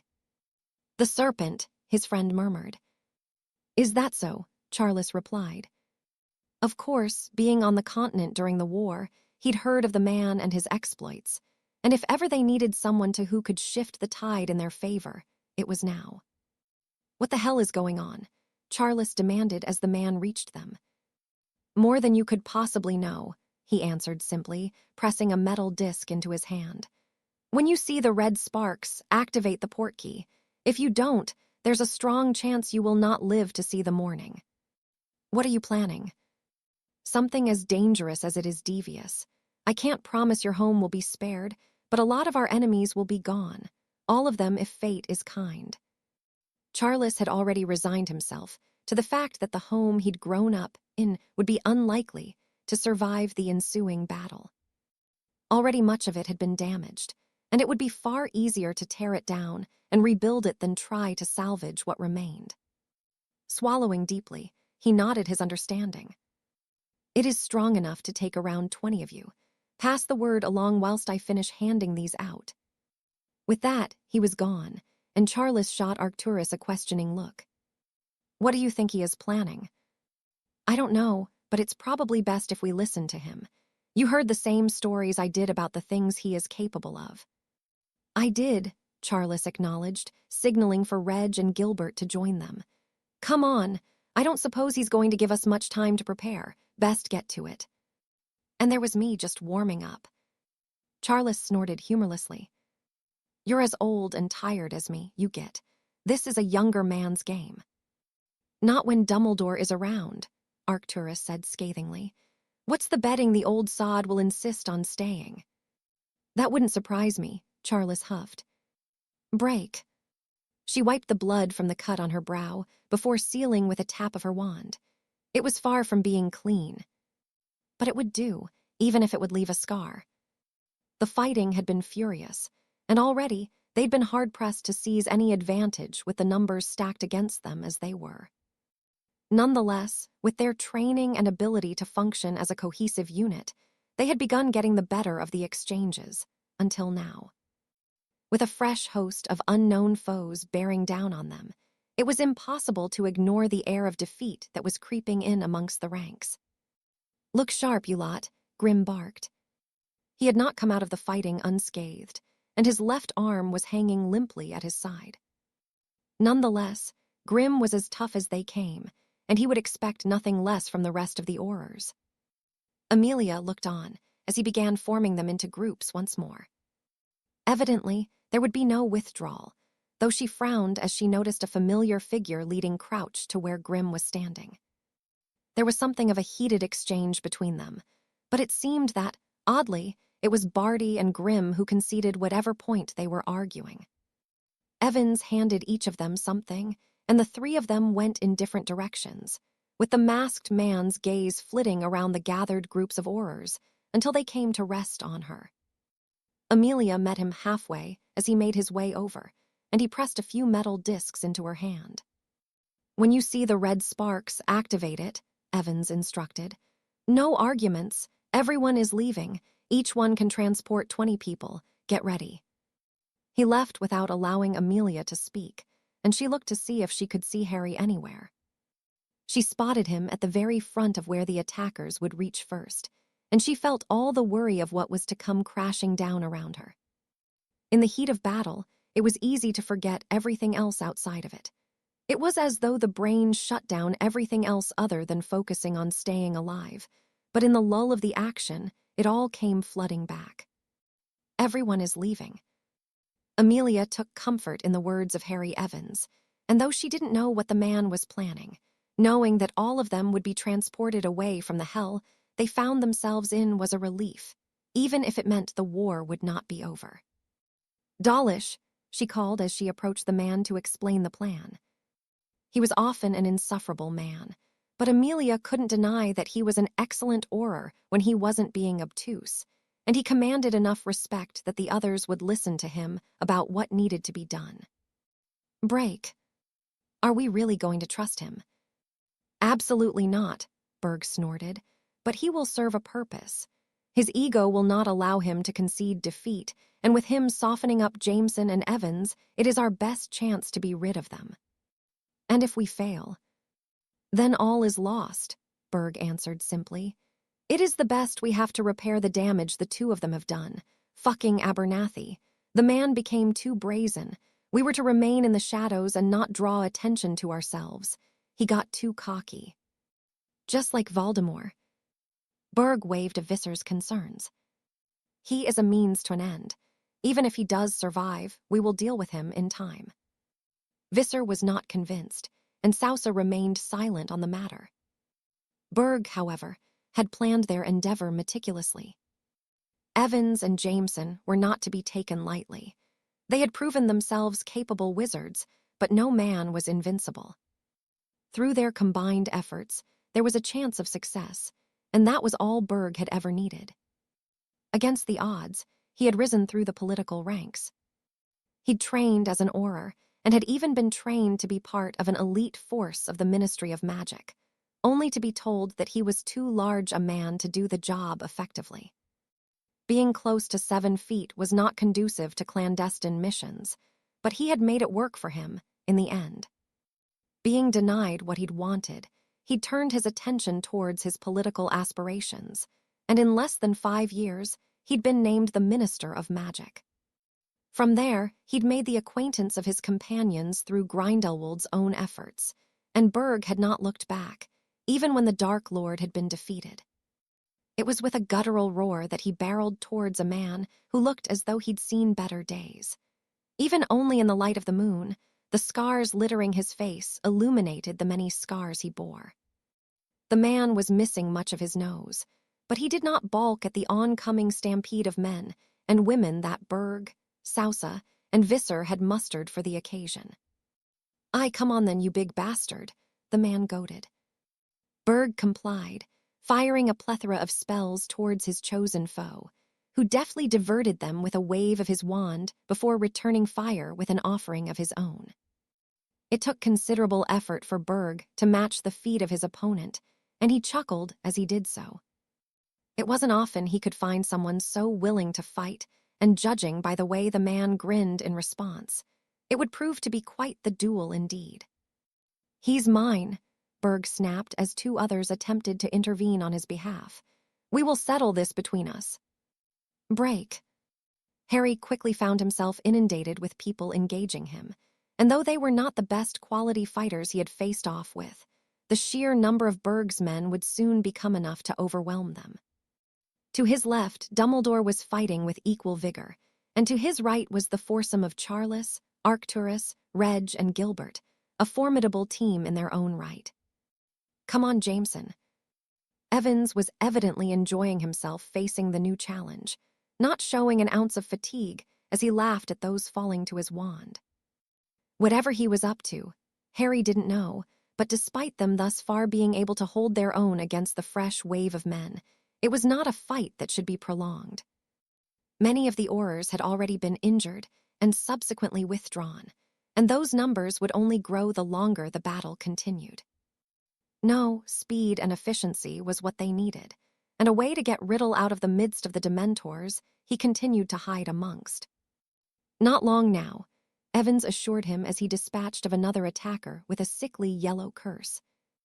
A girlish scream escaped his victim, and Harry covered Evans by felling another with a garroting curse that throttled the man. "What's the bloody plan?" he demanded. "Well, we need to get Riddle out of the Dementors first. We need to draw him out. He's not going anywhere until he thinks he has an advantage." Evans hummed as he brandished his wand like a whip, tearing the throat from another of Berg's men. Harry followed it up himself with a bludgeoning curse that sent an attacker barreling into a group of his own men. Before they could right themselves, he engulfed them in a ball of flame, quickly filling the air with the scent of burnt flesh. "Any ideas?" Evans asked in the brief lull. Harry shook his head. There was no time for both of them to cast a strong enough Patronus to disperse the Dementors, and even if they could, from what he'd seen, they would only return a moment later. For all intent and purpose, Riddle was untouchable until his makeshift shield was dispensed. "Well, we need to think," Evans sighed. "I need to give a few more instructions to the others, but when we get Riddle out, we need to come together as a smaller group as the others leave. We'll be surrounded." "Exactly," Evans replied before beginning to fight his way through the swathes of attackers. Harry could only shake his head in disbelief. Evans was as reckless as him, but he found it unsettling that he was not in the know as to what he could expect from his counterpart. Still, the man had not given him any reason to doubt him through all of their ventures so far, and though it wasn't easy, he would not doubt him now. Break. Fighting a man of the caliber he was facing now would be difficult enough with all of his mobility, but Aleister was not ashamed to admit that with a wooden leg, he was beginning to struggle. Still, he could not help but lament on how much easier he would find it with his limbs intact, and how he knew he would be able to get the better of the exchange. Nonetheless, he was never one to shy away from a fight, and despite the fresh wounds he was sporting, that wouldn't change now. He blocked a barrage of violent curses that would undoubtedly relieve him of another of his extremities were they to land, and offered his own in return, smirking as he elicited a grunt of pain from his foe. "Not bad," the man grumbled, whipping his wand upwards and once more sending Aleister on the defensive. Even though he was not as nimble as he'd once been, he could move well enough to not fall victim to the majority of the large man's offense, even if he found that he was beginning to wane. Even so, Aleister would hobble away from this fight with his head held high, should he somehow survive the encounter, something which likely became less likely as his wooden foot was wedged between two bodies, and Aleister was sent sprawling. Before he could catch his bearings, a searing pain erupted behind his right eye, and Aleister instinctively dropped his wand to press his palm into it to alleviate the sudden discomfort. "Fuck," he hissed, feeling the warm blood flowing freely despite the pressure he was applying. "You fought well for a cripple," a foreign voice mocked. "I will ensure you are given a warrior's burial." He sensed the wand being raised and lowered towards him, but it wasn't a spell that hit Aleister. Instead, it was the warmth of a splash of blood, not his own, that seemed to douse him, and he heard the death rattle of the man who thudded to the ground next to him. "Up you get, Moody," a voice encouraged. "You're not dead yet." "Jameson," Aleister groaned as he was pulled unceremoniously back to his feet. "Well, I couldn't let you die, could I?" Aleister chuckled humorlessly, groaning as another wave of pain and nausea washed over him. Jameson, I can't see. He was being Al, but carried by the other man. Consider you're now missing an eye, I'm not surprised, Jameson sighed. Come on, the fight is over for you, time to get you to your favorite healer. Alistair couldn't believe that his eye was gone, but he was glad Jameson had not tried to sugarcoat the reality of what had happened. She's going to be insufferable. She is, Jameson said gleefully. Don't worry, you won't miss much here. Everyone will be leaving soon enough and we will get you a nice magical eye wedged in the hole of yours. You make it sound so glamorous. You weren't planning on entering any beauty contests, were you? Bugger off. That's the spirit, Jameson chuckled. Crouch, you'd best get him to St. Mungo's. Merlin, what happened to him? He tripped and he fell, Jameson huffed. Just get him to a healer. Alistair managed a weak chuckle as he was placed gently on the floor, and he grabbed Jameson by the wrist. Thanks for getting me out of there, lad. You do the same for me, Moody. I would. Jameson gave his shoulder a squeeze, and only a moment later, Alistair was taken away from the battlefield, bereft of an eye but somehow still alive. Break. He looked upon the scene below him, and a wide smile crested his lips. Although the combined Auror's forces, Dumbledore's group, and the others were putting up quite a fight, slowly but surely, they were being overwhelmed by Berg and his men. The Dark Lord could not be happier with how his venture was progressing, and he even saw many of his own followers among them, with a considerable number having survived. In all, the sacrifice would indeed be worth it, if, as expected, they were to emerge victorious. With no Aurors, no Dumbledore, and no Jameson or Evans, there would be none left capable of standing in his way. And finally, the frustration he'd endured during his campaign over the past years could be put behind him. Still, he did not like how much fight seemed to linger within his enemies, and from his vantage point, the Dark Lord began raining down spells upon them, though his casting was more careful and precise than when he'd obliterated half the ground beneath his feet. It would not do to alienate his newfound allies, not until he was in a much stronger position. There were other countries beyond Britain, after all, and Berg had been right in his assessment. The Dark Lord would not be pleased by holding one measly strip of land when there was much more within his grasp. For now, however, he knew that he needed to be clever, to strengthen himself before he would be ready to conquer others. It wasn't as though he was limited by the burden of time, not with his Horcruxes to sustain him in perpetuity. Break. Harry fired a trio of curses towards a group bearing down on Dumbledore, and the man offered him an appreciative nod as they were halted, some of them remaining unmoving on the ground. Are you aware of the plan?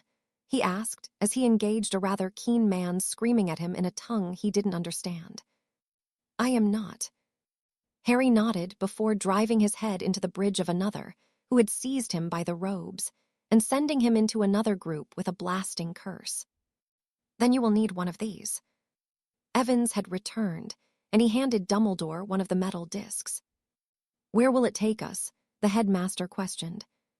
To St. Mungo's. It has all been arranged in advance. Harry could only chuckle.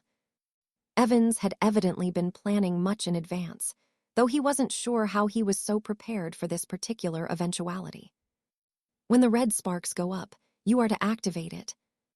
Albus looked uncertain, but Harry nodded reassuringly. Activate it, he urged. I suppose we are to remain behind. We are, Evans confirmed, and once more Harry could feel the smile beneath the mask. It began with us and it will end with us. I have an idea, but we must get Riddle out from the Dementors. Harry released a deep breath and peered up to where Tom remained shielded. He was now firing spells upon the crowd of Aurors, though they were having little effect. His spells were accurate, but the red-robed men and women had quickly wizened up to his cowardly attack and were shielding themselves from it. A battle of attrition, and one that would need to be broken. Can you get a spell in the gap? Evans asked. Maybe, but we will only get one chance at it, Harry replied thoughtfully. We need to disperse the Dementors. Between the three of us, we might manage it. They'll only return, Harry predicted. We need them gone. You, he growled as Fawkes whizzed into his line of sight. He'd seen the Phoenix several times in Dumbledore's office since he'd arrived, but not as he appeared now. It was much the same as the night he'd been dragged back through time by the Phoenix, a night he would never forget. He could feel Albus's curious gaze on him, but Harry's own was fixed on the usually red and orange Phoenix, who was flashing the eerie black and white he had adopted after flying through the veil in the Department of Mysteries. Harry had wondered what had happened to the bird, and had assumed that he'd not made the journey with him through time. You can explain what happened to him, Albus asked, breaking into his thoughts. Later, Harry grumbled, assisting an equally curious Evans as he halted another group of Berg's men from overwhelming him. If you're just here to annoy me, now is not the time. Fawkes trilled at him, and Harry frowned thoughtfully. His passing through the veil had undoubtedly affected the Phoenix, and given the nature of the magic the archway contained, he began to wonder. Soul magic. Although Harry had never been certain of much pertaining to the veil, he was convinced that it was connected to the soul. He'd always heard the whispered voices coming from within when no other could, and his own experience with soul magic was something he had looked into. For him, it was too coincidental that he'd been turned into a human Horcrux, and that he'd always somehow been drawn towards the veil. He frowned thoughtfully. The Dementors feasted on souls, and with Fawkes seemingly having taken on some of the magic from the veil. What are you thinking? Evans asked, firing a blasting curse towards a man charging towards them. I'm not sure, but maybe it could work. The magic at play was imprecise, but with how the battle was beginning to turn against them, Harry knew something had to be done. Can you get rid of them? He asked the Phoenix as Fawkes flew in front of him again. He trilled in response, and Harry shrugged. They were slowly becoming surrounded, and with that in mind, he knew taking a risk was necessary to get Riddle out from hiding behind the Dementors. Patronesses, he instructed. If it works, then give the signal. Evans nodded. On 3, he replied. Dumbledore, can you cover us? Albus nodded tiredly, and Harry readied himself as Evans began his count. Break. A deep frown creased his brow as he walked through the corridors of Nurmengard. Being summoned by Cassiopeia Black on behalf of Grindelwald was something that would never sit right with Harry. Yet, here was, answering the call of the man he'd once intended to kill. Ah, Mr. Evans, thank you for coming, the former Dark Lord greeted him. Harry merely offered the man a nod, his gaze flitting towards the other man outside Grindelwald's cell. I'll assume you did not summon me here for a cup of tea and a chat. Would you accept such an invitation? Harry snorted amusedly. He didn't like Grindelwald, but the man had not lost his sharpness during his many years of incarceration. Unfortunately, you are not here because I miss your company. Grindelwald sighed. Mr. Weber, if you don't mind. Weber nodded grimly, his mouth set in a hard line. Mr. Evans, there is going to be an attack in only a few days' time, the man revealed. Lord Voldemort is planning to kill Charles Potter. Voldemort, Harry asked. I thought you were focused on Laurent. It is my focus on our other problem that led me to the knowledge of what is to come, Weber replied. I was following Mr. Berg, and he so happened to make his way to Britain. I found such an excursion curious, and I was able to follow him to a little village named Godric's Hollow. There, he spoke with Lord Voldemort, and the two tentatively agreed to a meeting to discuss their current interests. Given yours, and Mr. Jameson's connection to both, I assumed it would inevitably pertain to the two of you. Well, shit, Harry cursed irritably. Indeed, Weber concurred. It is an eventuality you must quickly prepare for. You will be outnumbered considerably. Berg, Visser, and Sousa are gathering their forces as we speak. I expect they are formulating a way to catch you both in a trap, and where better than in Britain where you are already fighting a war. Harry released a deep breath as he processed what he learned. How outnumbered? At least 5 to 1, but likely more. Harry nodded, as he pondered just how such a disadvantage could be utilized. He couldn't simply allow the Potters to be attacked and ignore Berg's plan, but throwing them into such a fight was not what he wanted. "If I may, I have an idea," Grindelwald interjected.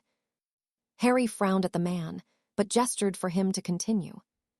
"Well, it is clear that Berg has done enough digging to understand your vested interest in stopping Riddle. He may not be in the know of all the details, but he knows enough to be confident that you will intervene on any attack." "I expect so. Which means they will likely plan an ambush against you. They will find a way to trap and overwhelm you. They cannot hope to match you and Jameson for skill, but numbers can certainly shift the fight in their favor, especially if they find a way to wear you and your forces down first." Harry hummed thoughtfully. "What's your idea?" Grindelwald offered him a grin in response. "It won't solve all of the problems you may face, but if you can manage it, it will certainly make for quite the finale and be more than enough to wipe out most if not all of your enemies." "That sounds as ominous as it does dangerous." "It is," Grindelwald chuckled, "but it will certainly serve you well. One, expecto patronum." As one, Harry's serpent, Jameson's stag, and Dumbledore's phoenix careened towards the Dementors in blinding white light, though they only made it halfway there before they were intercepted by Fawkes, who seemed to absorb each of the ethereal creatures. "What the foo?" His question was cut off by a bone-chilling shriek being emitted by Fawkes, and Harry could only watch as the phoenix began to glow as it barreled towards the swathes of Dementors. The bird unleashed another of the shrieks, and it sounded as though Fawkes was experiencing severe pain. Before Harry could comprehend what could cause such a thing to an immortal creature, however, the phoenix exploded in a burst of white flame. "Fawkes!" Dumbledore cried fearfully. "Bloody hell!" Harry gasped, and his blood ran cold as the fire formed into an enormous, cloaked figure carrying a scythe. Immediately, the Dementors began screeching in terror as they fled, but the figure gave chase, tearing through the unsuspecting Voldemort as it did so. Harry watched as Riddle began falling to the ground, but was quickly shaken from his observation of the Dark Lord. "The signal!" Jameson hissed, being the first to shake himself from the shock of what had occurred. Harry nodded and fired the red sparks into the sky. By now, and despite the impressive display of magic, they were all but surrounded on all sides. Still, his instructions had been given, and he breathed a sigh of relief as the various Aurors, Dumbledore's group, and even Charles Potter vanished using their portkeys. With only Harry and Jameson remaining, he shook his head as he immediately waved his wand in a sweeping motion. The wave of blue flames erupted and encircled them, and the air was once more filled with screams as man after man was simply reduced to ashes. Those within the circle stood no chance, and those outside of it couldn't escape either as the flames reached out tendrils to drag them into the fire. Jameson looked on in awe at the magic that had been summoned before nodding to himself. Fiendfire. Harry was taken aback by the use of the accursed flames that even he had always been wary of using, but Jameson proved to have excellent control of the fiery serpent as it tore through the ranks. Some of those that had made the journey here attempted to fend them off, but it took a great understanding of the magic to be able to do so. They managed to stall the searing fire only briefly before it continued to engulf them. To Harry and Jameson, it was as though the entire world was ablaze, but their efforts to maintain their respective spells was unwavering, and even when both seemed certain the entirety of the area had been scorched, they held fast for a few moments longer. When they finally ended their respective spells, it looked as though hell itself had arrived in this little corner of Earth. The surrounding area had indeed been scorched, and not a thing remained living across much of the Potter property. Smears of ash were strewn around, and the smell of charred flesh seemed as it would never fade, much like the scars torn across the land. "Well, I wasn't quite expecting that," Evans snorted. Harry nodded his agreement. "Was this your plan all along?" Evans rubbed the back of his neck. "Not exactly," he admitted. "I didn't expect all of this, but I suppose it all worked out in the end." It's not quite over yet, Harry pointed out, nodding towards where he saw a figure fighting to get to his feet. They made their way over to where a horrifically burned Tom Riddle was leaning against a tree, his robes barely held together by a few threads, and his skin looked as though it was made of wax dripping across the exposed, burned muscles of his sinewy body. You just don't know when to die, do you? Evans huffed irritably. You can't kill me, Riddle choked weakly, letting out a croaking bout of laughter as he pointed the stub of what remained of his wand towards them. Harry shook his head. Do you want the honor this time? He asked. I had my turn already. Evans grinned as he aimed his own wand at Voldemort. If there is a hell beyond this place, I'm sure I will see you there, you bastard. Before the Dark Lord could speak, Evans hit him with a vicious, rupturing curse, and the two of them watched as Tom Riddle thrashed around in his final throes of life. Damn, we didn't even get to rub in the fact that you have his Horcruxes. Who gives a shit? Harry sighed tiredly. Let him figure it out for himself. Evans chuckled as he nodded his agreement. So what now? Well, I need to find Amelia, Harry answered. I imagine she is going to kick my arse. You. Probably, Evans replied apologetically. Well, I have Lucius waiting for me. I should probably deal with him and then I'm going home.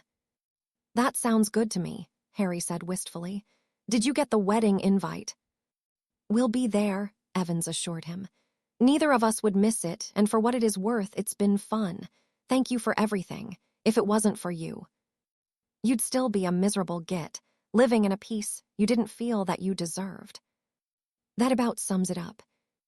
Don't mention it, Harry said dismissively. It's like you said, we were in this together. I do still wonder if there are any others out there, Evans said thoughtfully.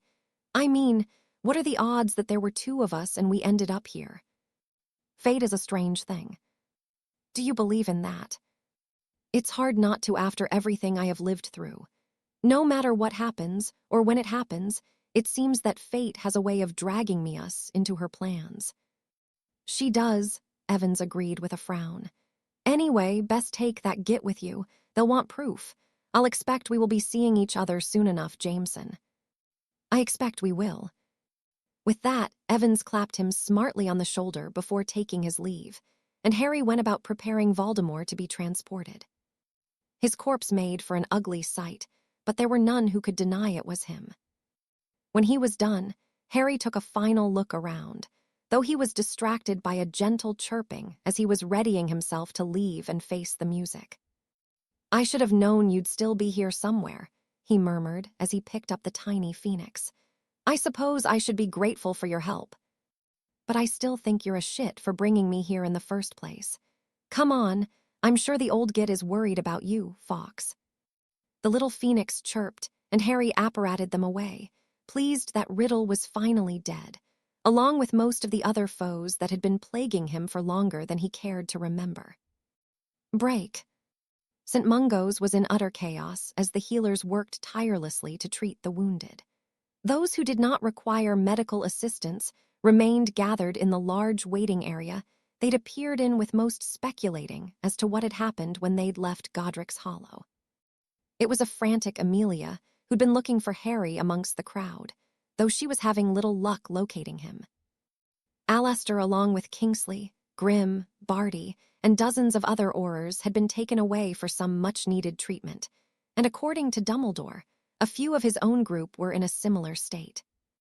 Dawlish had been killed, as had several other Aurors who would be added to the list of many who had perished. From what Amelia could gather, no prisoners had been taken, but she had seen large groups of Riddle's followers abandoning him as the foreigners arrived. Who they were remained a mystery, but she was certain Harry would have the answers she sought, if only she could find him. He will be here, Edgar comforted, though the desired effect of his words were lost on her. He should be here now. Edgar chuckled as he shook his head. Did you really expect him to leave with the others? Amelia frowned as she looked at her brother. Evans had been rather dismissive and had not even given her a chance to speak when he'd handed her the portkey. Oh, she whispered worriedly, a sense of dread filling her. Amelia began to panic, and as she scanned the room for any sign of her intended, it only worsened when she realized he indeed had not arrived with them. "He will be here," Edgar said firmly. "Harry always has a plan." Amelia shook her head. Harry always did have a plan, but she knew from experience how reckless and dangerous they could be, and despite his brilliance, he was not invincible. "Looking for me."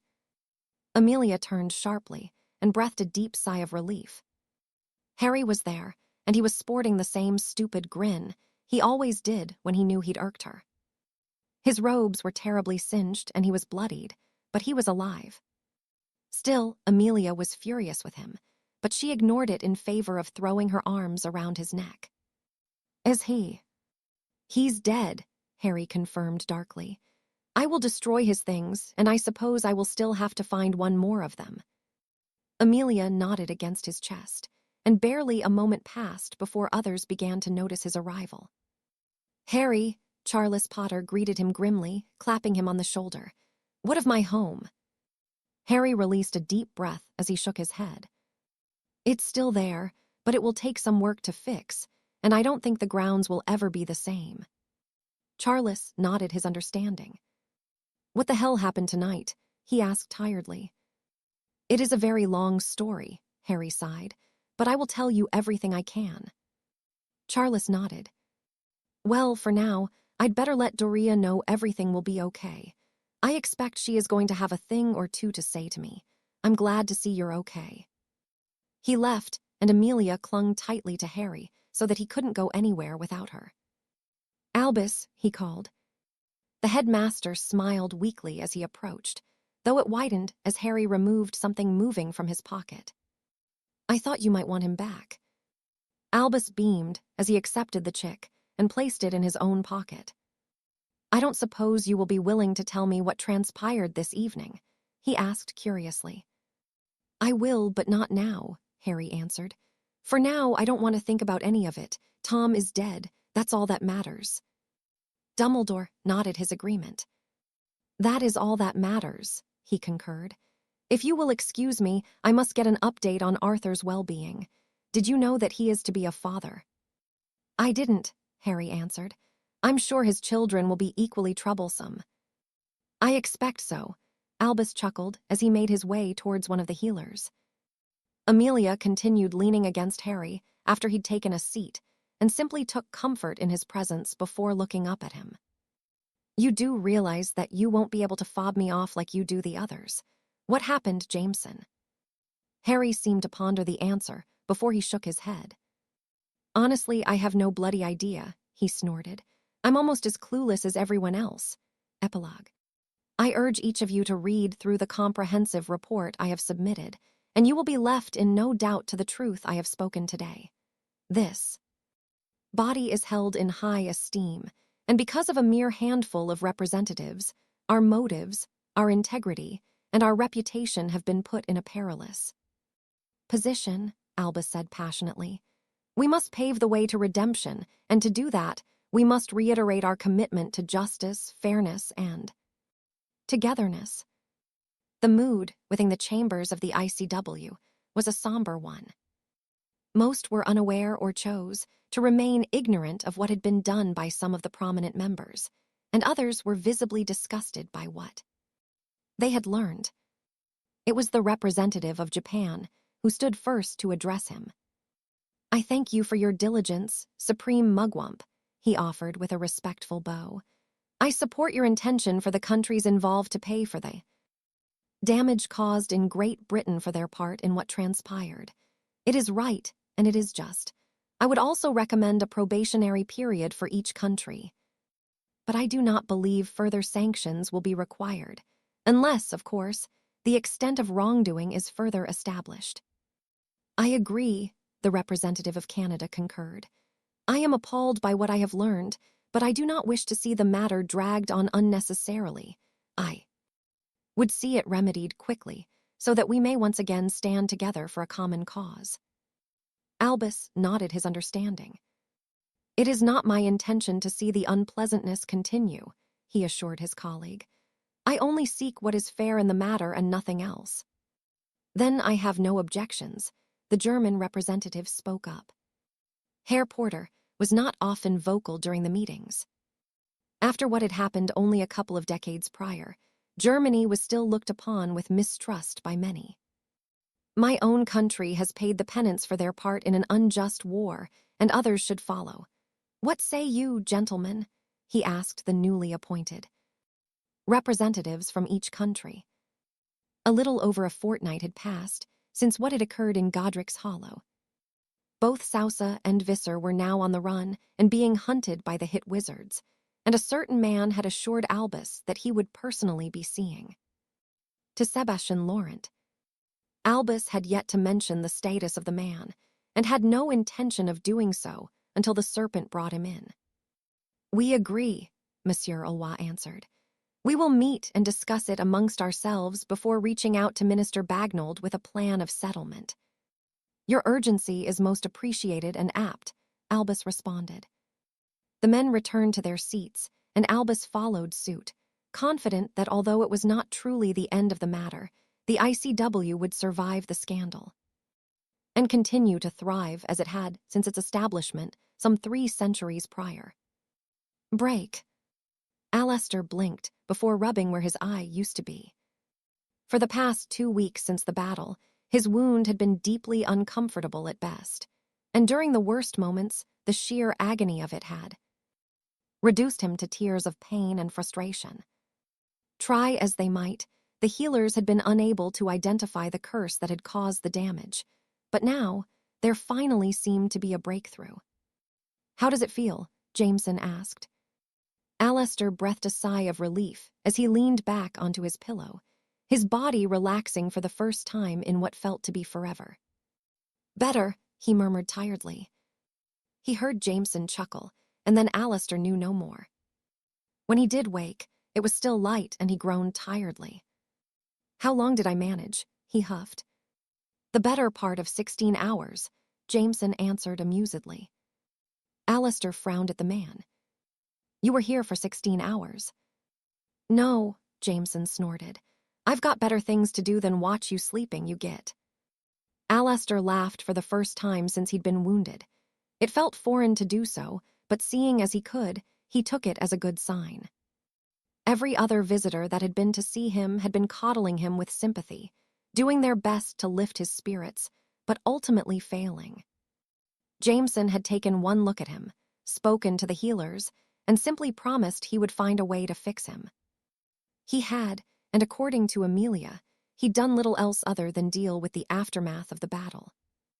Alistair didn't know the ins and outs of his affair, but he suspected there had been much to attend to, and yet the man had made time to help with his ailment. What was the curse? He asked curiously. It was a mixture of a gouging and rupturing curse, Jameson explained. A nasty one, and you should be grateful it only hit your eye, if you took it in the guts. Alistair winced at the thought. Stop winding him up, Harry, Amelia sighed. I didn't know you were here, Bones, Alistair grumbled, turning to look at the redhead. Because she was on your blind side, you bloody duffer, Jameson goaded. Anyway, before you get your knickers in a twist, I have a surprise for you. A surprise? Alistair asked suspiciously. What surprise? Well, if you're going to have that attitude, I might just give it to someone else, Jameson grumbled. Just give it to him, Harry, Amelia said, fighting the urge to grin amusedly at her fiancé. Fine, Harry sighed, but you'll be sorry for being an ungrateful sod. Here.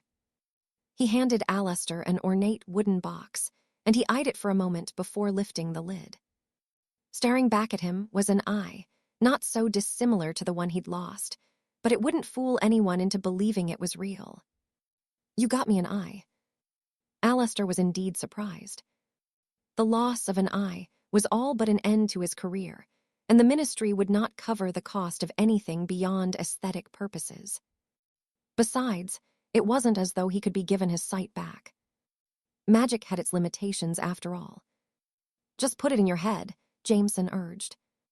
It took a few moments to do so, and it was an odd feeling, but what struck Alistair more was that he wasn't entirely blind. He couldn't be certain what he was seeing through the prosthetic, but it wasn't the nothingness he had grown accustomed to. "Is it working?" Jameson pressed excitedly. "What am I supposed to be seeing?" "Magic," Jameson answered.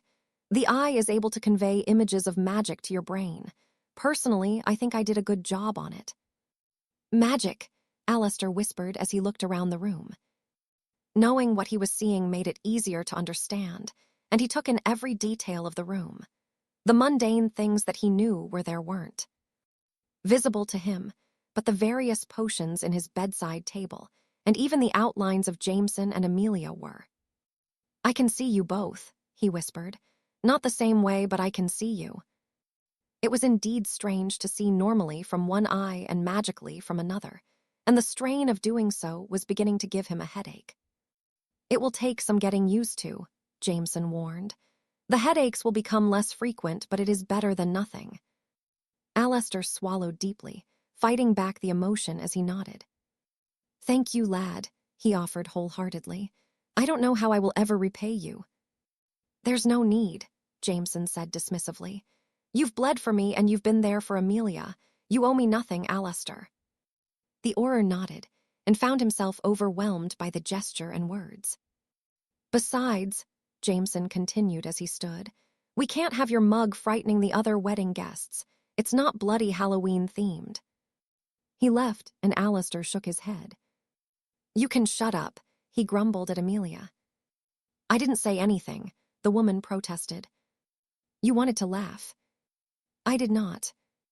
I'm bloody blind this side, not deaf." Amelia offered him a look of sympathy. "I'm sorry, Moody, but it's just nice to see you smiling again." "I and you, lass," Alistair sighed. Jameson, too, seemed somehow lighter since he'd killed Riddle. He'd always been the first to crack a joke or pull a prank of sorts, but there was an intensity and darkness to him that seemed to have been extinguished. Somewhat. He was relaxed, probably for the first time in many years, and Alistair could think of two others who deserved it more than Harry and Amelia. Break. Having done all he could to leave his life behind, Sebastian had hoped that he would be forgotten, but with the news that had been reaching him. Throughout the past week, he expected that he would be found sooner rather than later. Abernathy was undoubtedly dead, and Sebastian could not comprehend what Berg had been thinking when he'd aligned himself with Voldemort in a bid to defeat Jameson and the Serpent.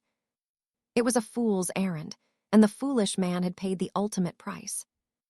What had occurred in Britain had been well documented, particularly the scandal it brought upon the ICW. Britain had always been in good standing. Their men had ventured to the continent to fight Grindelwald when they could have simply locked the country down, and now they had ridden the ICW of its corruption. It was something that wouldn't be forgotten, and of course, Jameson found himself in particularly high standing. It had been well reported that he'd been the one to kill Berg, and that he and the Serpent had remained behind whilst the others had withdrawn where they had killed Voldemort. The precise details of what they'd done remained a mystery to all but the two men, but it had been them to leave the battlefield victorious. For Sebastian, it made life all the more unpleasant. Each day that passed was spent peering out of his window, waiting until what seemed to be inevitable. They would come for him, and there didn't seem to be anywhere on earth he could hide. In a bid to keep her alive, he'd sent Manon away, and she'd reluctantly left to a place he didn't know. With all that had happened, it was for the best. She was not entirely innocent of all that he had been a part of over the past 3 decades, but Sebastian would not see her punished for his misdeeds. He was not keen to meet his maker, but the permanent state of paranoia and fear was grating on him, and he simply wished for it all to be over. Almost as though a higher power had felt his plea, the protections around his villa collapsed and were immediately replaced with new ones out of his control. In truth, Sebastian was relieved that he had been found. He certainly did not wish to live a perpetual existence of what he had been since he'd fled France, but it irked him how casually Evans ambled up the pathway to his home. It was so casual, and it felt as though the entire affair meant very little to the man. "All right, Laurent, Let's not have any bloody dramatics. It took me long enough to find you, so just open the door." Sebastian complied, and Evans offered him a respectful nod. "I didn't expect you to make it so easy," he commented. "Give me your wand. We don't want any moments of madness. I will only make sure it is more painful than it needs to be for you." Sebastian eyed the man for a moment before releasing a deep breath and surrendering his wand. There was no point in delaying the inevitable. It wasn't as though he stood a chance in a fight with the infamous serpent. "Good," Evans declared. "Now take a seat. I have some questions for you, and then you are going to provide me with all the other information I want. And then you'll kill me." "I will, but how you die depends on you. I can make it quick, painless, and allow you to keep your dignity. The alternative is not what you want to experience. It will be painful, miserable, and more degrading than you can imagine. I hope you understand that I am doing you a kindness, but only because it will be easier for us both if you cooperate. Is there any point in being defiant?" "None whatsoever," Evans snorted. "Then why waste both of our times?" Sebastian sighed. "I only have one condition." "You're in no position to name them." "I know," Sebastian accepted, "but it is one I hope you will be able to relate to. You have me and the others are either dead or will be caught. I only ask that you leave Manon out of this." Evans seemed to ponder it for a moment before nodding. "You have my word that she will be left alone. The world will think she is dead, but it is in her best interest to remain hidden. If she does not, then my word will be retracted." "Thank you," Sebastian said gratefully. "I suppose you will want my copy of the correspondences." "That will be a good start." Sebastian removed the shrunken trunk from his pocket and handed it to Evans. "Everything is there," he assured the man, "even a key to the codes." Evans nodded appreciatively. "Well, then let us get to it," he decided. "The first thing I want to know, and I urge you not to lie to me, Laurent, is what happened to the former Lord and Lady Bones." "Bones?" Sebastian asked with a frown. "Ah, I remember. It was a rather unfortunate incident and one we tried to avoid but ultimately did not break. 1 month later.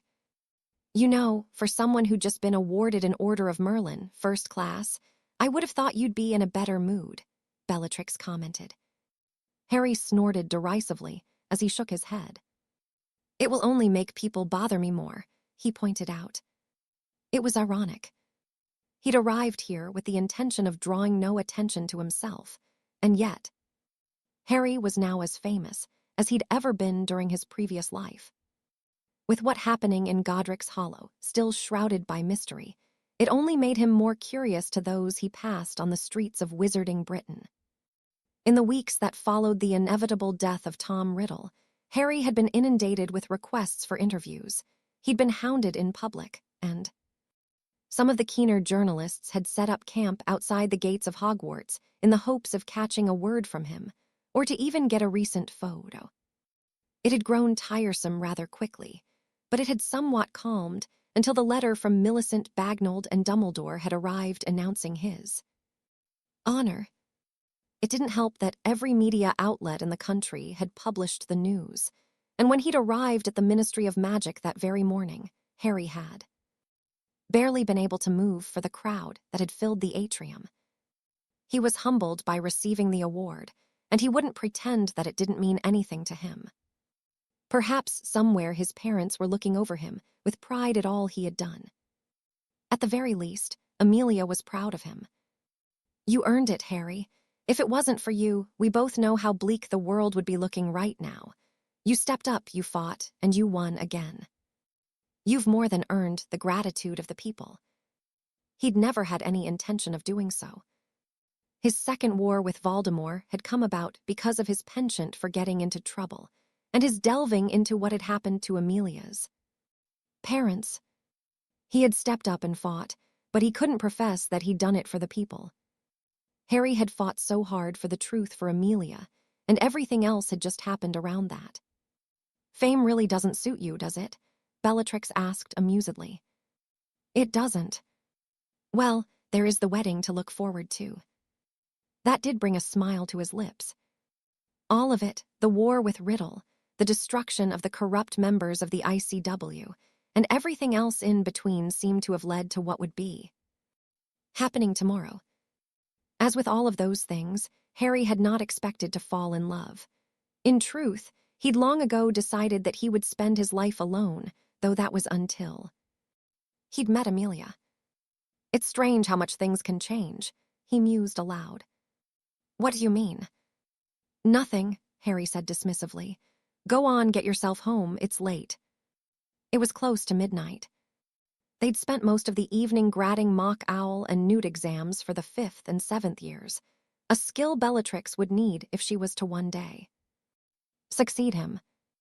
Harry didn't know how long he would remain teaching at Hogwarts, but he'd already decided he wanted the young woman to replace him when the time was right, if that was her wish. Until then, he knew she still had ambitions on the dueling circuit.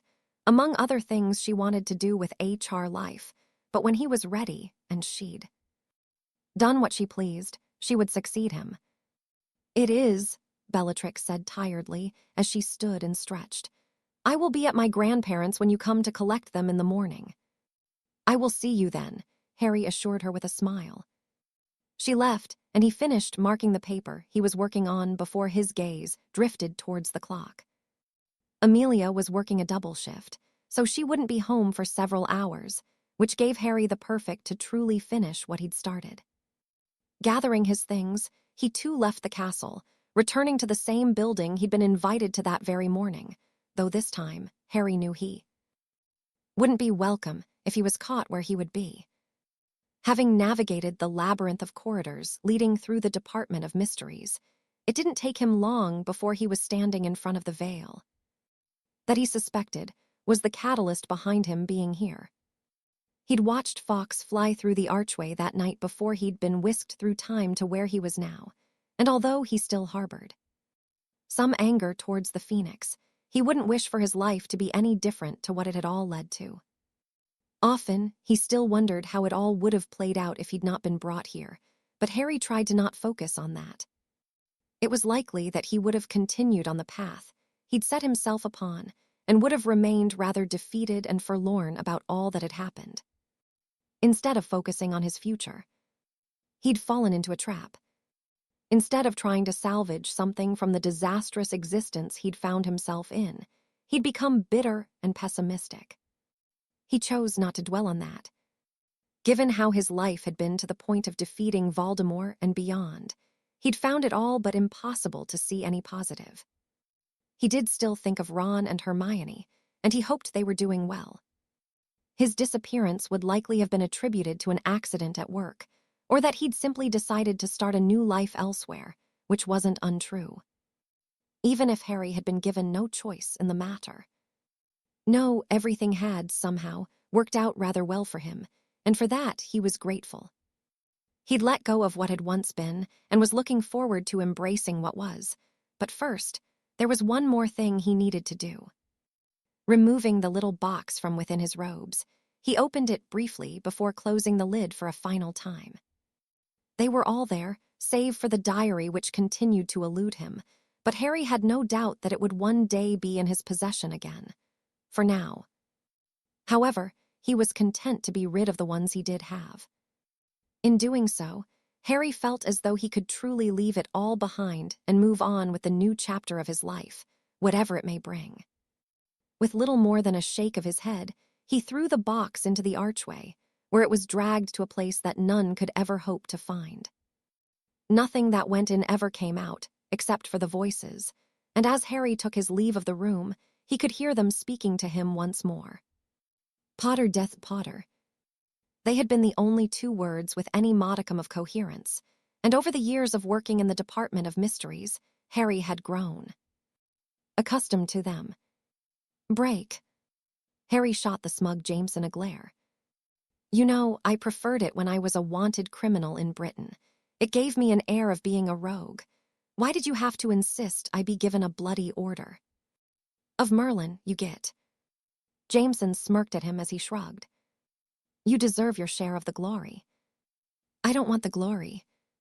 Well, it's not as though you have to accept your publicly, is it?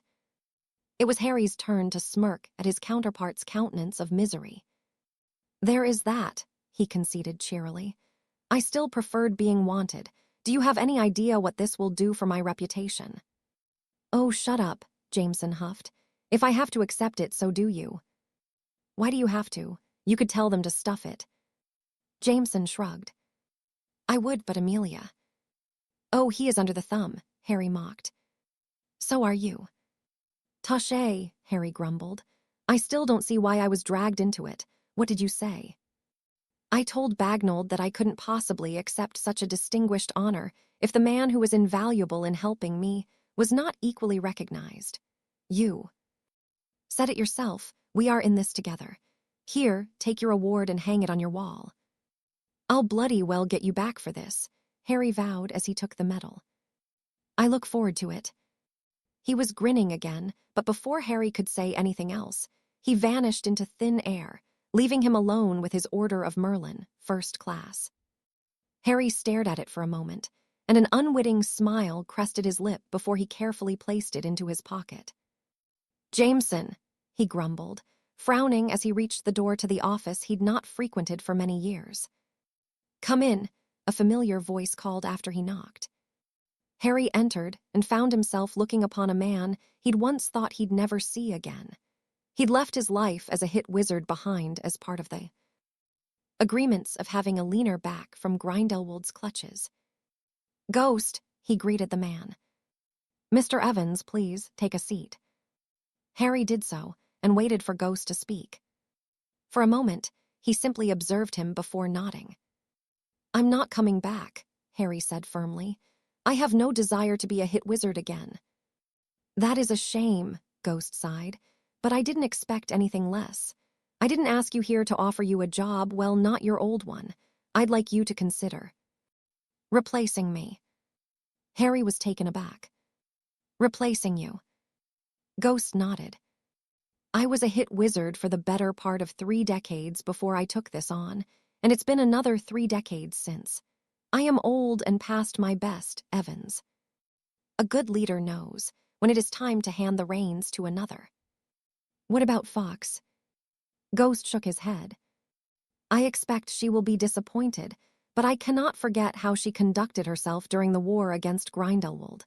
She is an able deputy, but she should not be allowed to take my job. She is not cut out to lead at the very top. And I am. Yes, Ghost answered simply. I know that Fedorov had every intention of seeing you succeed him, and had he not been killed, it would be him you were having this conversation with. I respected him more than I have any other, and I believe that this is exactly what he would have wanted. You always showed great promise, and you are as incorruptible as him. You should succeed me. At least consider it.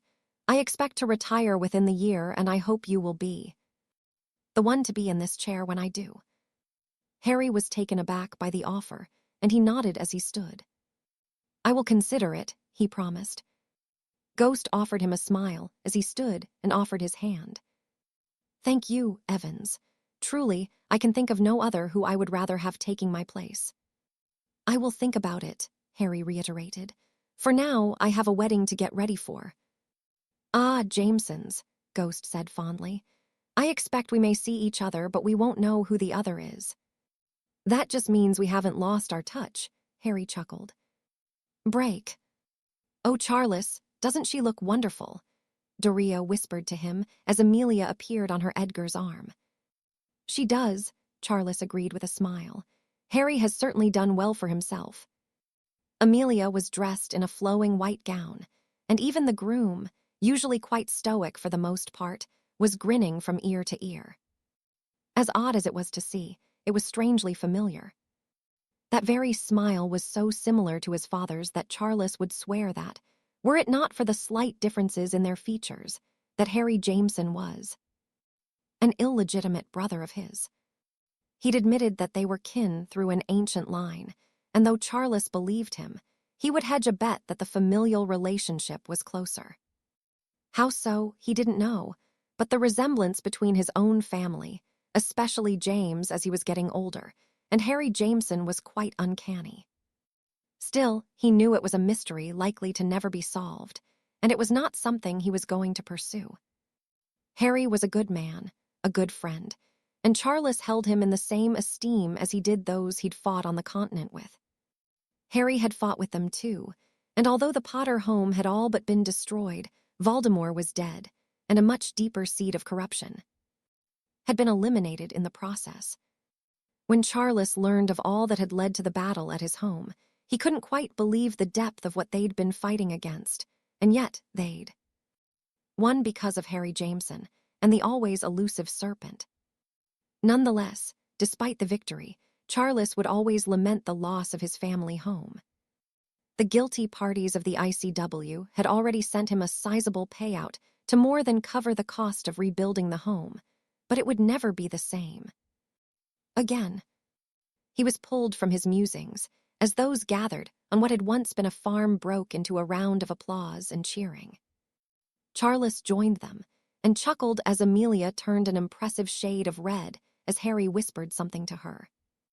It was nice to have something good to celebrate after the doom and gloom of the past several years, and Charles Potter couldn't think of two people more deserving than the same happiness he'd experienced throughout his own marriage. Break. 6 years later. Moody Bones, my office now, Grim demanded irritably. Amelia released a deep sigh and quickly finished signing the piece of parchment she'd been reading. When she left her own office, she caught up to the grinning Aleister as he was answering the call. "What did you do this time?" she asked. "Me, I haven't done anything." Moody was lying, and Amelia could only shake her head.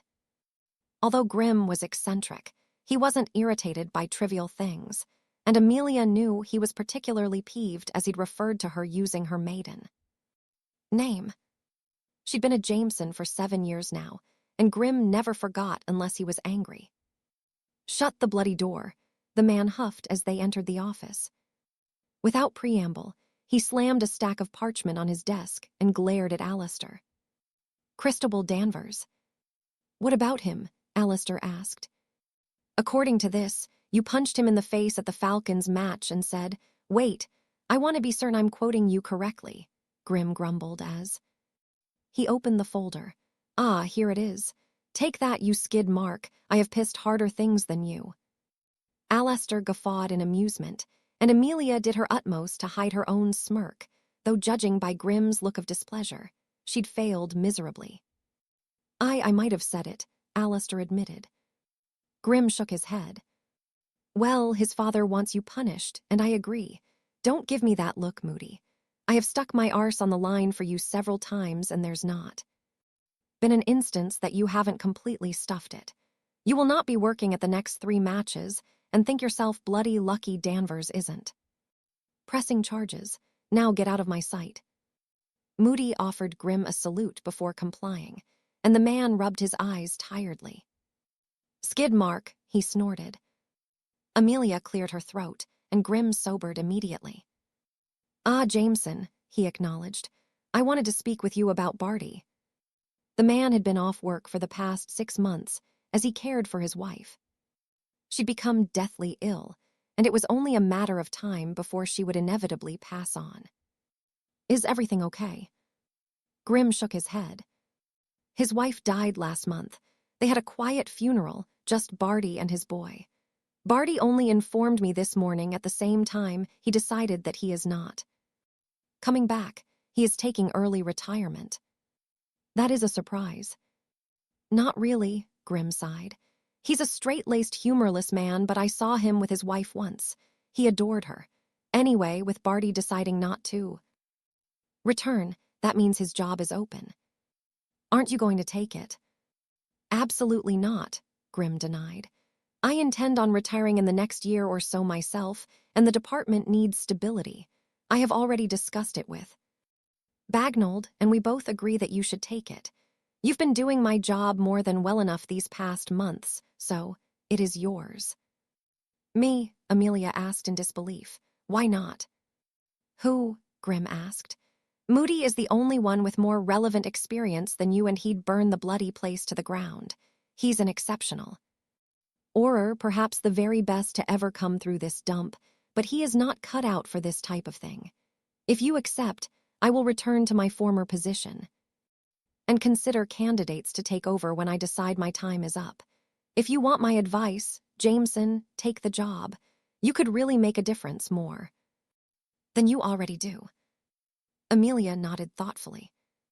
Can I think about it and discuss it with my husband? Of course, Grim allowed, but don't too long about it. I want my old chair back. I'll let you know as soon as I can. Good, now leave me alone, Grim requested. I'm up to my bloody neck in parchment that I need to sort through. Amelia did so and returned to her own office to finish her own work for the day. When she was done only a short while later, she took the flu home and frowned at how quiet it was when she arrived. Harry, she called. She received no response and headed through the kitchen and into the garden. Where could he be? She murmured, not seeing him amongst the various pens he'd built over the years. Each of them housed magical creatures of all varieties from hippogriffs to griffins, and he'd even acquired a herd of graphorns. The more dangerous creatures were kept in what resembled a simple shed from the outside, though it was anything but. It was like an entirely different world that Harry had spent months developing with the help of Newt Scamander. How the two knew one another, Amelia didn't know, but Scamander had been ecstatic to assist her husband, and the two would spend hours in that shed each day. She couldn't deny that what they'd created was simply incredible, but she certainly dreaded what could happen if the creatures within were able to get loose.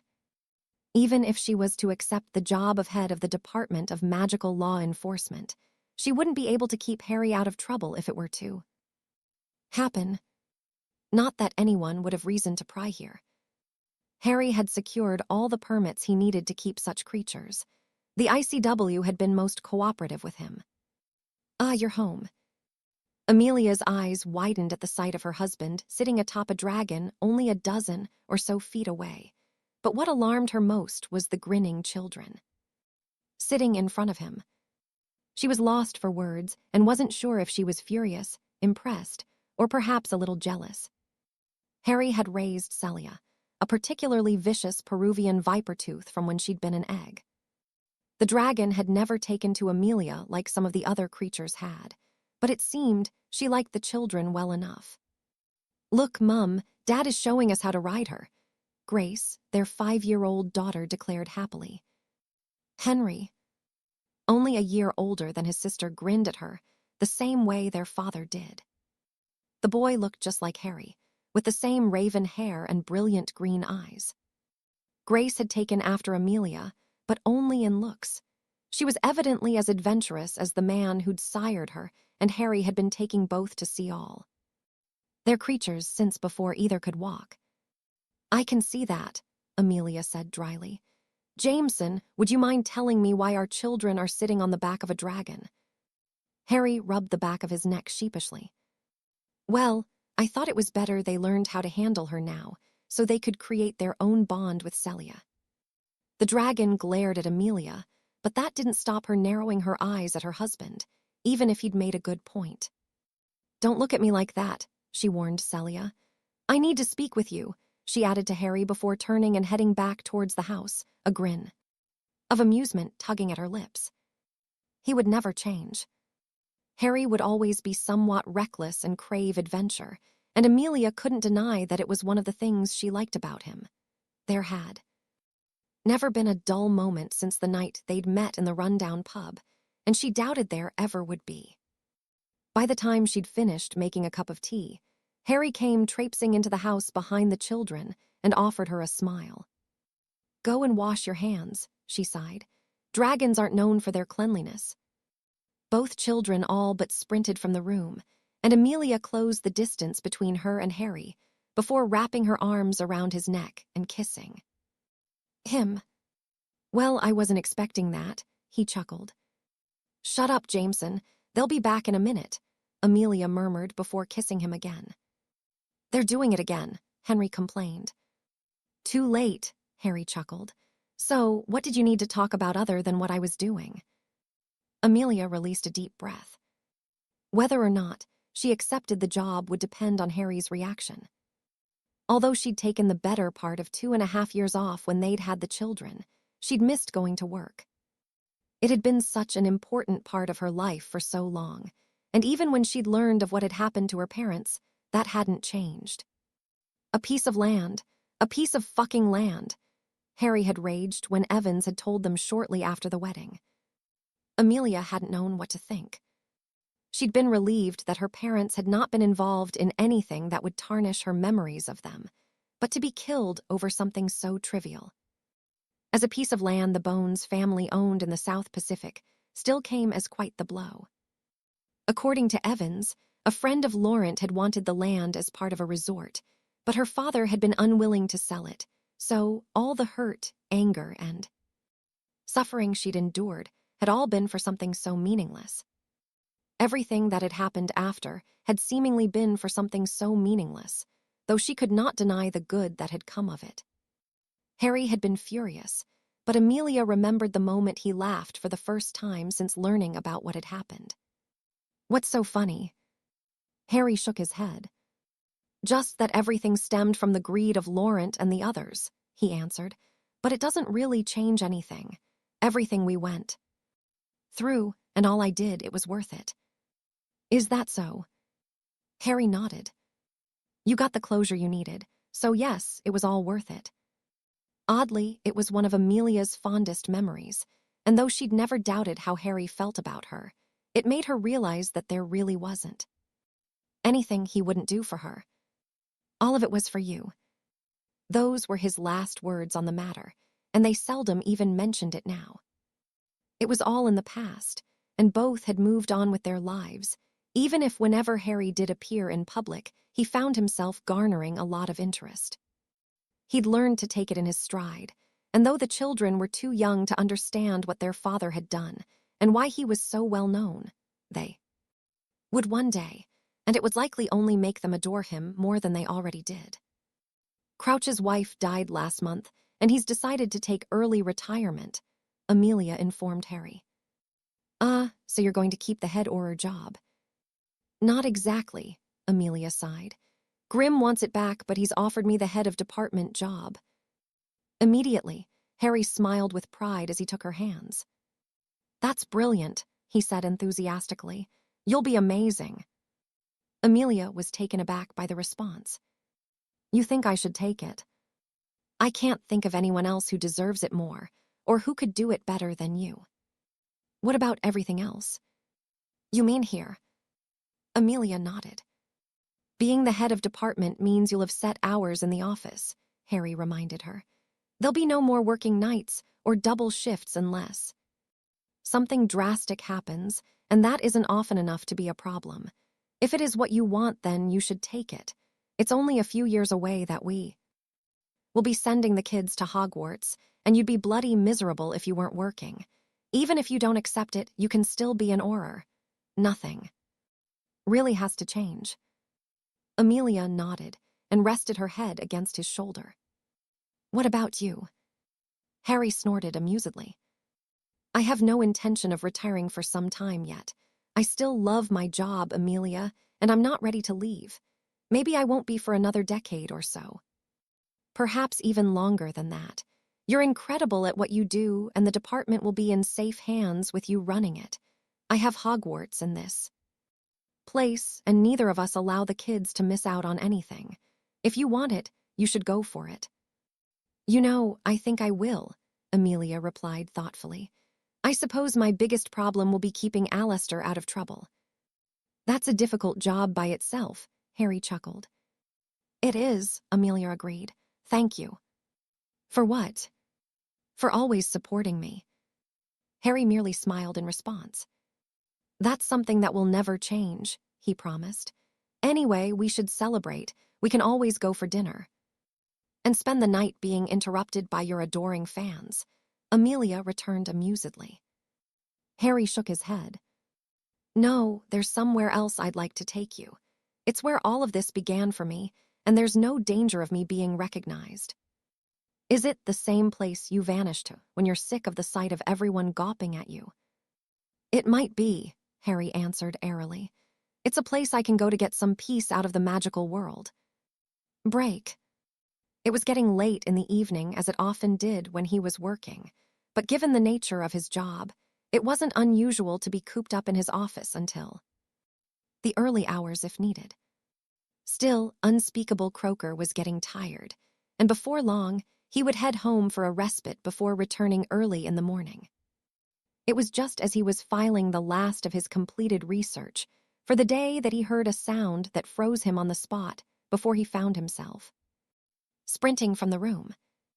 The alarm in the department had only ever sounded 3 times in all his years here, once in 61, once in 70, and now for the 3rd time.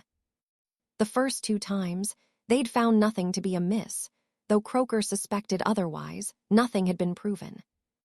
This time, however, when he entered the large chamber which housed the veil, the disturbance was rather apparent. "Get back!" he barked at the others who'd gathered around the eerie artifact. The other Unspeakables did so, and Croaker stepped in front of them. "What the hell happened?" he demanded. "We don't know, sir," one of his colleagues answered. "None of us were here when it started." Croaker frowned beneath his hood and watched as the surface of the veil continued to ripple rather violently. It was a moment later that the laughter came from within, a laughter of a man who'd undoubtedly lost his mind. It echoed off the walls and went on for several moments until something resembling a grinning face appeared in the archway, though the features, save for the grinning mouth, remained indiscernible. Croaker drew his wand, and it seemed as though whatever it was within was watching them, peering into their very souls before it laughed again and vanished. "Merlin, what was that?" one of the other Unspeakables asked after a moment of uncomfortable silence. "I don't know," Croaker answered, "but this room is off-limits to all until I can ensure it is safe to be in here." He too was at a loss at what had happened, and though he knew it was unlikely he could figure it out, he needed to try. Whatever it was that had appeared could never be allowed to be unleashed upon the world. Clarence Croaker had seen much throughout his career, had dabbled in the most dangerous of magics, but whatever it was that had somehow appeared in the veil was unlike nothing he'd experienced before. The magic it exuded was terrifying, to say the least, and such a thing was wholly unnatural, even in the world they existed in. No, it could never be free, and Clarence was determined to ensure it could not appear here again. "Break." "The King's Arms?" Amelia questioned as they stopped outside the Muggle pub. Harry nodded, a fond smile playing at his lips. "The King's Arms. This was my refuge before I was sent back in time," he explained. "I was here that night, and I've been coming back for the past few years now. I think this is the one thing that really reminds me of where I came from. The faces of my friends sometimes fade, and I choose not to dwell on much of the memories, but this place was always good to me." Amelia nodded her understanding and entered the pub as Harry opened the door for her. "Harry," a middle-aged man with a slight paunch greeted her husband. "Bert, it's good to see you." "And you brought a lady with you?" Bert asked. "My wife, Amelia." Bert offered her a warm smile. "Well, what can I get for you, Amelia?" "I will have whatever Harry is having." "Ah, so 2 of my best scotch on the rocks," the man said cheerily. "Coming right up." He began pouring the drinks, and Amelia could understand why Harry liked this place. It was quiet enough, and there was indeed a certain charm about it. "How is the teaching going, Harry?" Bert inquired, pulling Amelia from her thoughts. "Same as usual," Harry answered. "I don't suppose much changes," Bert chuckled. "Are you a teacher, Amelia?" "A police officer," Harry answered. "Well, I'd better be on my best behavior," Bert chuckled as he held up his hands, though his expression darkened as the door opened once more and a small group of men entered. "Great," he muttered. "What can I get for you, gents?" 4 pints of bitter," one of the group answered, throwing down some Muggle money onto the bar, quirking an eyebrow at Amelia as he caught sight of How's it going, darling? He asked, ignoring Harry completely. Very well, sweetheart, Harry answered. I'll take another whiskey if you're offering. The man's friends laughed, and he was taken aback by the brazen response. I was talking to the lady, he growled. What, are you some kind of queer? If you get me a whiskey, I might consider it, Harry retorted, shaking his glass of ice at the man. Bert watched the back and forth with concern, and Amelia shook her head. She could already see where this was going. You'd better watch it, mate, or I'll give you a bloody good hiding. Harry, leave it, Amelia sighed, knowing her words would fall on deaf ears. The man was considerably larger than Harry, about a head taller, much whiter, but certainly not in the best shape. Yes, Harry, leave it, the man goaded. Harry shook his head as he placed his glass on the bar. And I thought we were getting on so well, he mused aloud. The man scowled at him. Seriously, I'm going to twat you in a minute. That's twice you've threatened me, Harry pointed out. Now I'd like an apology. Or what? Or you might just find you're going to have some very bad luck. The blinked before guffawing. He's a bloody psychic now, he announced to the others. I wonder if he saw this coming. He moved much quicker than Amelia expected, and he swung a meaty fist towards Harry. In the blink of an eye, Harry responded, and the man was laying on the floor, whimpering as he held onto his groin. Anybody else? Harry asked. The other men shook their heads and bit a hasty retreat. Amelia rolled her eyes at her husband. Can you not go anywhere without getting into trouble? Harry shrugged. I didn't start it. I know, but you could have diffused the situation. Harry smirked in response. Why would I do that? He asked mischievously. Despite her best efforts not to, Amelia did smile at him, though she frowned as he drew his wand and pointed it at the unsuspecting Bert. Obliviate. His expression went blank, and Amelia shot Harry a look of disapproval. You can't just obliviate muggles, Harry. He shrugged once more. Bert's a good sport about it, he replied. Besides, he won't remember a thing that happened. And how many times has this happened? Harry hummed. This will be the 6th time this year. Bloody hell, Amelia groaned. Will you ever not get into trouble? Don't ask questions you don't want the answer to, Bones, Harry said amusedly. Come on, we'd best get out of here before he comes to his senses. Amelia could only shake her head as she followed. No, some things would never change, but she was okay with that, because the things that did had always been for the best. She and Harry had met, had fallen in love, fought a war, gotten married, and brought 2 wonderful children into their lives. To Amelia, nothing else mattered, and if she had to do it again, she wouldn't change a thing, all for the man who had come and did it all for her.